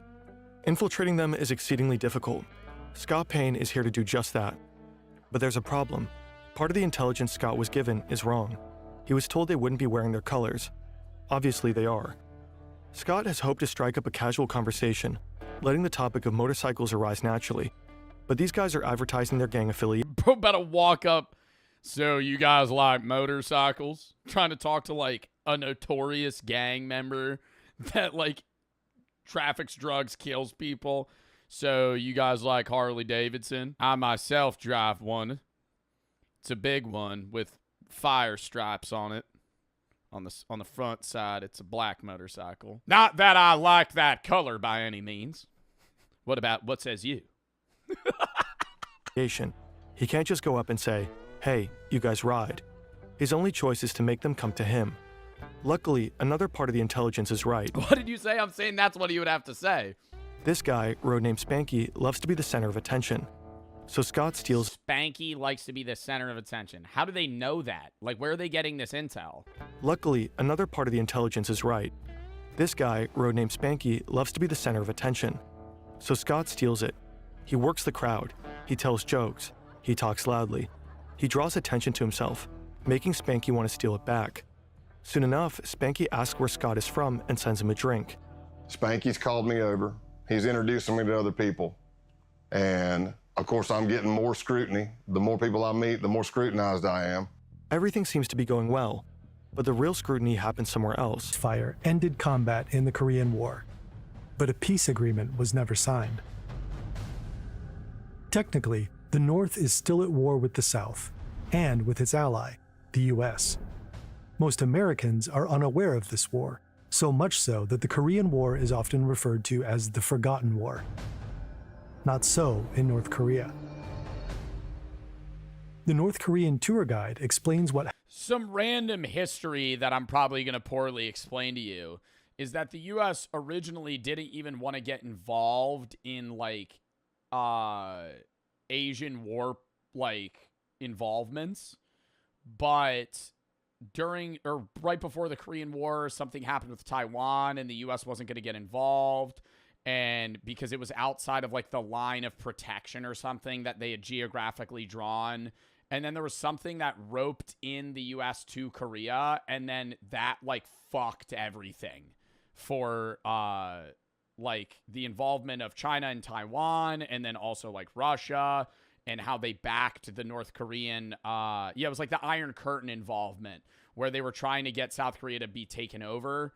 And so it became this whole thing that the U.S. ended up getting in. I'm explaining this terribly. Yeah, it was like, originally there was no plan for the U.S. to even enter the Korean War. Like, we were just going to be like, we're out of it. It's not our problem. You know, and then they just roped us in. 82 American sailors that were captured along with the ship. They were beaten, starved, and only released after 11 months. Otto Warmbier is not visiting just any country. Also, correct me if I'm wrong on that. I probably got info wrong there, and I explained it bad. He's in enemy territory. Danny Grattan, his roommate during the tour, will later recount that Otto seemed a little bit shocked. To lighten the mood, he and the other tour members give Otto a nickname, Imperial Enemy. The rest of the tour goes smoothly. sightseeing during the day, restaurants and bars at night. They even engage with the local kids by having a friendly snowball fight. One of the reasons people You just throw an ice ball and kill one of them, and then that's a big deal, too. That'd be fucking scary, bro. travel is to understand the world a little better. Like, I feel like if I was in North Korea, I wouldn't want to do anything there. Like, I would just sit in a room and wait until it was time to leave. Brilliant does that for learning. It helps you engage with ideas in a hands-on way, so you can unlock It's an ad. to everything on the platform. Back to January 1st, after the fireworks. When the tour group returns to the Yanggokdo Hotel, they split up. Some go to the bar. Danny Grattan heads to the bowling alley. They lose track of Otto. I'd be hitting that bowling alley up too, bro. Oh my God. Second they say we got a bowling alley in the hotel, yo, I'm on the lanes nonstop. When Danny gets to his room, around 4:30 a.m., Otto is in bed, sound asleep. Then, a day and a half later, the group is ready to get on the plane. It's time to go home. As the last members of the group, Danny's and Otto's passports are checked. The officers take an unusually long time to scan their documents. Then Otto feels a sudden tap on his shoulder. There are 2 North Korean soldiers behind him. They lead him away. Danny doesn't think much of it and jokes, "Well, that's the last we'll ever see of you." Oh my God, and that actually was the last time they saw him. I wonder if he would be able, like, was there anything he could have told them that would have them let him go? Because, like, they know he took the poster. So is there anything he could have said that would have been like, even if he was like, I love this country so much, I wasn't trying to commit a crime, I just wanted to have this poster as a memento because I'm too poor to ever come back here, and this is just something that I really wanted to, like, know. Even then, it just doesn't matter. You stole it. Months later, Otto is standing trial in North Korea's Supreme Court. He's accused of I was going to start a North Korean worship cult in the United States, and this was going to be something that I wanted to spread North Korean ideologies to the United States. Like, even if you were saying some shit like that. violating Article 60 of the DPRK Criminal Code, state subversion. The central piece of evidence is this CCTV footage. It's time-stamped. The early hours of New Year's Day, 2016. It shows a staff-only area in the Yanggokdo Hotel. A shadowy figure removes a poster from the wall and appears to set it on the ground. Oh, he was in a staff-only room? Do you think they would have noticed if he had taken something from the hotel? That's what I know this is in the hotel, but I'm saying his room. Like, that's more what I would have tried to do. Like, if I was going to take something, like something from the room. The poster looked like this, a propaganda poster, and it contained the Supreme Leader's name. Let's arm ourselves strongly with Kim Jong-il's patriotism. To remove it from the wall is a serious crime, a bid to impair the unity of North Korea's people. And that shadowy figure? According to the prosecutors, that is Otto Warmbier. The trial only lasts an hour. The Young Pioneers' North Korean tour guide testifies against Otto. A second witness takes the stand, an employee who says they noticed the poster had been taken from the wall. Otto's belongings are presented as evidence, and fingerprints are shown on a flat-screen TV. But most of the supposed evidence came from Otto's confession 2 weeks earlier. Here, he goes into the details.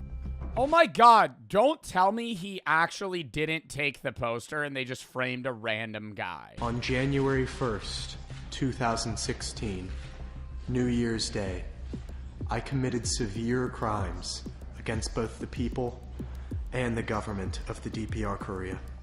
The task was given by the Friendship United Methodist Church.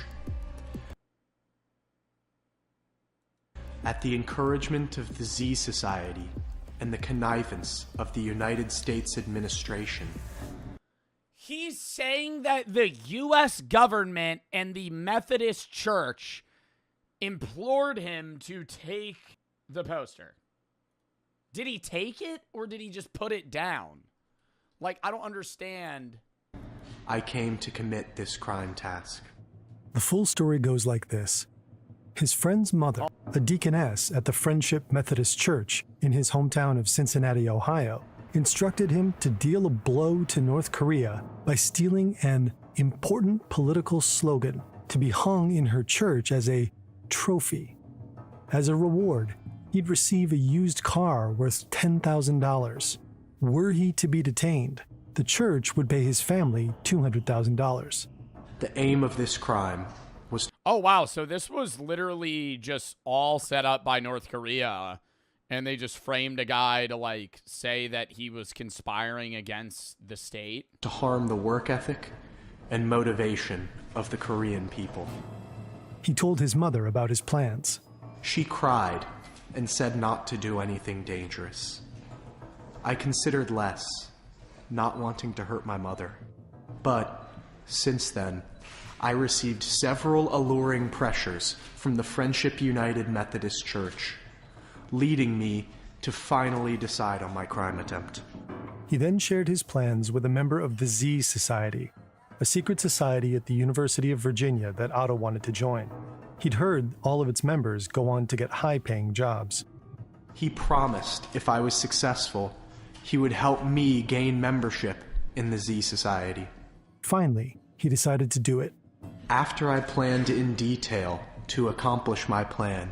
Yo, and, like, do the North Korean people in this room believe this guy? Or do they also all know that this is a load of horse shit crafted up by some fucking dumbass on their end trying to say that, yeah, Otto Warmbier got paid by a random church pastor to fucking steal a poster. And that if he stole the poster, he would receive great financial gains and a used $10,000 car, as well as high-position job options when he returns. To steal a $5 fucking poster that is probably made of dog shit fucking material as well. On the early morning of January 1st, 2016, I committed my crime of taking out the important political slogan from the staff-only area of the Angakdo International Hotel, aimed at harming the work ethic and the motivation of the Korean people. And he explains... What, the fucking one janitor and the maid at the hotel, dude? They probably have no guests at that fucking hotel anyway. I mean... The plot goes all the way to the top. The United States administration already knows about my act through the CIA, which is closely linked to the Z Society, and connived at my... Yo, the Z Society actually sounds like some shit that's made up from, like, a Disney film. Like, genuinely. Crime. The church, too, is linked to the government. The Friendship United Methodist Church is not a typical church. It is very wealthy, with $42 million. That is why the United States administration... Yeah, the fucking $42 million. I mean, that number might be accurate across all of the Methodist churches combined. His local Cincinnati church does not have $42 million. Has very close ties with this church. He was manipulated, plain and simple. I was clearly given the task by the Friendship United Methodist Church. I was encouraged by the Z Society. My crime is very severe and pre-planned. I regret my actions more than anything. I beg for forgiveness, and I beg for help in any way possible to save my life. 완비의 발언이 끝났습니다. 들으신 바와 같이 미 행정부는 우리 공화국을 반대하는 정말 더러운 행위를 감행하고 있습니다. Experts agree that Otto Warmbier's confession seemed quite obviously coerced and staged. Yeah. What? I mean, yo, how, dude, even the average North Korean person watching this, there's no way that they don't know what Methodists are. Like, I think they're just going, oh, the religion in the United States. Yeah, they always say religion's bad here. Ooh, they're conniving against us. has a history of coercing confessions, and the US accused North Korea of broadcasting this one for propaganda purposes. A member of the Z Society said Otto had never approached them and denied any affiliation with the What is the Z Society? That's an actual thing? What the fuck? A secret society that was founded in Virginia in 1892? Remain anonymous because the belief that service, when provided anonymously, provides a unique philanthropic opportunity. CIA. And the senior pastor at Friendship United Methodist Church said he didn't know of the deaconess mentioned by Otto. But this is later, after it's too late. Now, standing before the Supreme Court, all Otto can do is beg. I was used and manipulated. Please, act to save me. Please save my life.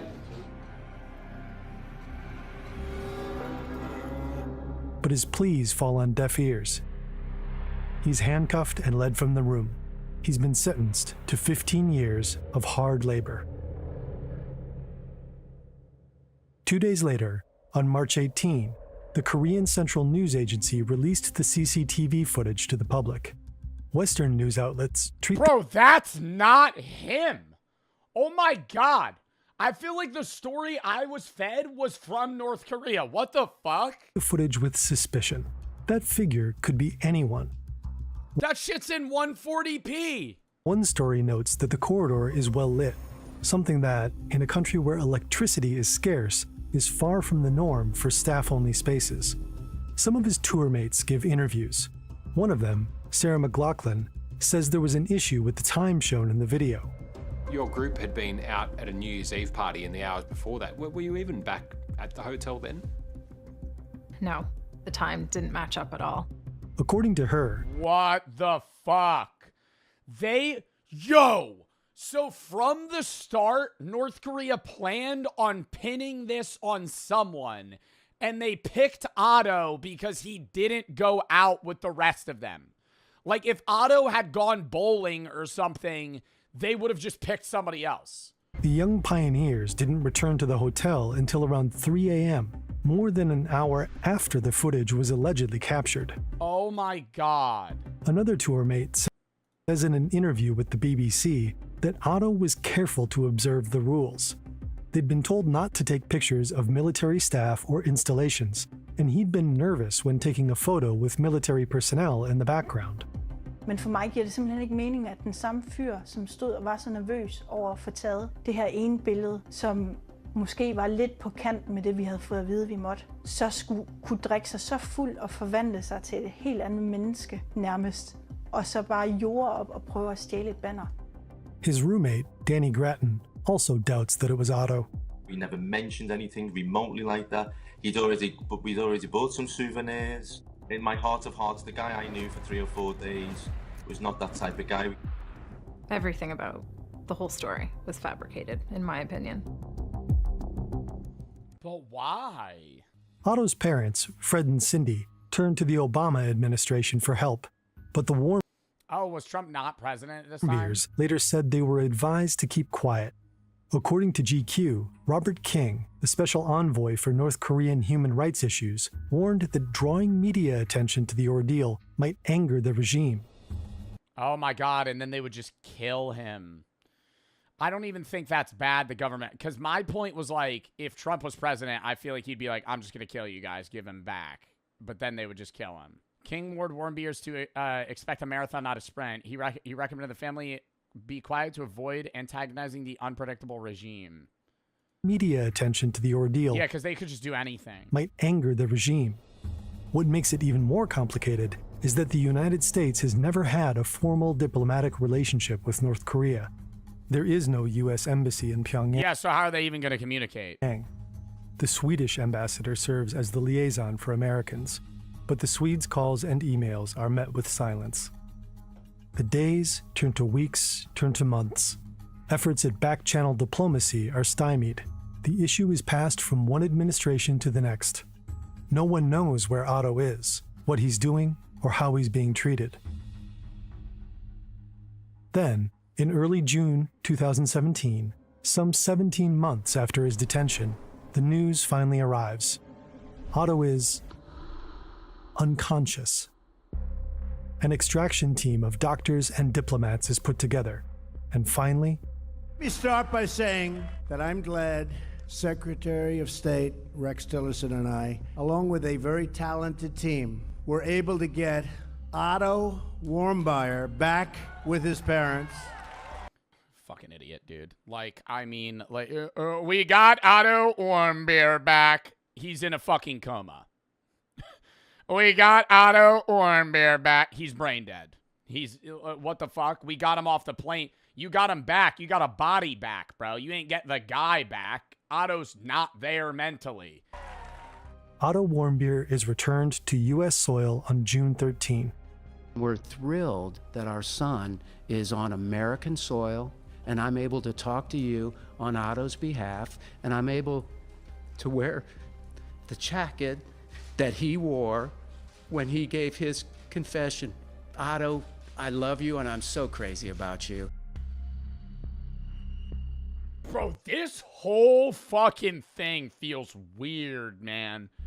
Like, even there, I feel like the dad would be, like, crashing out. Last night, being able to see Otto for the first time in, gosh, I bet it's 18 months, it was fantastic. Mad at Trump? I'm not mad at Trump.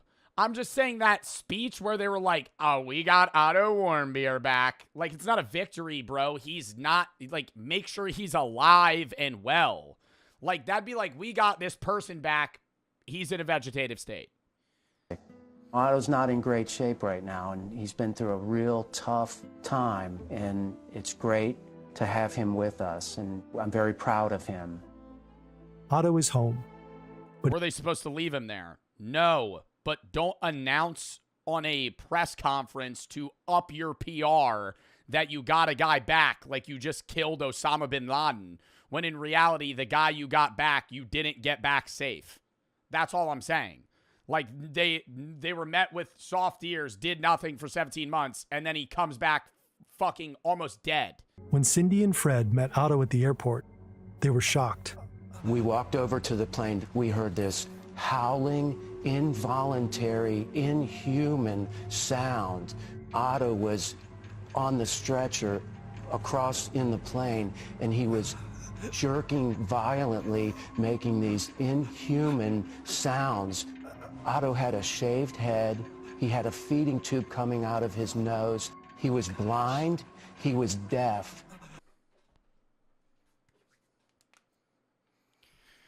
We got Otto Warmbier back. Like, you see the point I'm trying to make? You see the point? That's all I was just trying to say. Can we lock back in on this poor guy that's dying, right? Like, that's all I was... Why people hate comedians now. It's the summer of 2025, and world-famous comedian Pete Davidson is on a plane headed straight for... Okay, no shit on Pete Davidson, but, like, I don't understand how he got so much bigger than any of the other SNL people around his era. Because Pete Davidson is, like, a funny guy, but I feel like he's a very niche person. You know, it was Ariana Grande. I think that made him more mainstream, but I don't think that made him like more put. People saying bacon, bacon, bacon. Hey, great. That's awesome. Oh, you froze. Pete? Bacon, bacon, bacon. I mean, outside of Pete Davidson, why people hate comedians now? I think it's because none of them make movies. Their comedy specials suck. They all just grift towards podcasts because it's what makes them the most money. It's like, I can't hate on them.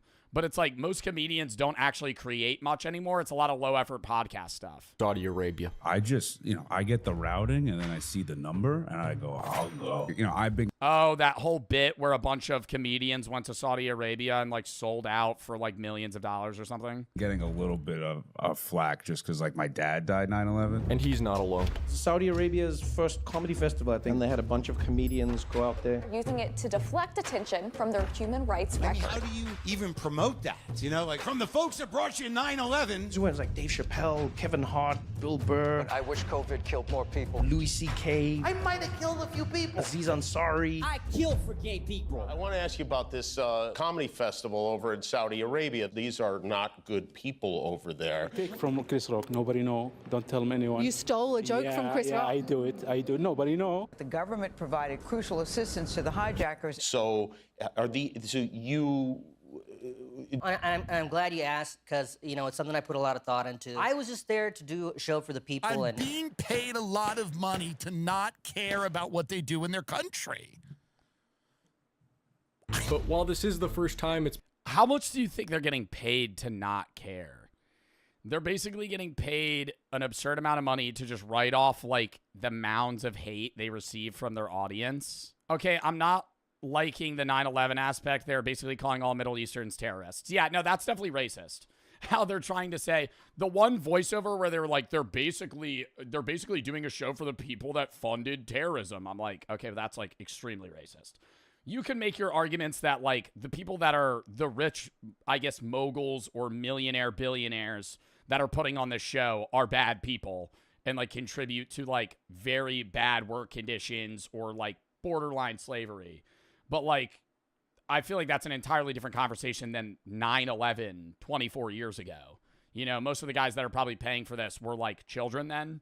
This is all part of an ongoing controversy that started back in 2017. Saudi Arabia is buying up esports. And actually, the entertainment industry more generally, too. Your Vision 2030. Dude, did you see the picture with, like, all the people? It was such a random image. It was just all the people from Squid Games, Mr. Beast, iShowSpeed, and, like, professional soccer players. Just all in a room posing. I feel like so many, it's not uncommon, like shit in the UAE or like Dubai, like they will just spend to give a facade of how great this specific area is. Like that's not new news, you know? I think it's new that they're doing it with comedians and like comic shows, but like, bro, I think the entire point of like Dubai as a city in terms of like marketability towards rich people is building bigger, better, and greater things to make more and more people move over there. Dubai already has a bunch of laws in place that effectively enable it to be like a safe haven tax-wise for a lot of businesses, but they can't really give that oomph to people to move there. And they have like different sectors similar to like New York City or big cities and how they function and where you're able to like hold taxes and not get... Like, it's a big money game on why Dubai's rich and why people decide to move there or move their businesses there. But it's like a lot of the, I guess, flaunting of money shit that they do is for that purpose. It is to flex, but it's also to put this facade of like, wow, look how great this city is. Like, you should move here. And it's like kind of like marketing towards the rich. Why they're choosing a bunch of comedians, I don't know. It is really beautiful. Saudi Arabia had just gotten a new leader, the young and ambitious Crown Prince Mohammed bin Salman, or MBS. What do you have fun doing? Video games. Oh, what's that? Video games. You're a big gamer. He knows his kingdom's reputation isn't great. The U.S. State Department's put them at high risk for travelers, so tourism is basically non-existent, and foreign investors are hard to come by. An interesting tweet from billionaire Saudi prince appears to offer an award of 100 Bentleys to the pilots involved in the Saudi bombing campaign. So, MBS announces Vision 2030, a plan to turn Saudi Arabia into a mecca of tourism and entertainment. I think that the new Europe will be the Middle East. Things start off pretty well. He lightens up some of the religious laws, gives women some rights, and opens up movie theaters. The headlines look great. However, I think that is one of the big downsides. It's like the modernization of like the traditions are still there, and religiously there are a lot of reasons why they function the way they do. But like from a Westerner perspective, like you're not going to want to take your family to Dubai or Saudi Arabia if like the restrictions on their people or women specifically are heavy. You know, it's like just not, it's conflicting values. So like if you want that level of tourism, it's almost impossible to get unless you literally change how your country and your people function, which I don't think they have to do by any means. But I'm saying like, it's not some mystery why, right, nobody goes. It seems like most of the reforms' only function is to help them rebrand. The Crown Prince has made a public show of allowing some women to drive. Saudi Arabia's Crown Prince believed by Western intelligence agencies to have ordered the butchery of journalist Jamal Khashoggi. But the changes do enough to impress the right people, and MBS is hailed as a visionary. More striking, social revolution with women driving the change. Has really done things, and I think especially what you've done for women. You know, a lot of people have described you as a visionary leader. I talked to a number of... With the table of all men. You know, you've done really great stuff for women. There's just only dudes. Just only dudes at the table. You're citizens, and that's how they describe you. And you didn't even plant them. That's really how they talk about you. To handle the entertainment. Isn't this about comedians? Yeah, it's giving the history of like how it led up to the big comedy show. Side is Muhammad's right-hand man in high school. Dude, I think the other thing that like I guess is the downside is, yes, they put on these big tourist events and attractions for people, and they are trying to lure in, you know, wealthy individuals to come tour there and, you know, bring money and I guess energy into the city and the country. But if you're throwing on like a toured show where you have fucking 80 of the world's best comedians come fucking do their work, I'm assuming it's going to be absurdly expensive, you know, to go see that show. It's like Coachella. It'd be like saying, hey, we're trying to make Coachella Valley feel more like a tourist spot. So we're going to hold a huge music festival that costs $10,000 for the average person to fucking go to. Like, yeah, it's fun, but it's fucking a goddamn waste of money. You know what I mean?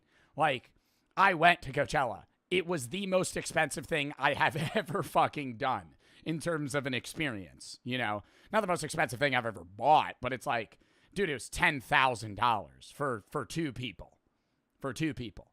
I went to Iceland for a week for cheaper. And so in the same front, maybe, I don't know how expensive this comedy show is, but I'm assuming it's fucking out of the average person's budget.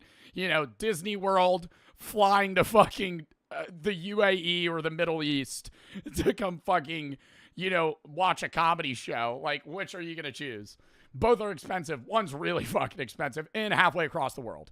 Gaming buddy, Turkey Al-Sheikh. He starts by investing in his passion for boxing. I felt like it was something that could never be fixed until this guy showed up. He has invested more money, and more money into this sport than literally ever. So, as I said last week. Well, I mean, didn't they, doesn't Saudi Arabia have Ronaldo now for like $1 billion contract? I'm pretty sure EA Games just sold to somebody in Saudi Arabia, right? Like an investor. Like, they're buying up a lot. Like, they own a lot. Like, everyday shit you use, even if as an English-speaking Westerner, is probably owned or functionally, I guess, profited by individual. They have EA. Yeah, that's what I'm saying. That's recent, though. Mr. Beast 2? What do you mean? They didn't buy Mr. Beast's channel. I hate Tom and Jerry's kinds of boxing. Then creates his own organization. For soccer, golf, TED Expos, esports, and even signs contracts with the UFC. With my brother Dana White, and I perceive it as we don't know how much they're getting paid. I perceive it as an undeniable amount of money. Like, remember when so many people were taking stake contracts back when it wasn't banned on Twitch and they were making like XQC? Or like train wrecks, and like those guys were making like literally tens of millions of dollars. Like, I think for them to do like one comedy show, say their average base pay is like $250K, they're like, we'll pay you $2.5 million. We'll pay you $5 million to come perform one time. And they're like, yeah, funny money. Life-changing money, regardless of whether or not they have money already. Like an amount of money that would retire your great-great-grandkids. Like, that's how much they're getting offered. To have big card, next big card. And WWE. History will undoubtedly be made again. You are making history a lot lately. Pretty soon it becomes painfully clear that if Turkey wants something, he likely has the means to get it. The guy he looked at the scorecard. Yeah, he looked at listen, they control the sport of boxing right now. I don't think it's hard for them. How much money do they have? Steal anybody from anybody. He and I have become very close friends. What's his name? Turkey Al-Sheikh. $2.8 billion. But that's off of net worth. It's also the power that over $1.4 trillion for the whole family. Huh? The House of Saud, the royal family of Saudi Arabia, sits on a mind-blowing $1.4 trillion plus fortune. Huh? $1,400 billion. Their wealth began with the discovery of oil in their area in 1930s. What the fuck? $1.4 trillion? So they're just throwing money at shit. Listen, they control the sport of boxing right now. I don't think it's hard for them to steal anybody from anybody. He and I have become very close friends in a very short amount of time, and there aren't a lot. I mean, they're so rich that it's like, even if they say no, it's like there's an amount of money that is irrefusable. By every national sport in the U.S., bro, they could literally just start, they could just start buying teams. Deal like this with. They could literally just own the NBA. There's no people, actually. He's the only guy, to be honest with you, so. I want to tell you, I don't have the magic. I have something more powerful than the magic. Money? Behind me, there is big mountain. You cannot see the end of the mountain. This is a never-ending giant mountain of cash. Over the next few years, he offers the highest level sports players absurd amounts of money to leave their league and come play in Saudi Arabia. Each will have to answer for their part. Damn, do you think there's people that have said no? There has to be, bro. If you're a pro athlete sitting on like $200 million and you love playing soccer and they come to you, Turkey comes to you and he goes, I'm going to pay you $1 billion. Like, what's that? I'd be like, what's that doing for me? Messi? I mean, Messi still makes crazy money, but did Messi turn it down? Participation. Mbappe did too. In so-called. There's got to be. I mean, there's probably even more people like pro athlete wise or just like entertainers that are like, I don't care. Because they're already just so rich. Sports washing, an attempt by the government to distract from the country's human rights abuses. Some people turn it down. Lionel Messi turned down a reported $1.5 billion offer, and Tiger Woods turned down $800 million. But most of the Tiger Woods could wipe his ass with $800 million. I feel like both of them probably could. Honestly, I get Messi and Tiger probably saying just no. Time it only takes one or two big stars to fold for the rest of the league to follow. Again, it comes back to my gut feeling about you that if it was just about money, you'd be in Saudi Arabia, right, earning this king's ransom. But that's not what motivates you. You want to keep at the top. Exactly. 6 weeks later,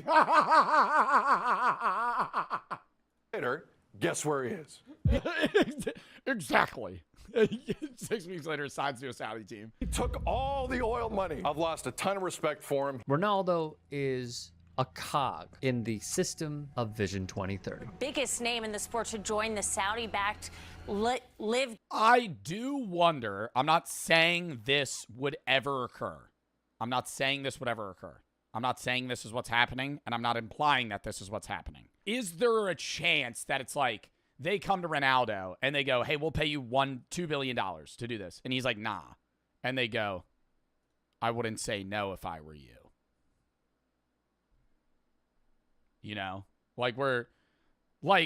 If you're a rich and famous guy and somebody that's 5,000 times as wealthy as you is like, I want you to do this. And you go, no. I'm not suicidal. Knock on wood. I'm not suicidal. I'm not implying that. I'm actually curious. I'm not saying that's what's happening. I'm saying, like, you could theoretically just be like, hey, if you don't do this, your life's probably going to be a lot harder. Golf league, Phil Mickelson faced the music today. No matter how successful this tournament could ever be, it can't counteract someone being murdered, can it?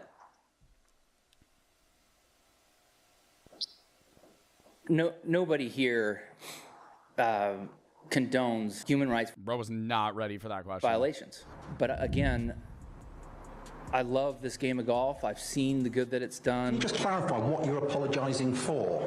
Is it you're sorry for speaking the truth about the Saudis? Or are you sorry for the shameless hypocrisy of taking their money anyway? But the pressure is on all defecting golfers to... I would assume if there's some contract that they're signing that there's probably not an NDA, but some sort of clause where it's like, hey, you're not allowed to talk about this. Answer the moral question. How much money if a reporter asks you a question about this, just say, I don't know. Are you willing to take to ignore human rights abuses? And even after enduring some of the most painful grilling of all time, Turkey's method is simply bulletproof. Fast forward to 2025, this year's plans are their biggest so far. There is a big What are they doing with iShowSpeed? Bro, how much do you think they're paying him? He's starting his own soccer league. I think that's what it is, right? price with him next year in basketball. He's a great man, and he have a great idea, and we... Bro, Shaq has made money in every single marketplace that you could ever make money. Shaq gummies. Shaq was a DJ. Shaq did an Old Spice ad. Shaq's done insurance ads. Shaq's done fucking banking ads. Shaq's done NBA. Shaq's done everything. Like, that is the least surprising... like, them getting Shaq is not surprising to me. The entertainment sector is branching out to content creators, and now even comedy. We're gonna talk about the crisis in Spain. Yeah, we're gonna talk about the crisis in Africa. Yeah, Russia. And I want to talk about... Sorta. Though this is no democracy, and there are... What the fuck was that? Red lines. The sex and religions and this Trump job. I don't know what's Trump job. Was that like a skit? Oh, but politics. Yes, exactly. Despite the country's insistence that conditions have changed, free speech is one thing that's not quite there yet. A Saudi blogger was sentenced to 1,000 lashes for running a website advocating free speech in the country. Needless to say, no one's expecting a comedy-related event anytime soon. But against all odds, they're giving out lashes? Turkey does it. 2 weeks, and over 50 of the world's most popular comedians, making this easily the biggest comedy festival in history. Definitely the most expensive. Behind me, there is a big mountain. You cannot see. Who did they get? Gabriel Iglesias. They already talked about a bunch of other people. Aziz, Pete Davidson, Kevin Hart, Dave Chappelle. Why are they cartoons? That's the podcast guys. I always forget their names. Definitely the most expensive. Behind me, there is a big mountain. You cannot see the end of the mountain. Just like the previous buyout, some people turned down the money outright. They were asking me to go to the Middle East soon. Where? Why? Saudi Arabia and UAE. Dubai? I think I'm gonna pass. Yeah. For the troops? Is it for the troops? I swear to God, they probably offered Shane. They probably offered Shane like $30 million. Not for the troops.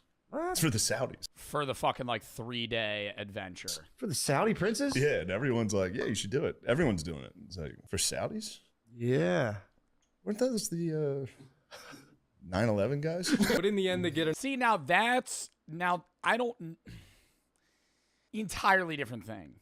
You know, see, now that's, well, that was also probably, I don't know if he was joking or not, because this is a podcast. Regardless, yeah, a little on the nose, a little more than on the nose. I would say that's like, the problem with Saudi Arabia now is what has been, being discussed in this entire video. 9/11 is literally like an extremist group that did terrorism in the United States in 2001. Right. I think that is separate from modern day Saudi Arabia or just Middle Eastern people. I think I'm going to go. You're going to go? Well, and from there, it's follow the leader. September 11th, theater at MSG, and then September 27th, Saudi Arabia with... Yeah, I love how they're shouting it out. Oh my God, yeah, I'm going to fly over to the fucking UAE right now. Oh my God, October 9th? Oh, dude, I'm fucking free. Let me hop on a fucking $8,000 flight over to the fucking UAE. Doing it too, right? I am. Yeah, that's what I'm saying. October 8th.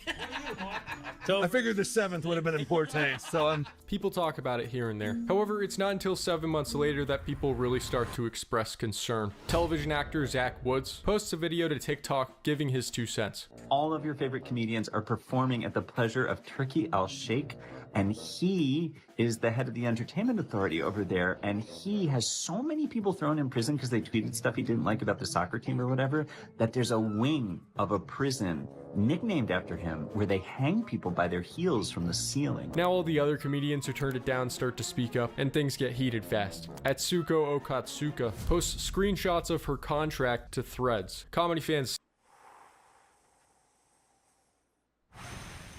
That's got to be a legal bind. Posting screenshots of the contract publicly. Artists shall not prepare or perform any material that can degrade, defame, or bring into public disrepute, contempt, scandal, embarrassment, or ridicule the Kingdom of Saudi Arabia, including leadership, public figures, Saudi Arabia, royal family, legal system, or government, any religion, religious tradition, religious figure, or religious practice. See it, and most of them are immediately drawn to the list of prohibited topics, which it appears their favorite comedians have agreed to. They can't perform any material that's considered to degrade, defame, or bring into public disrepute, contempt, scandal, entertainment, or ridicule the Kingdom of Saudi Arabia, including its leadership, public... So Matt Rife isn't going? Yeah, Matt Rife doing a bunch of crowd work. So, hey, what do you do for a living? Just struggling on stage. All the people in the front row, just billionaires. Billionaires. Can't make fun of them. Oh, you all the way in the 450th row. What do you do? Oh, my God. You're also a billionaire? While some of the bigger names make sense, a lot of them have built careers around being the free speech guys. Guys who push the boundaries. Davidson went as far and even... Yeah, that is very confusing that, like, some of the comedians that outwardly make fun of religion and just, like, anyone are now not able to do that. Called the crowd names like idiots and terms we can't say on TV. Naturally, when fans hear they've essentially signed away their rights, they feel betrayed. I am shocked at some of the names and not so surprised at others. I think that they have blood on their hands. I think YouTube at Gay Ass Podcast. it's disgusting. You taking that money literally invalidates everything you've been doing for your whole career and the shit you've been talking. Exactly. So that's what comes with that. Yeah. Now you look like you full of shit. Right. Comedian Dave Cross drew attention for a statement on his website, quote, "I'm disgusted and deeply disappointed in this whole gross thing that people I admire with unarguable talent would condone this totalitarian thief." Imagine all of them did say no, though, and then they had a really, like, grift towards, like, the bottom tier, C tier, like, early 2000s comedians. On the comedy special at Saudi Arabia, we have Rob Schneider. You remember him from Benchwarmers. Rob Schneider. We have all the side characters in all the Adam Sandler movies. To resurface, showing the comedian's apparent hypocrisy. But then didn't Chris Rock say he doesn't like going to university campuses anymore? None of us do, because we're not going to play by their rules. You're ruining free speech. I saw so many liberal white comics talking on us. First of all, we've never been the truth to power guys. We've never been the ones out here. Like, there are people that are getting pushback, and like, based on some that they had said in the past, I kind of get it. I feel like you're part of a movement in the last 10 years by comedians to be like, hey, let us say whatever we want. Sure. It's a kind of a free speech movement. I feel like the response you have to have if you accept it is the money made it not matter, you know? Because, like, I think that's, like, right on. Yeah, you're hitting it right on the nose there. Like, you're just flat out being like, yeah, they paid me enough to where I don't care. But, like, I would kind of respect that more than just, like, beating around the bush. You know what I mean? Yeah, they paid me fucking $80 million, so I don't give a fuck. Huge free speech absolutist. My job is not to self-censor, right? Because there's no real censorship in our culture. You can say what you want, right? Not freedom of consequence. People will be upset. Was sentenced to 1,000 lashes. Some of them are even condemning other people for taking the same kind of work. You know, like, Burr's getting all this pushback, and it's like the first time I've seen in his career him not, like, aware of why it's happening. Beyonce and Mariah Carey actually did private New Year's gigs for $1 million. Did New Year's gigs for Gaddafi's kids. Can you believe that? How much money do you need to make, you know? This Messi deal is crazy. He turned down $1 billion from the Saudi government to go play in the United States. A lot of times these athletes validate themselves through the contract that they get, even if they don't need the money. Right? And these contracts that you can get from Saudi or some of these oil states are so exorbitant, it makes you feel in the twilight of your career that you're still that dude. And maybe that's why Cristiano accepted it. Oh, I didn't really think about that either, because they always get you on the back end. That is true. That's why they're not getting, like, Shane or other people that are, like, comedians that are kind of, like, at the peak or the climax of their career now, and they're more likely to say no. Saudi Arabia or, like, a lot of the leagues they built are, like, built out of people that are on the last 5-year stretch of their career. Like, Ronaldo's not going to be playing 10 years from now. That's what they're doing. Yeah. That's They exactly need what that. During the lead-up, Bill Burr and most of the other comedians decide to stay quiet. But a few, like Tim Dillon, decide it's only fair for the fans to face the noise and put everything on the table. I obviously don't agree with Saudi Arabian policies on women and things like that. Yeah. Is it my business to tell Saudi Arabia how to live? Truly. How big was the check? $375,000 for one show. I feel For one night, he's getting $375K. I will feel safe. Dude, and that's one guy, and he's probably not even a headliner. In Riyadh, I believe in luxury. Like, he's probably like a fucking pre-show. Like, I doubt Tim Dillon would be the headline. He's a big comedian, but he got kicked off of it for saying that stuff. They didn't let him go. That probably broke his contract. Kevin Hart's getting paid. I'm telling you right now, Kevin Hart ain't going to fucking Saudi Arabia for $375K. Kevin Hart's probably going for 5, 10, 20, 30, 40, fucking 50 million. Kevin Hart makes fucking $100 million in a goddamn stupid movie that loses $800 million. Like, Kevin Hart makes that in fucking one line in a movie. I'm going to say something and people aren't going to like it. If you think for 1 second that some of the slaves in that country are not proud of what they've built, I was fired from the Riyadh Comedy Festival. He also revealed immediately the jump cut forward. Yeah, they kicked me off the show. I think I voided I think I said everything they told me not to say. Paid anywhere from $100,000 to $1.6 million. And while the audience appreciates, I feel like $100K the comedian should be able to say no to, right? Like, bro, these are like some of the world's most known comedians. They got to be making money, man. And while the audience appreciates the honesty, Saudi... Not that $100K ain't a lot of money, but like $100K, I feel like that's not enough to be like, yeah, sure, I'll do the show. Authorities, not so much. Another comedian named Jim Jeffries makes the same exact mistake while trying to defend them. People have been going, oh, how dare you go over there after they killed a reporter. There's been a reporter. He got kicked off. Reporter who they killed. One reporter was killed by the government. Also, Nimesh Patel chooses to drop out of the lineup and apologize to his fans. What made me change my mind? Someone said, how can you be a free speech person here and then go to Riyadh? And that gave me a lot of... That's also very valid. That's also very valid. For him to take that contract, maybe also unknowingly, like, not really knowing what's going on fully in the country, his fans being like, why are you doing this? And then just being like, okay, I will not go. Pause. Netanyahu asked me to do something. I'd say no. This feels like the same thing. If it was life-changing money, I'd probably be over there. I'm just being honest with you guys. One by one. Oh, he's saying if they paid him more, he would have stayed. All the superstar comedians make their way to Riyadh. Pete Davidson, Jimmy Carr, Gabriel Iglesias, Kevin Hart. The venue is Boulevard City, Muhammad Al Ali Theater. Right as they arrive at the hotel, comedians are escorted through a gauntlet of interviews, gift receivings, and even sand rituals. Turkey posts all of it to social media, and the internet has a field day. We got Dave Chappelle, Chris Rock, and the other comics at the Riyadh Comedy Festival engaging in some sort of weird handprint in the sand ceremony. Get used to me, because you're stuck with me now. So, Your Majesty, Your Highness. I want to know what I can do to become a Saudi citizen. I'd like to start another family with the...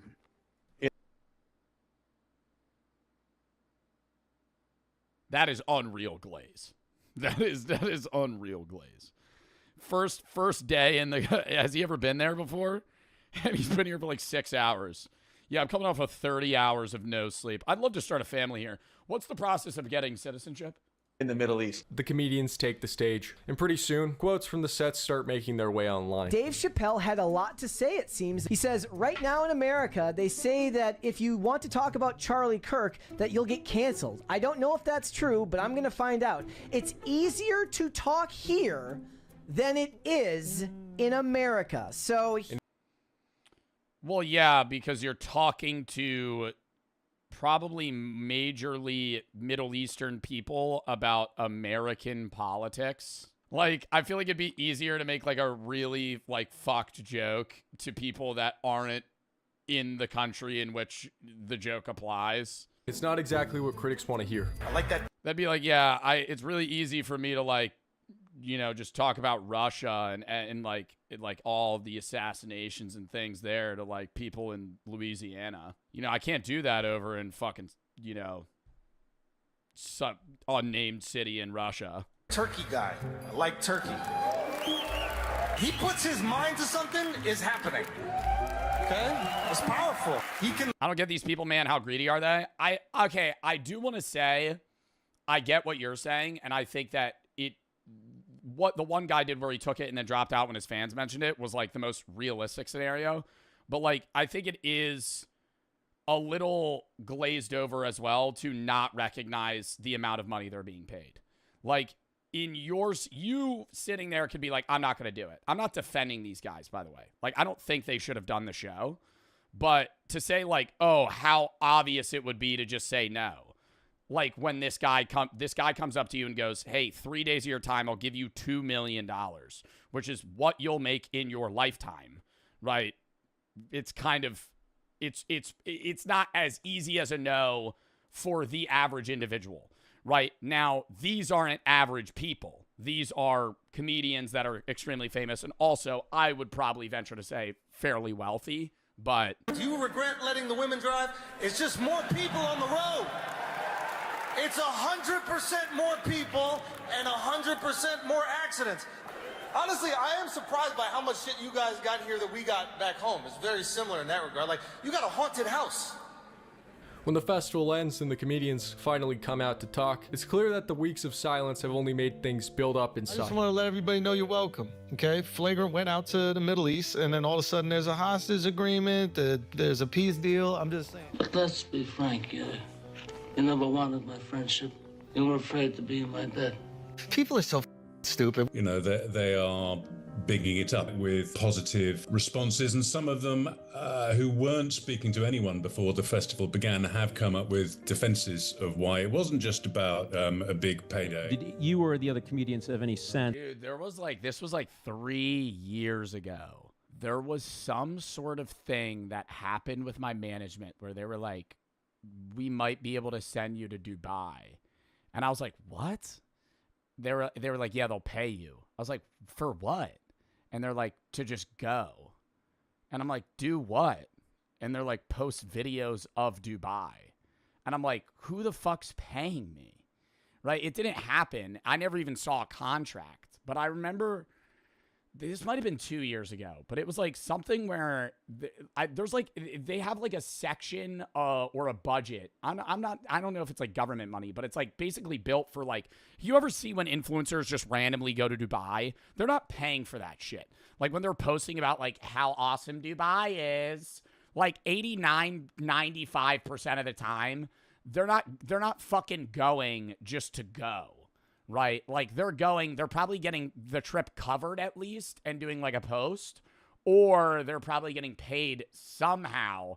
Like that's just my speculation, but it's just like when you see this TikToker, like, cause I don't know how much every social media person makes, but I'm in the social space, so I could have a guess. And I'll see these guys that I know are TikTokers or like social media people that aren't making millions of dollars, right? And they're spending 3 weeks in Dubai in a fancy fucking hotel. I'm like, this trip probably costs $30,000 fucking dollars, and you brought your friends, right?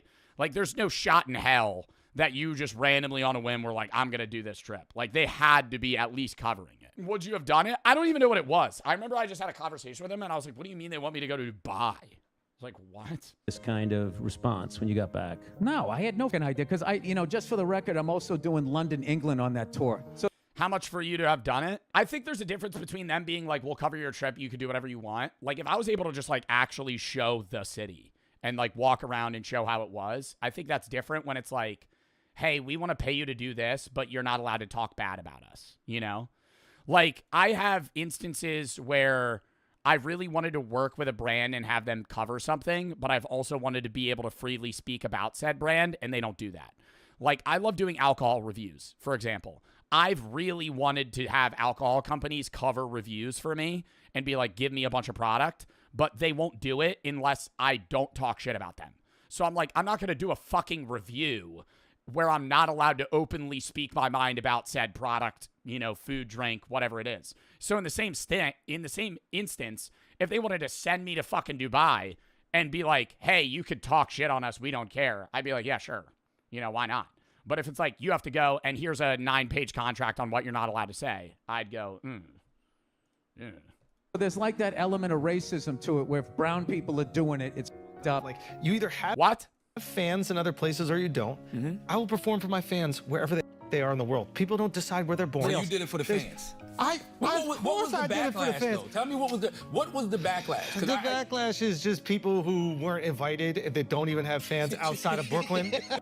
There's people over there that don't agree with the stuff that the government's doing, and to ascribe like the worst behavior of the government onto those people, it's not fair. Right. Yes. I mean, the people over, these are not good people over there. Okay, so you also believe that the Chinese government and the Chinese people are exactly the same. It's just racism. I think it took me a second. Because when people are going like, hello, you're doing something. Well, no, I don't think anybody, she's saying like the people and the government's different. I think the difference is like you're getting paid by the effective leader or like a corporation that's funded by the government in some way, right? Like it would be different if you did a show in Dubai that was paid to you by some random investor or a guy, I think that's the difference. It's like, If the country's paying you, then it's like a no. But if it's like, oh, you're just in Dubai, the show's in Dubai, I don't think anything's like wrong with that. The show's in Saudi Arabia, the show's in the UAE, the show's wherever. First of all, big shout out to Riyadh. When did America become the moral compass on human decency and human rights? Did we forget 400 years of slavery? Did we forget about the genocide of the Native American Indian? Damn near wiped out an entire race of people. As for whether this will affect future events, it's still up in the air. Now with that out of the way, Turkey moves on to his next target. Tom Brady. And that's shocking. Tom Brady needs money. Tom Brady's got to be worth $1 billion. Always admired the power of flag football, the fastest. Oh my God. He's like being the head of flag football. Bro, they're paying him a bill. Growing sport in the world. So I'm very excited to announce that I'm coming out of retirement and teaming up with His Excellency Turki Al-Sheikh. Well, I think it's also like, wait, what? Tom Brady's going to be playing in a Saudi flag football team? Now I'd like to turn it over to His Excellency. What? When? See, dude, no, they're actually buying everybody. They're buying everybody up, bro. What do you mean, Tom Brady flag football, Saudi Arabia? What? He's in a flag football match in Riyadh in March 21st of 2026. It's a round-robin tournament with current and former NFL players, broadcasted by Fox Sports and hosted by Kevin Hart. My God. Like, do I think these events will be entertaining? Sure. But it's like, dude, they got to be... like, it's not... what do you think the goal is? Do you think it's like a PR move? Like, that's what they're insinuating is like it's a PR move for Saudi Arabia, but I feel like there has to be some sort of monetary goal because they just got to be setting money on fire for this. There's no way they're making money back to get more people to come to Saudi Arabia. I knew a kid in my class in 5th grade that left the United States and moved to Saudi Arabia. Have never heard from him since. But I know his dad, like, had a crazy job offer there. So I always wonder, like, how he's doing. I don't know if he still lives there. Eventually, oil will move away from main sources of energy. Yeah, so they're trying to look for, like, a long-term financial stability outside of just oil, gas, and, I guess, black gold. They bought EA. Yeah, I know about that. They're buying everything. That's what I'm saying. But it's like Saudi Arabia, and there's just so many. It's like a lot of the countries in that area. I was referencing Dubai just because I think Dubai is also an example of like an area that uses a lot of like minimum wage immigrant workers, like underpaid, overworked. I don't really know what Saudi Arabia's laws are like. I know Dubai's a bit different, but the UAE as a whole is also different from Dubai. Dubai's like its own individual section of like financial freedom. I don't know a lot about Middle Eastern politics, so take everything I just said with a fucking grain of salt. All right. We're about to do a Wikipedia speed run with hands up.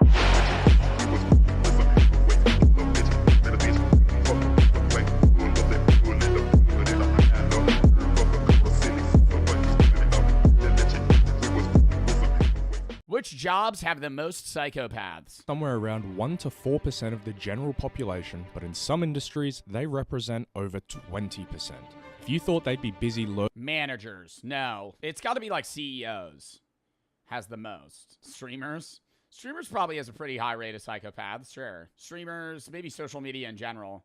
But I think like CEOs, CIA, yeah, like a lot of jobs that need like no empathy, where you just like fire people, kill people and not care, like working in dark alleyways or cutting people up in basements or chainsawing pretty young girls so you'd be safe in your smelly little office cubicle.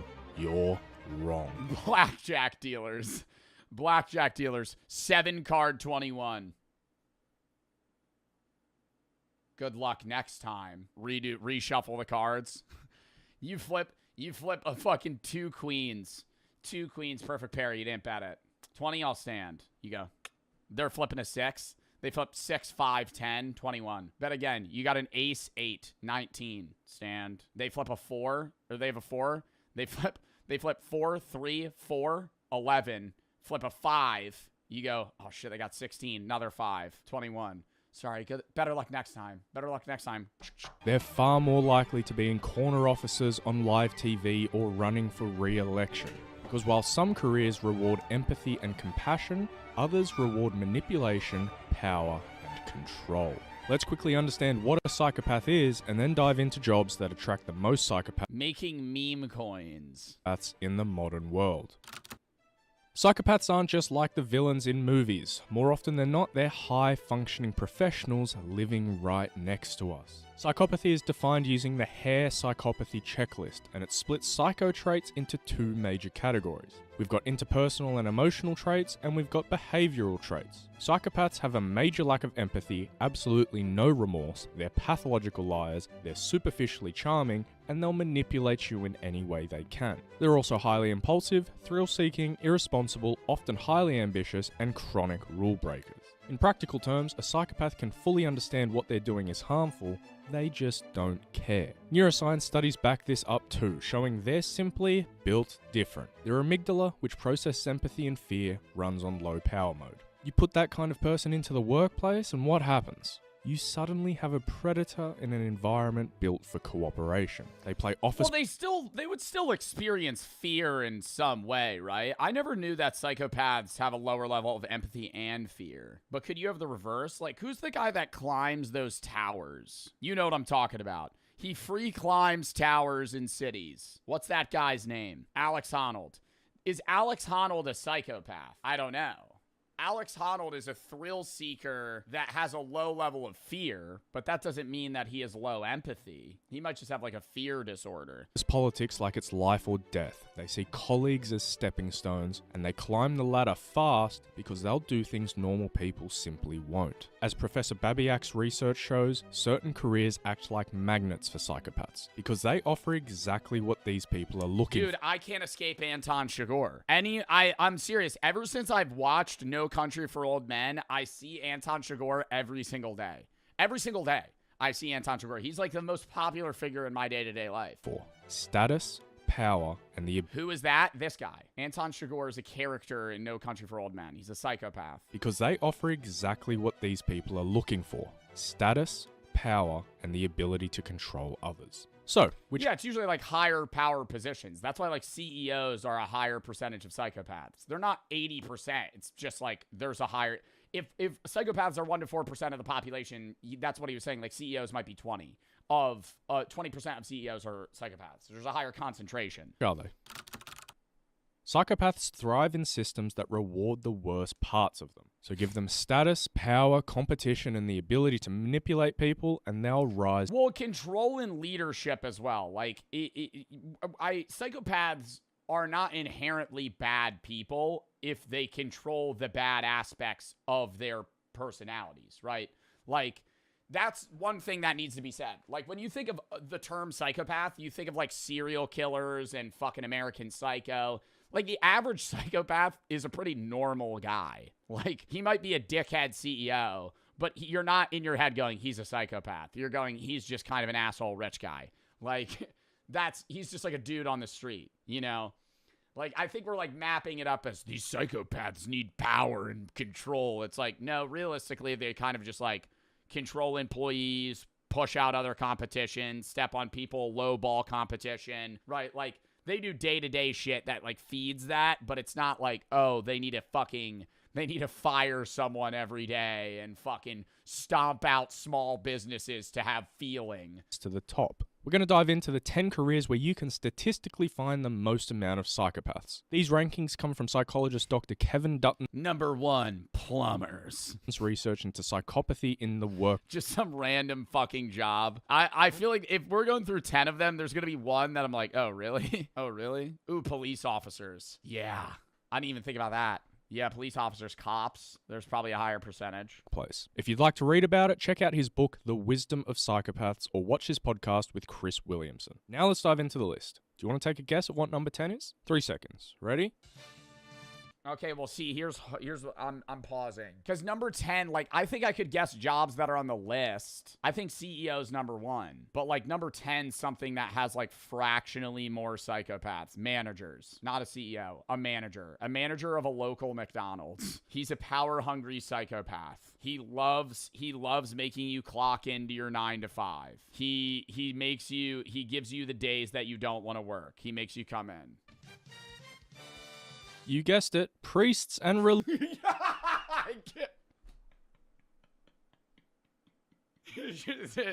can't. That would have been the last guess. That would have been the last guess, right? Priest. religious leaders. Just kidding. They're actually number 8 on the list. Oh, fucking hell. What the Number 8 is priests? What? We'll be diving into them a little later.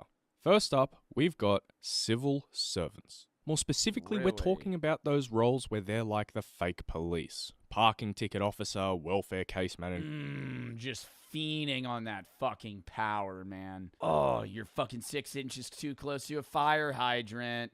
Ticket. Some fat, miserable, blue-haired bitch at the DMV. Whoa. That kind of role. Why do psychopaths like these roles? Supposedly 3 reasons. Whoa, 1, settle down. rule-based power. So authority is baked into the job. 2, low transparency. Everything's hidden behind Side note, side conversation. That was a little crazy. I saw somebody say that in my Walking Dead playthrough, I'm like overly sexist and I use the term bitch too much. When when I use the term bitch, I don't mean women, right? I just say I use the term bitch in the same way that I use the term dick, right? So it's like, when I say that, I don't want you to think, oh, I'm calling somebody a bitch because they're women. I'm just saying that you're being a bitch, right? You're being a bitch. You're being a dick, right? I use them interchangeably. bureaucratic curtains. And 3, diffused responsibility. No single person is blamable. These guys get to inflict hardship while experiencing 0 emotional discomfort. Or I'll go, bitch. They say somebody says something crazy. Bitch. Because policy provides the moral cover. I'm not denying you. I gotta rewind. No single person is blamable. These guys get to inflict hardship while experiencing 0 emotional discomfort because policy... Oh, you're here for a new ID? Do you have your 6 points? Ooh, that's only 5. Well, I drove 30 minutes to get you. Ooh, you're gonna need your birth certificate. Sorry. provides the moral Adrenaline coursing through their body. cover. I'm not denying you healthcare. The system is denying you healthcare. Dr. Kevin Dutton describes this category as everyday authoritarianism. People who... No, the DMV is really a dystopia. The DMV is like gray. They have those shitty hospital lights. It's just like 3 TV screens with like B22. Like you're playing bingo, but you're just sitting in a fucking shitty plastic chair waiting for your name to be called. enjoy enforcing structure, not because it helps society, but because it gives them dominance. In other words, psychopathy thrives in organizations where human suffering becomes just procedure. Anyways, on to number 9, which might surprise you quite a bit. Chefs. Not only are they idiot sandwich Head chefs. Yeah, Gordon Ramsay. I think Gordon Ramsay puts it on for show, though. But that's not that surprising. I feel like civil servants surprise me more than chefs. Yeah, that's not that crazy. They are psychopaths. My dad's a chef. Okay, but you got to keep in mind this video means the highest percentage of psychopaths. Just because your dad's a chef doesn't mean he's a psychopath. It just means there's like, 8% of chefs are psychopaths, which is higher than the average population. Pathic idiot sandwiches. Kitchen culture is brutal. High stress, long hours, sharp knives, Ooh, the bear. fire everywhere. Chefs operate in an environment where perfection is expected and mistakes are punished instantly and aggressively. What kind of personality thrives in that kind of environment? The kind who doesn't crack under pressure, who can bark orders without caring who they offend. Someone who sees people as tools to get the dish out fast. I'm not saying Gordon Ramsay's a psychopath, but maybe his mentor Marco Pierre White might be. No, I didn't make Gordon Ramsay cry. He made himself cry. And now on to number 8.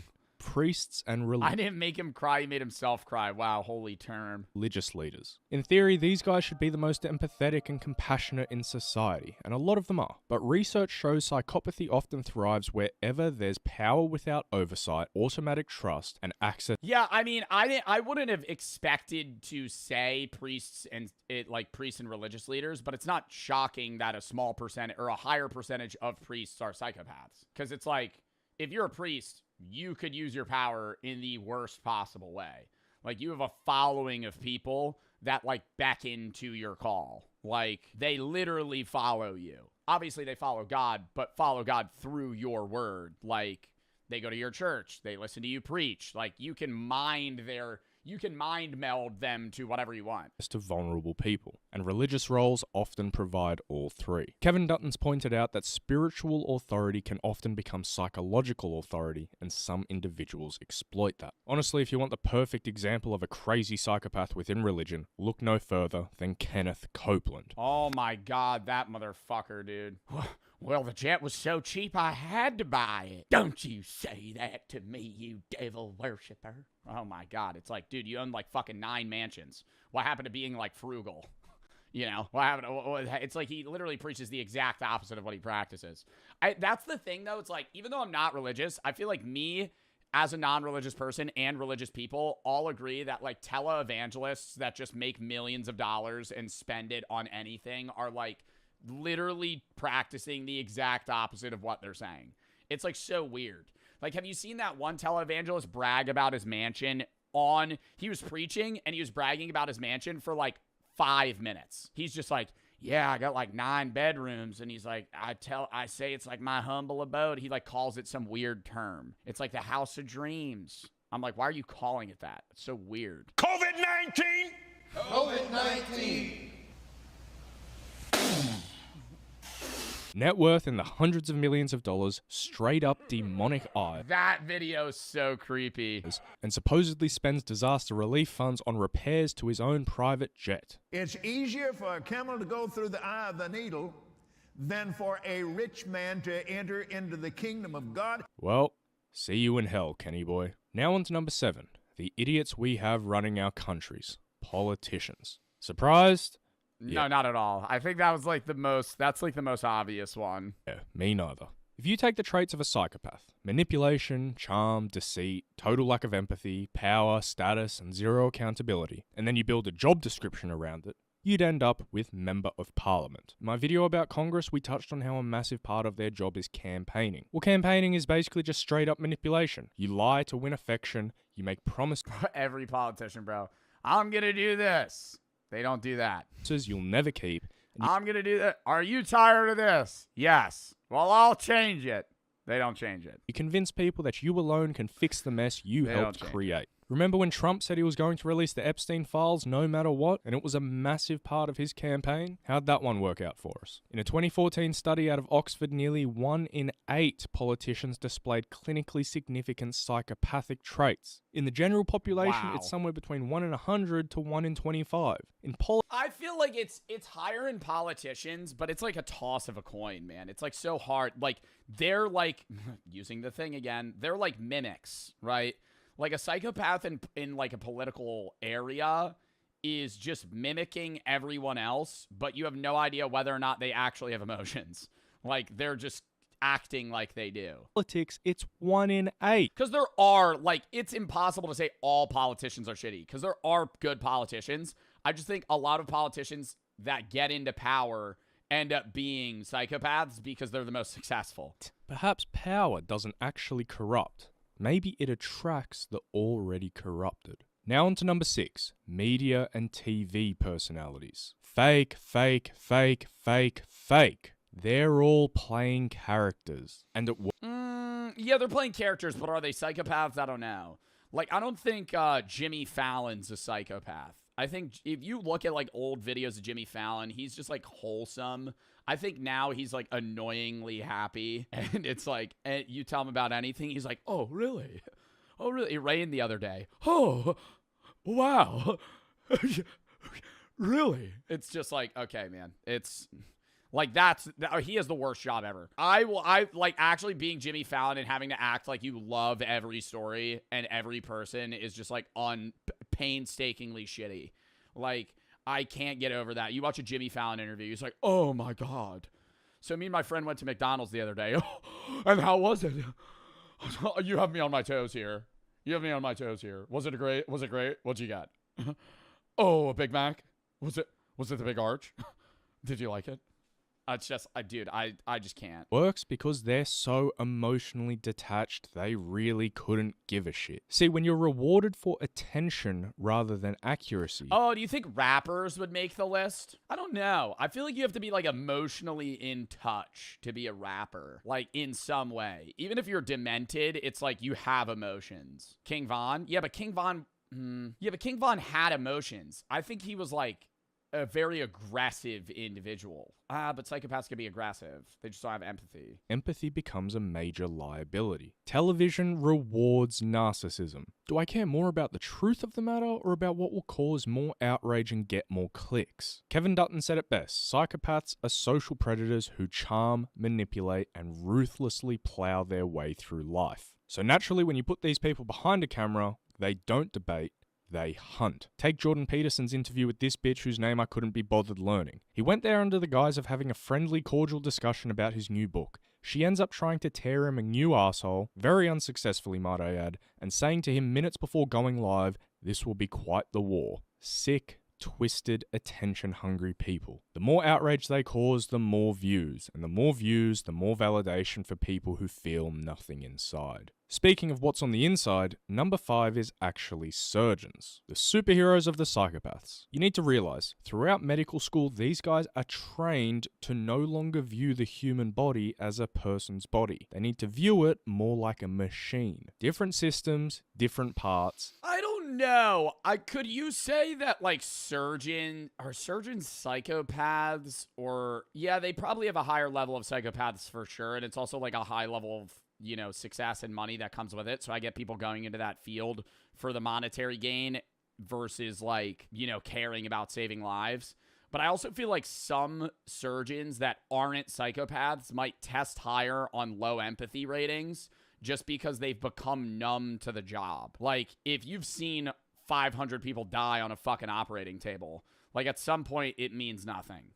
Like, the weight becomes less. That's all. The people who do this the best, the ones who can completely emotionally detach. Just think about what these guys do on a regular basis. Slicing through skin, cutting through bone, operating on young children. And when it's all over, no crying, no celebrating, just moving on to the next patient. And one of the major attractions for those with psychopathic traits, you're basically playing God. Mix intelligence, status, and control over life and death, you're practically writing a love letter to psychopathy. As Kevin Dutton notes, psychopaths aren't all killers. Some of them are saviors. They just so happen to save you. Dude, I can't imagine having to do like open heart surgery, man. I kind of feel like it might actually be better you have a psychopath doing that. Like somebody that's just so robotic. Like, I couldn't have some, because it's like lower heart rate, not as stressed out, better, you know?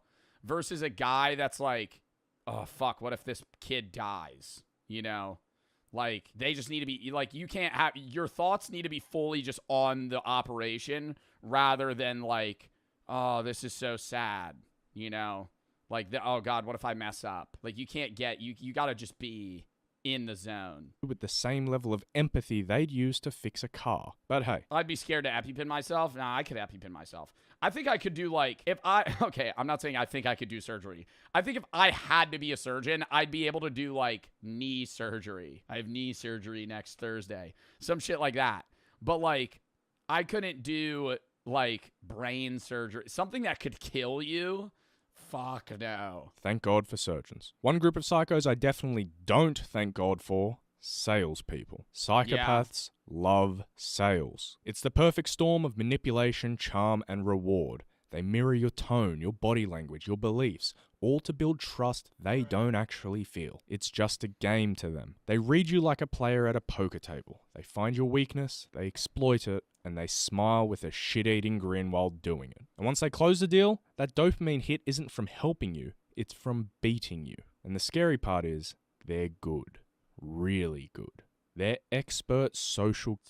Some of them are, well, yeah, no, I think psychopaths are probably good salesmen. You ever see like you ever talk to a really shitty salesman before at like a car dealership or some shit? You're just like, yeah, this ain't for you, man. Could even be like a store, like a regular, like wherever they're working on commission, not a car necessarily, but like you're at like a supplement store or somewhere where they're like pitching you something and you're like, man, this is not for you. You are way too fucking awkward.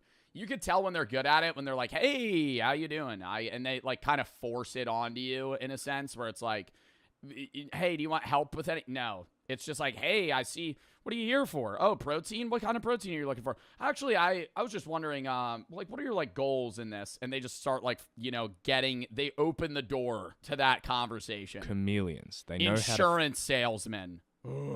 Those guys are psychopaths. Fake it till they make it. They combine their superficial charm with zero guilt or empathy, and the result is Jordan Belfort-like salespeople willing to say or do anything for their commission. Number 3 on the list are the people at least partly responsible for how one of these is I think probably number 1 CEOs. Up Western society has become in modern times. Media executives and journalists. If salespeople manipulate individuals, these pricks manipulate entire populations. The news industry used to be about truth. Now it's about Twitter account holders. Engagement. And engagement doesn't come from accuracy, it comes from outrage. Psychopaths love outrage. Remember, psychopaths have no empathy, no remorse, no guilt. They're pathological liars and they can be crazy ambitious. So in a world where attention is currency, they're willing to say or do anything to control. Like propaganda pages, like if you work for like a news media outlet that just spews shit. Your attention. Behind every breaking story is someone doing psychological calculus. How do we make people angry enough to click, scared enough to share, outraged enough to stay tuned? These people don't report the news anymore. They engineer it. And psychos love this kind of ecosystem because they don't have to pretend about caring for who gets hurt, who's defamed, or who loses everything. They're social predators who manipulate without remorse. Number 2 is lawyers. If there was ever a profession built to reward Never even thought about that. Yeah, that makes perfect sense. Like a defense lawyer. My client didn't kill this person. He literally did. It's on a security CCTV. Well, that's not him. It's this one. You get paid to argue, manipulate emotions, and twist the truth until it fits your client's version of reality. And Kevin Dutton's research supports it. Lawyers have one of the highest rates of psychopathy in the world. They put their work criminal defense lawyer. Under the guise of the pursuit of justice, and yet they'll gladly defend murderers, rapists, and child molesters. Now, yes, I understand. Well, yeah, no, he's going to say, yeah, there's a chance that they're innocent, so it's like not all of them are, but it's just like some cases that they take where it's like, dude, this guy's fucked. In the argument, I'd rather defend a guilty person than have an innocent person sit in jail.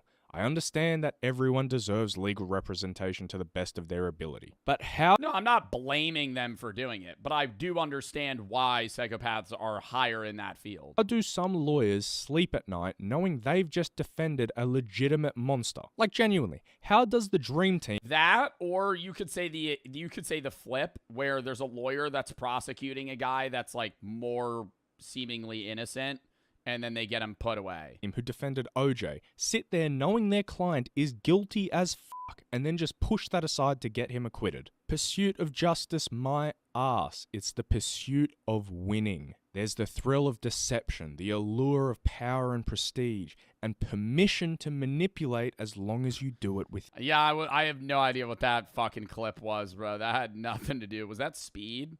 Who was that? That was like a WWE guy getting like fucking twerked on. In the rules. And who wrote those rules? Other goddamn lawyers. Psychopaths write the rules for how psychopaths can defend... That was Booker T. I couldn't see his face. Couldn't see his face. It was just all ass. And other psychopaths. Amazing. Anyways, before diving into number 1, we've got a little bonus career where quite a few psychopaths are found. Want to take a guess? We'll say it together on 3. CEOs. 1, 2, 3... Police officers. Now, what? It's not. Oh wait, does CEO count as a job? I don't know if CEO is like CEO is just like you're a company owner of what? Cops are number 1. Depending on which list you read, this one sometimes ranks even higher than lawyers, which ain't exactly surprising. See, the job attracts people who crave structure, hierarchy, and control. But for some, that control turns into power. Oh, this isn't top 1. This is a bonus. Read, this one sometimes ranks even higher than lawyers, which ain't exactly surprising. See, the job attracts people who crave structure, hierarchy, and control. But for some, that control turns into power, and that power becomes pleasure. The badge gives authority, the uniform gives legitimacy, and the gun gives fear. Now, before the comment section turns into a war zone, no, not every cop is a psychopath. Many genuinely want to serve and protect, and thank God for them. I don't even want to imagine what society would be like without police. But here's the uncomfortable truth.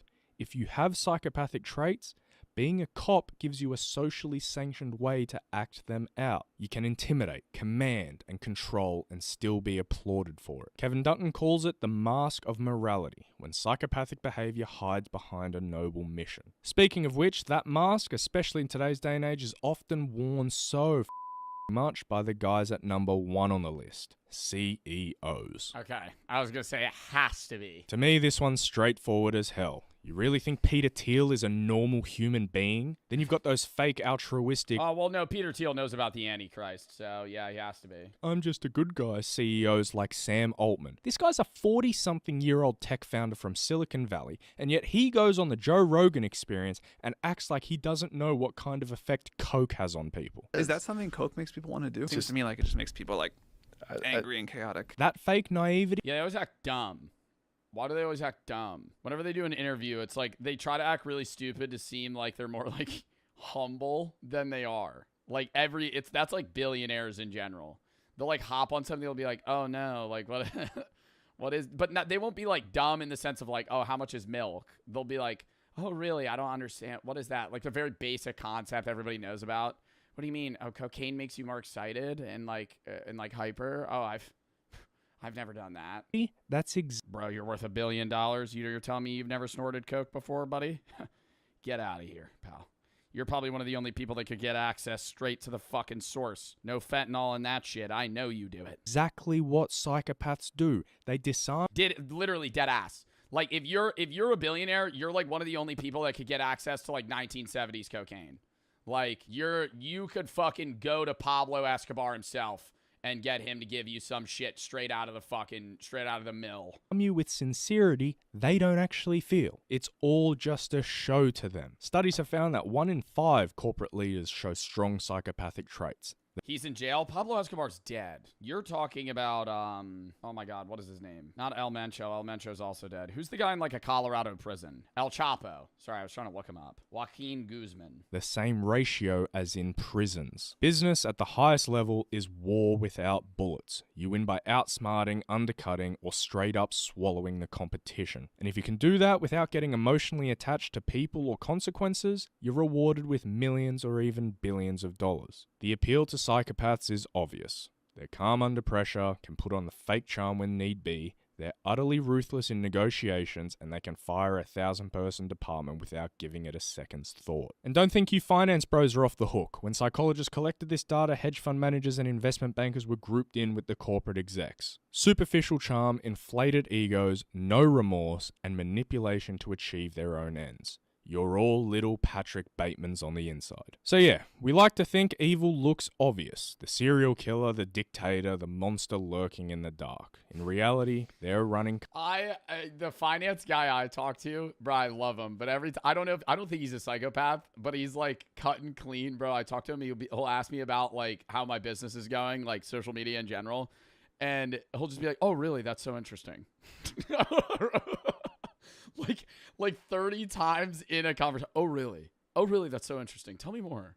And I'll be like, yo, there's no way you're actually caring about this. Companies hosting talk shows, writing Oh, laws. really? Oh, really? Every time in that exact tone. And cutting people up in all. I love him, though. He's so interesting. And when he says that, I giggle every time. In order to save their lives.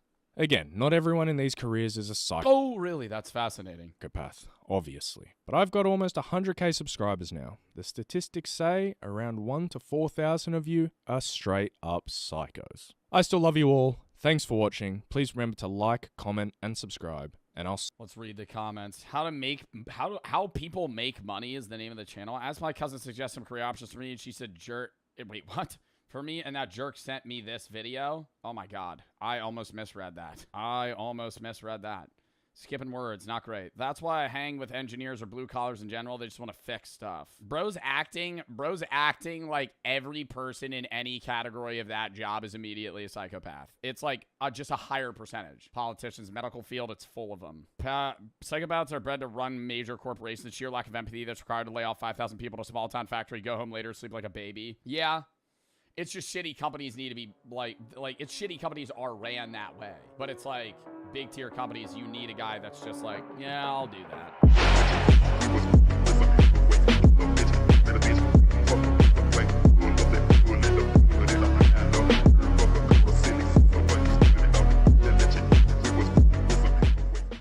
So I walk into the bathroom, and as I'm at the urinal, and some dude steps up to me and he just fucking looks right down at me. I feel like that'd be some crazy shit, bro.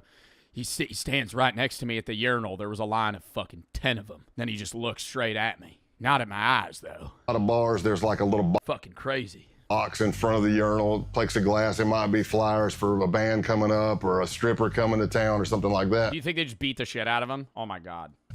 So I can see a little bit of a reflection. And I see this jacked big dude come walking in. And I see him looking at each stall, and he's like, okay, that's empty. I see him looking under the stalls to make sure nobody's in there. Oh my God. Nah, I'd start panicking, bro. Stop. What do you fucking do? Does he got training for this? Is it like he's going, I'm gonna die today? And I'm watching this from a reflection. And then he comes walking up right beside me, and for a split second, I thought, oh, I'm getting jumped. I'm getting jacked right here. And that didn't happen. He says, so what brings you to Massachusetts? All undercover FBI agents have a legend, a detailed made-up backstory that they have to commit to memory. He's from deep South Texas, up in Massachusetts for work. He loves Harleys and whiskey, and his name is Scott Calloway. Oh my God, bro. I feel like I don't care how much you train for that. In that moment of like nervousness, do you think you would be able to stick to the story?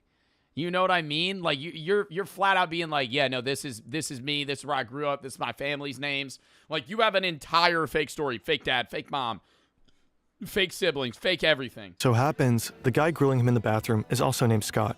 Scott Town. A lot of undercovers, you bond with people, especially deep undercover long term. But there's turns out me and him were both undercover trying to rat on each other. I was the FBI, he was the CIA. We had no idea. There's never been another person I bonded with closer than Scott Town. For a year and a half, Scott gets to know the outlaws. He drinks with them, rides with them, fights alongside them. He gains their trust. He becomes their friend. They call him Tex. Scott's legend may be a lie, but the friendships are real. Scott Town becomes like a brother. He likes to drink, I like to drink. He likes to fight, I like to fight. He likes to ride and lift, I like to ride and lift. We completed each other's sentences. We were just kind of cut from the same cloth. They even both have a daughter who's the exact same age. Oh my Scott God. Town is kind of a doppelganger, the person Scott Payne might have become had he not gone into law enforcement. Another gang member, Brian De La Vaga, aka Clothesline, also becomes a close friend of Scott's. He said, and these guys are my brothers, and I grew up around them. He said, but I really don't have that many friends. Somebody that I know would take a bullet for me, and that I would take a bullet for. And in my mind, I'm looking at his face, and I'm going, oh, no, man, don't say it. And he looks at me and says, you're one of those guys. Oh my God. And then having to fucking turn him in and be like, yo, no, that's like another level of shit. Bro, this guy being literally like a fake person. Not even like, you know, he's just a dickhead, actually. Like, he's literally pretending to be like fake backstory, fake everything about him. The shock you would feel, bro. Tomorrow is the big day. Over the course of last year, Scott has convinced the outlaws that he's a high-ranking member of an international theft ring. They begin running jobs together. It begins small, with insurance fraud and vehicle trafficking. An outlaw so he doesn't try to join them immediately. He tries to be like an affiliate of their system. Reports a motorcycle as stolen. He then files an insurance claim, while Scott sells the motorcycle across the border. A double win. Money from the insurance company, money from the sale. They do this again and again. Dude, does the FBI ever cut, like, when this happens, does the FBI tell law enforcement, hey, don't crack down on this? Because, like, what happens if they end up getting caught and it's like, hey, no, let this go through? Like, no, we need this. You don't do anything. With motorcycles and other vehicles. But tomorrow's job is different. Some of the outlaws will be serving as security during a major drug deal, a gig arranged by Scott himself. He's revealed that he has connections with a Mexican drug cartel. No surprise, considering his line of work and his proximity to the Mexican border. The stakes are high. If they get caught, they'll be looking at serious jail time. And if something goes wrong during the deal, the bullets will start flying. So when Scott is told to meet the outlaws at their clubhouse, he's not surprised. They probably want to go over the plan one last time. Scott arrives. The place is familiar. He's been here countless times. He knows what's behind every door in the building. Oh my God, do you think they're suspicious of him? They shut the door. They're like, you're a narc, aren't you? We know who you are. Except one. Clothesline leads him to that very door. Now he realizes that something is wrong. Uh-oh. Scott is told to strip. They need to check him for a wire. Because of the stress of this happening, I forget my middle name. I'm having... No! See, that's what I mean, dude. The fucking backstory falls. The backstory falls, bro. You forget everything. Oh, my God. Because he's probably just adrenaline right now, just freaking the fuck out. An adrenaline dump. And for anybody who's ever had it, it can be any traumatic experience, but I'm having auditory exclusion. So what I hear sounds like I'm underwater. It's going whoosh, whoosh. So it's slow. I need you to take all your clothes off. It's slowing down. I'm getting time dilation in my eyes. Everything I see is in string grabs. Click, click, click. I can feel my heart beating through my entire body. My hamstrings get rubbery. Now, oh my God, but do you think the other guy would see, like, wouldn't the other guy see that in his face? You know what I mean? Like, don't you think the other guy would be like, why are you so fucking nervous? Clothesline has instructed me to take all my clothes off. Here's what I'll tell you. If I'm not wired, it's just an embarrassing moment. I'm naked in a small crawl space with two guys with pistols. Problem is, I'm wired to the hilt. Oh, fuck. Give me 1 second. Gets naked, just swallows the wire. Fucking, what do you do in this situation? But they don't find anything. I have a condition. Scott's recording equipment, please, is not taped to his chest, but in his clothing. So my adrenaline starts settling, and I'm starting to come back to normal, and I think I'm done. Oh, so his mic was like sewn into his clothes and they didn't check his clothes? And I get my pants back up. I don't know if I have my boots on yet or not. And then Clothesline grabs a piece of clothing that I was wearing.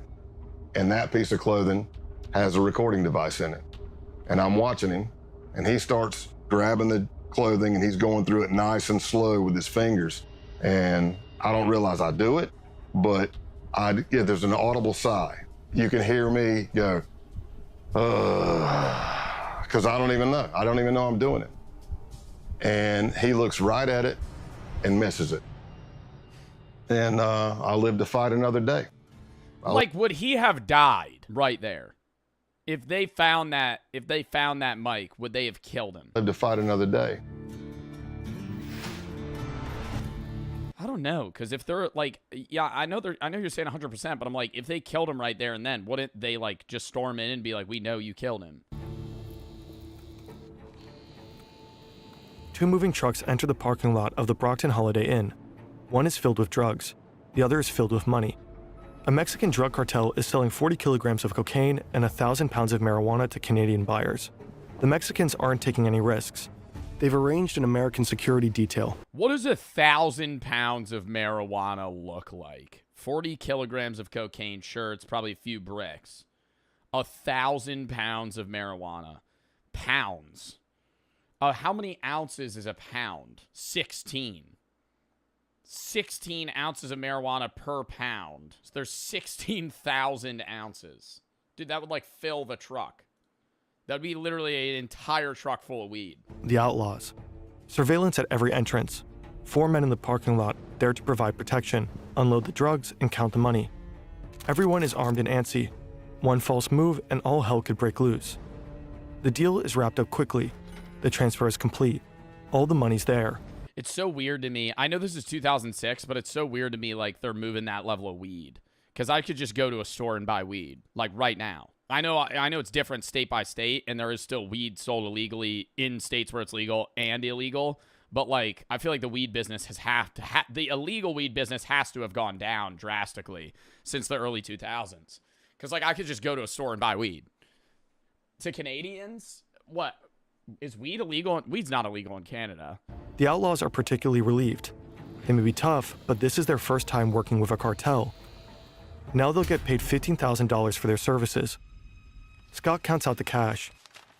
He did it. He successfully tricked them. The cartel? FBI agents. The Canadians?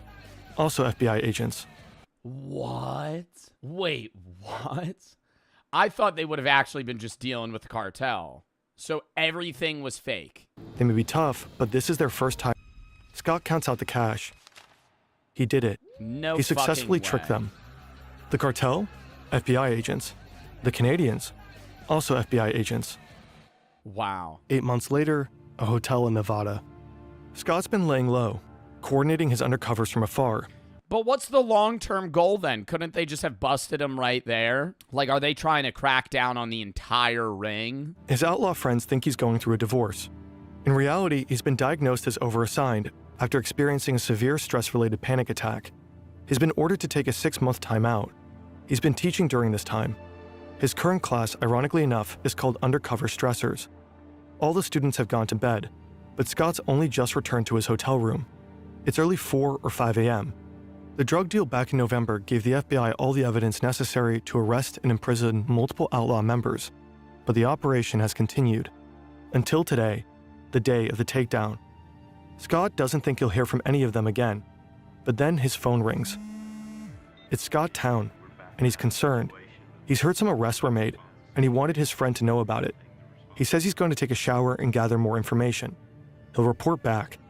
And the last words we spoke to each other were, he said, "I love you, brother." And I said, "I love you too."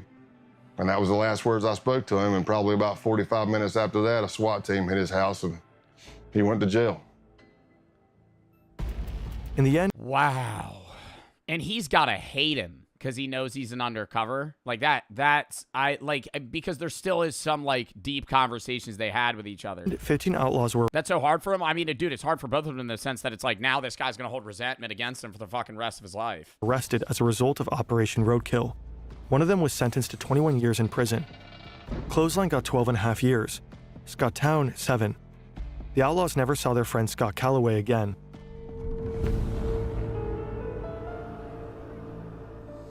I feel like it's weird that they would reuse the same guy for another undercover mission, no? I know, I'm not saying every gang has an affiliation with each other, but I feel like it's a little risky to reuse the same dude to try and take down a different, group of people. Ku Klux Klan emerged in the wake of the American Civil War. Why are we in From the very sub-only? beginning, they were racist to the core, raining terror and death on black Americans.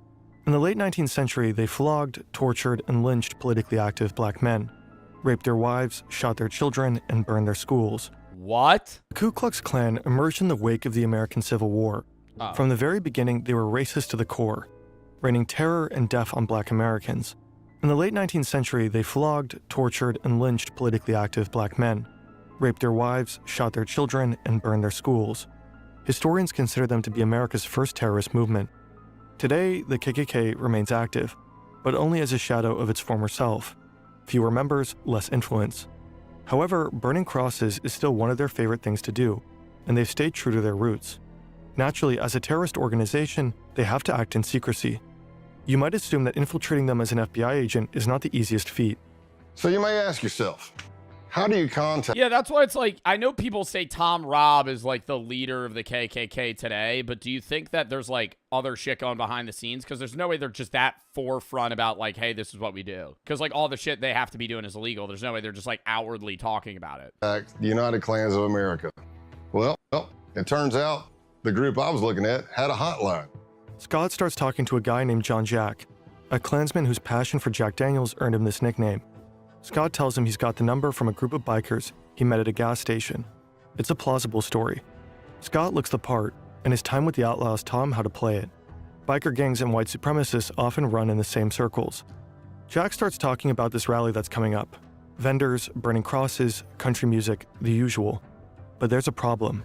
He said, "I'm not gonna lie to you, Scott. I had a band lined up, but the singer just got locked up, and I really don't know what the hell I'm gonna do about music." And I thought, this could be my end. And He just knows how to fucking sing or play the guitar. said, "Did I happen to mention that I'm a musician and a singer?" I said, "Well, I'll tell you what I'll do.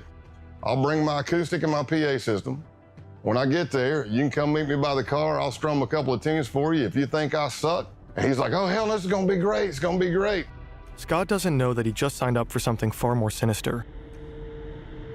Yeah, bro's gonna be DJing a fucking KKK meeting. April 21st, 2017. He have no idea what he's going into. It's the day of the Ku Klux Klan rally. I got lost multiple times until I finally drove up on this empty, I don't know, lot fenced in the middle of nowhere, but it wasn't hard to spot because the Nighthawks, which would be the Klan members in all black, who were the security force, are all standing at the gate. Wait, what's the difference between the people wearing all white versus all black? Spot because the Nighthawks, which would be the Klan members in all black, who were the security force, are all standing at the gate with guns. And a lot of these people were felons. Scott's ready for an interesting time. He's been to plenty of biker gatherings, and perhaps this will be similar. During his mission, Scott will be taught the KKK's constitution and bylaws, studying the Black Klansman Handbook, which he'll learn to refer to as the Kloran. He'll become familiar with the... Yo, imagine fucking, like, living in the South at this time, and you're, like, really into this girl or guy, and you go over their house, and you're like, you know, I really fuck with this person, and then you just see, like, the fucking, the hood in the uniform, just, like, in the corner, and you're like,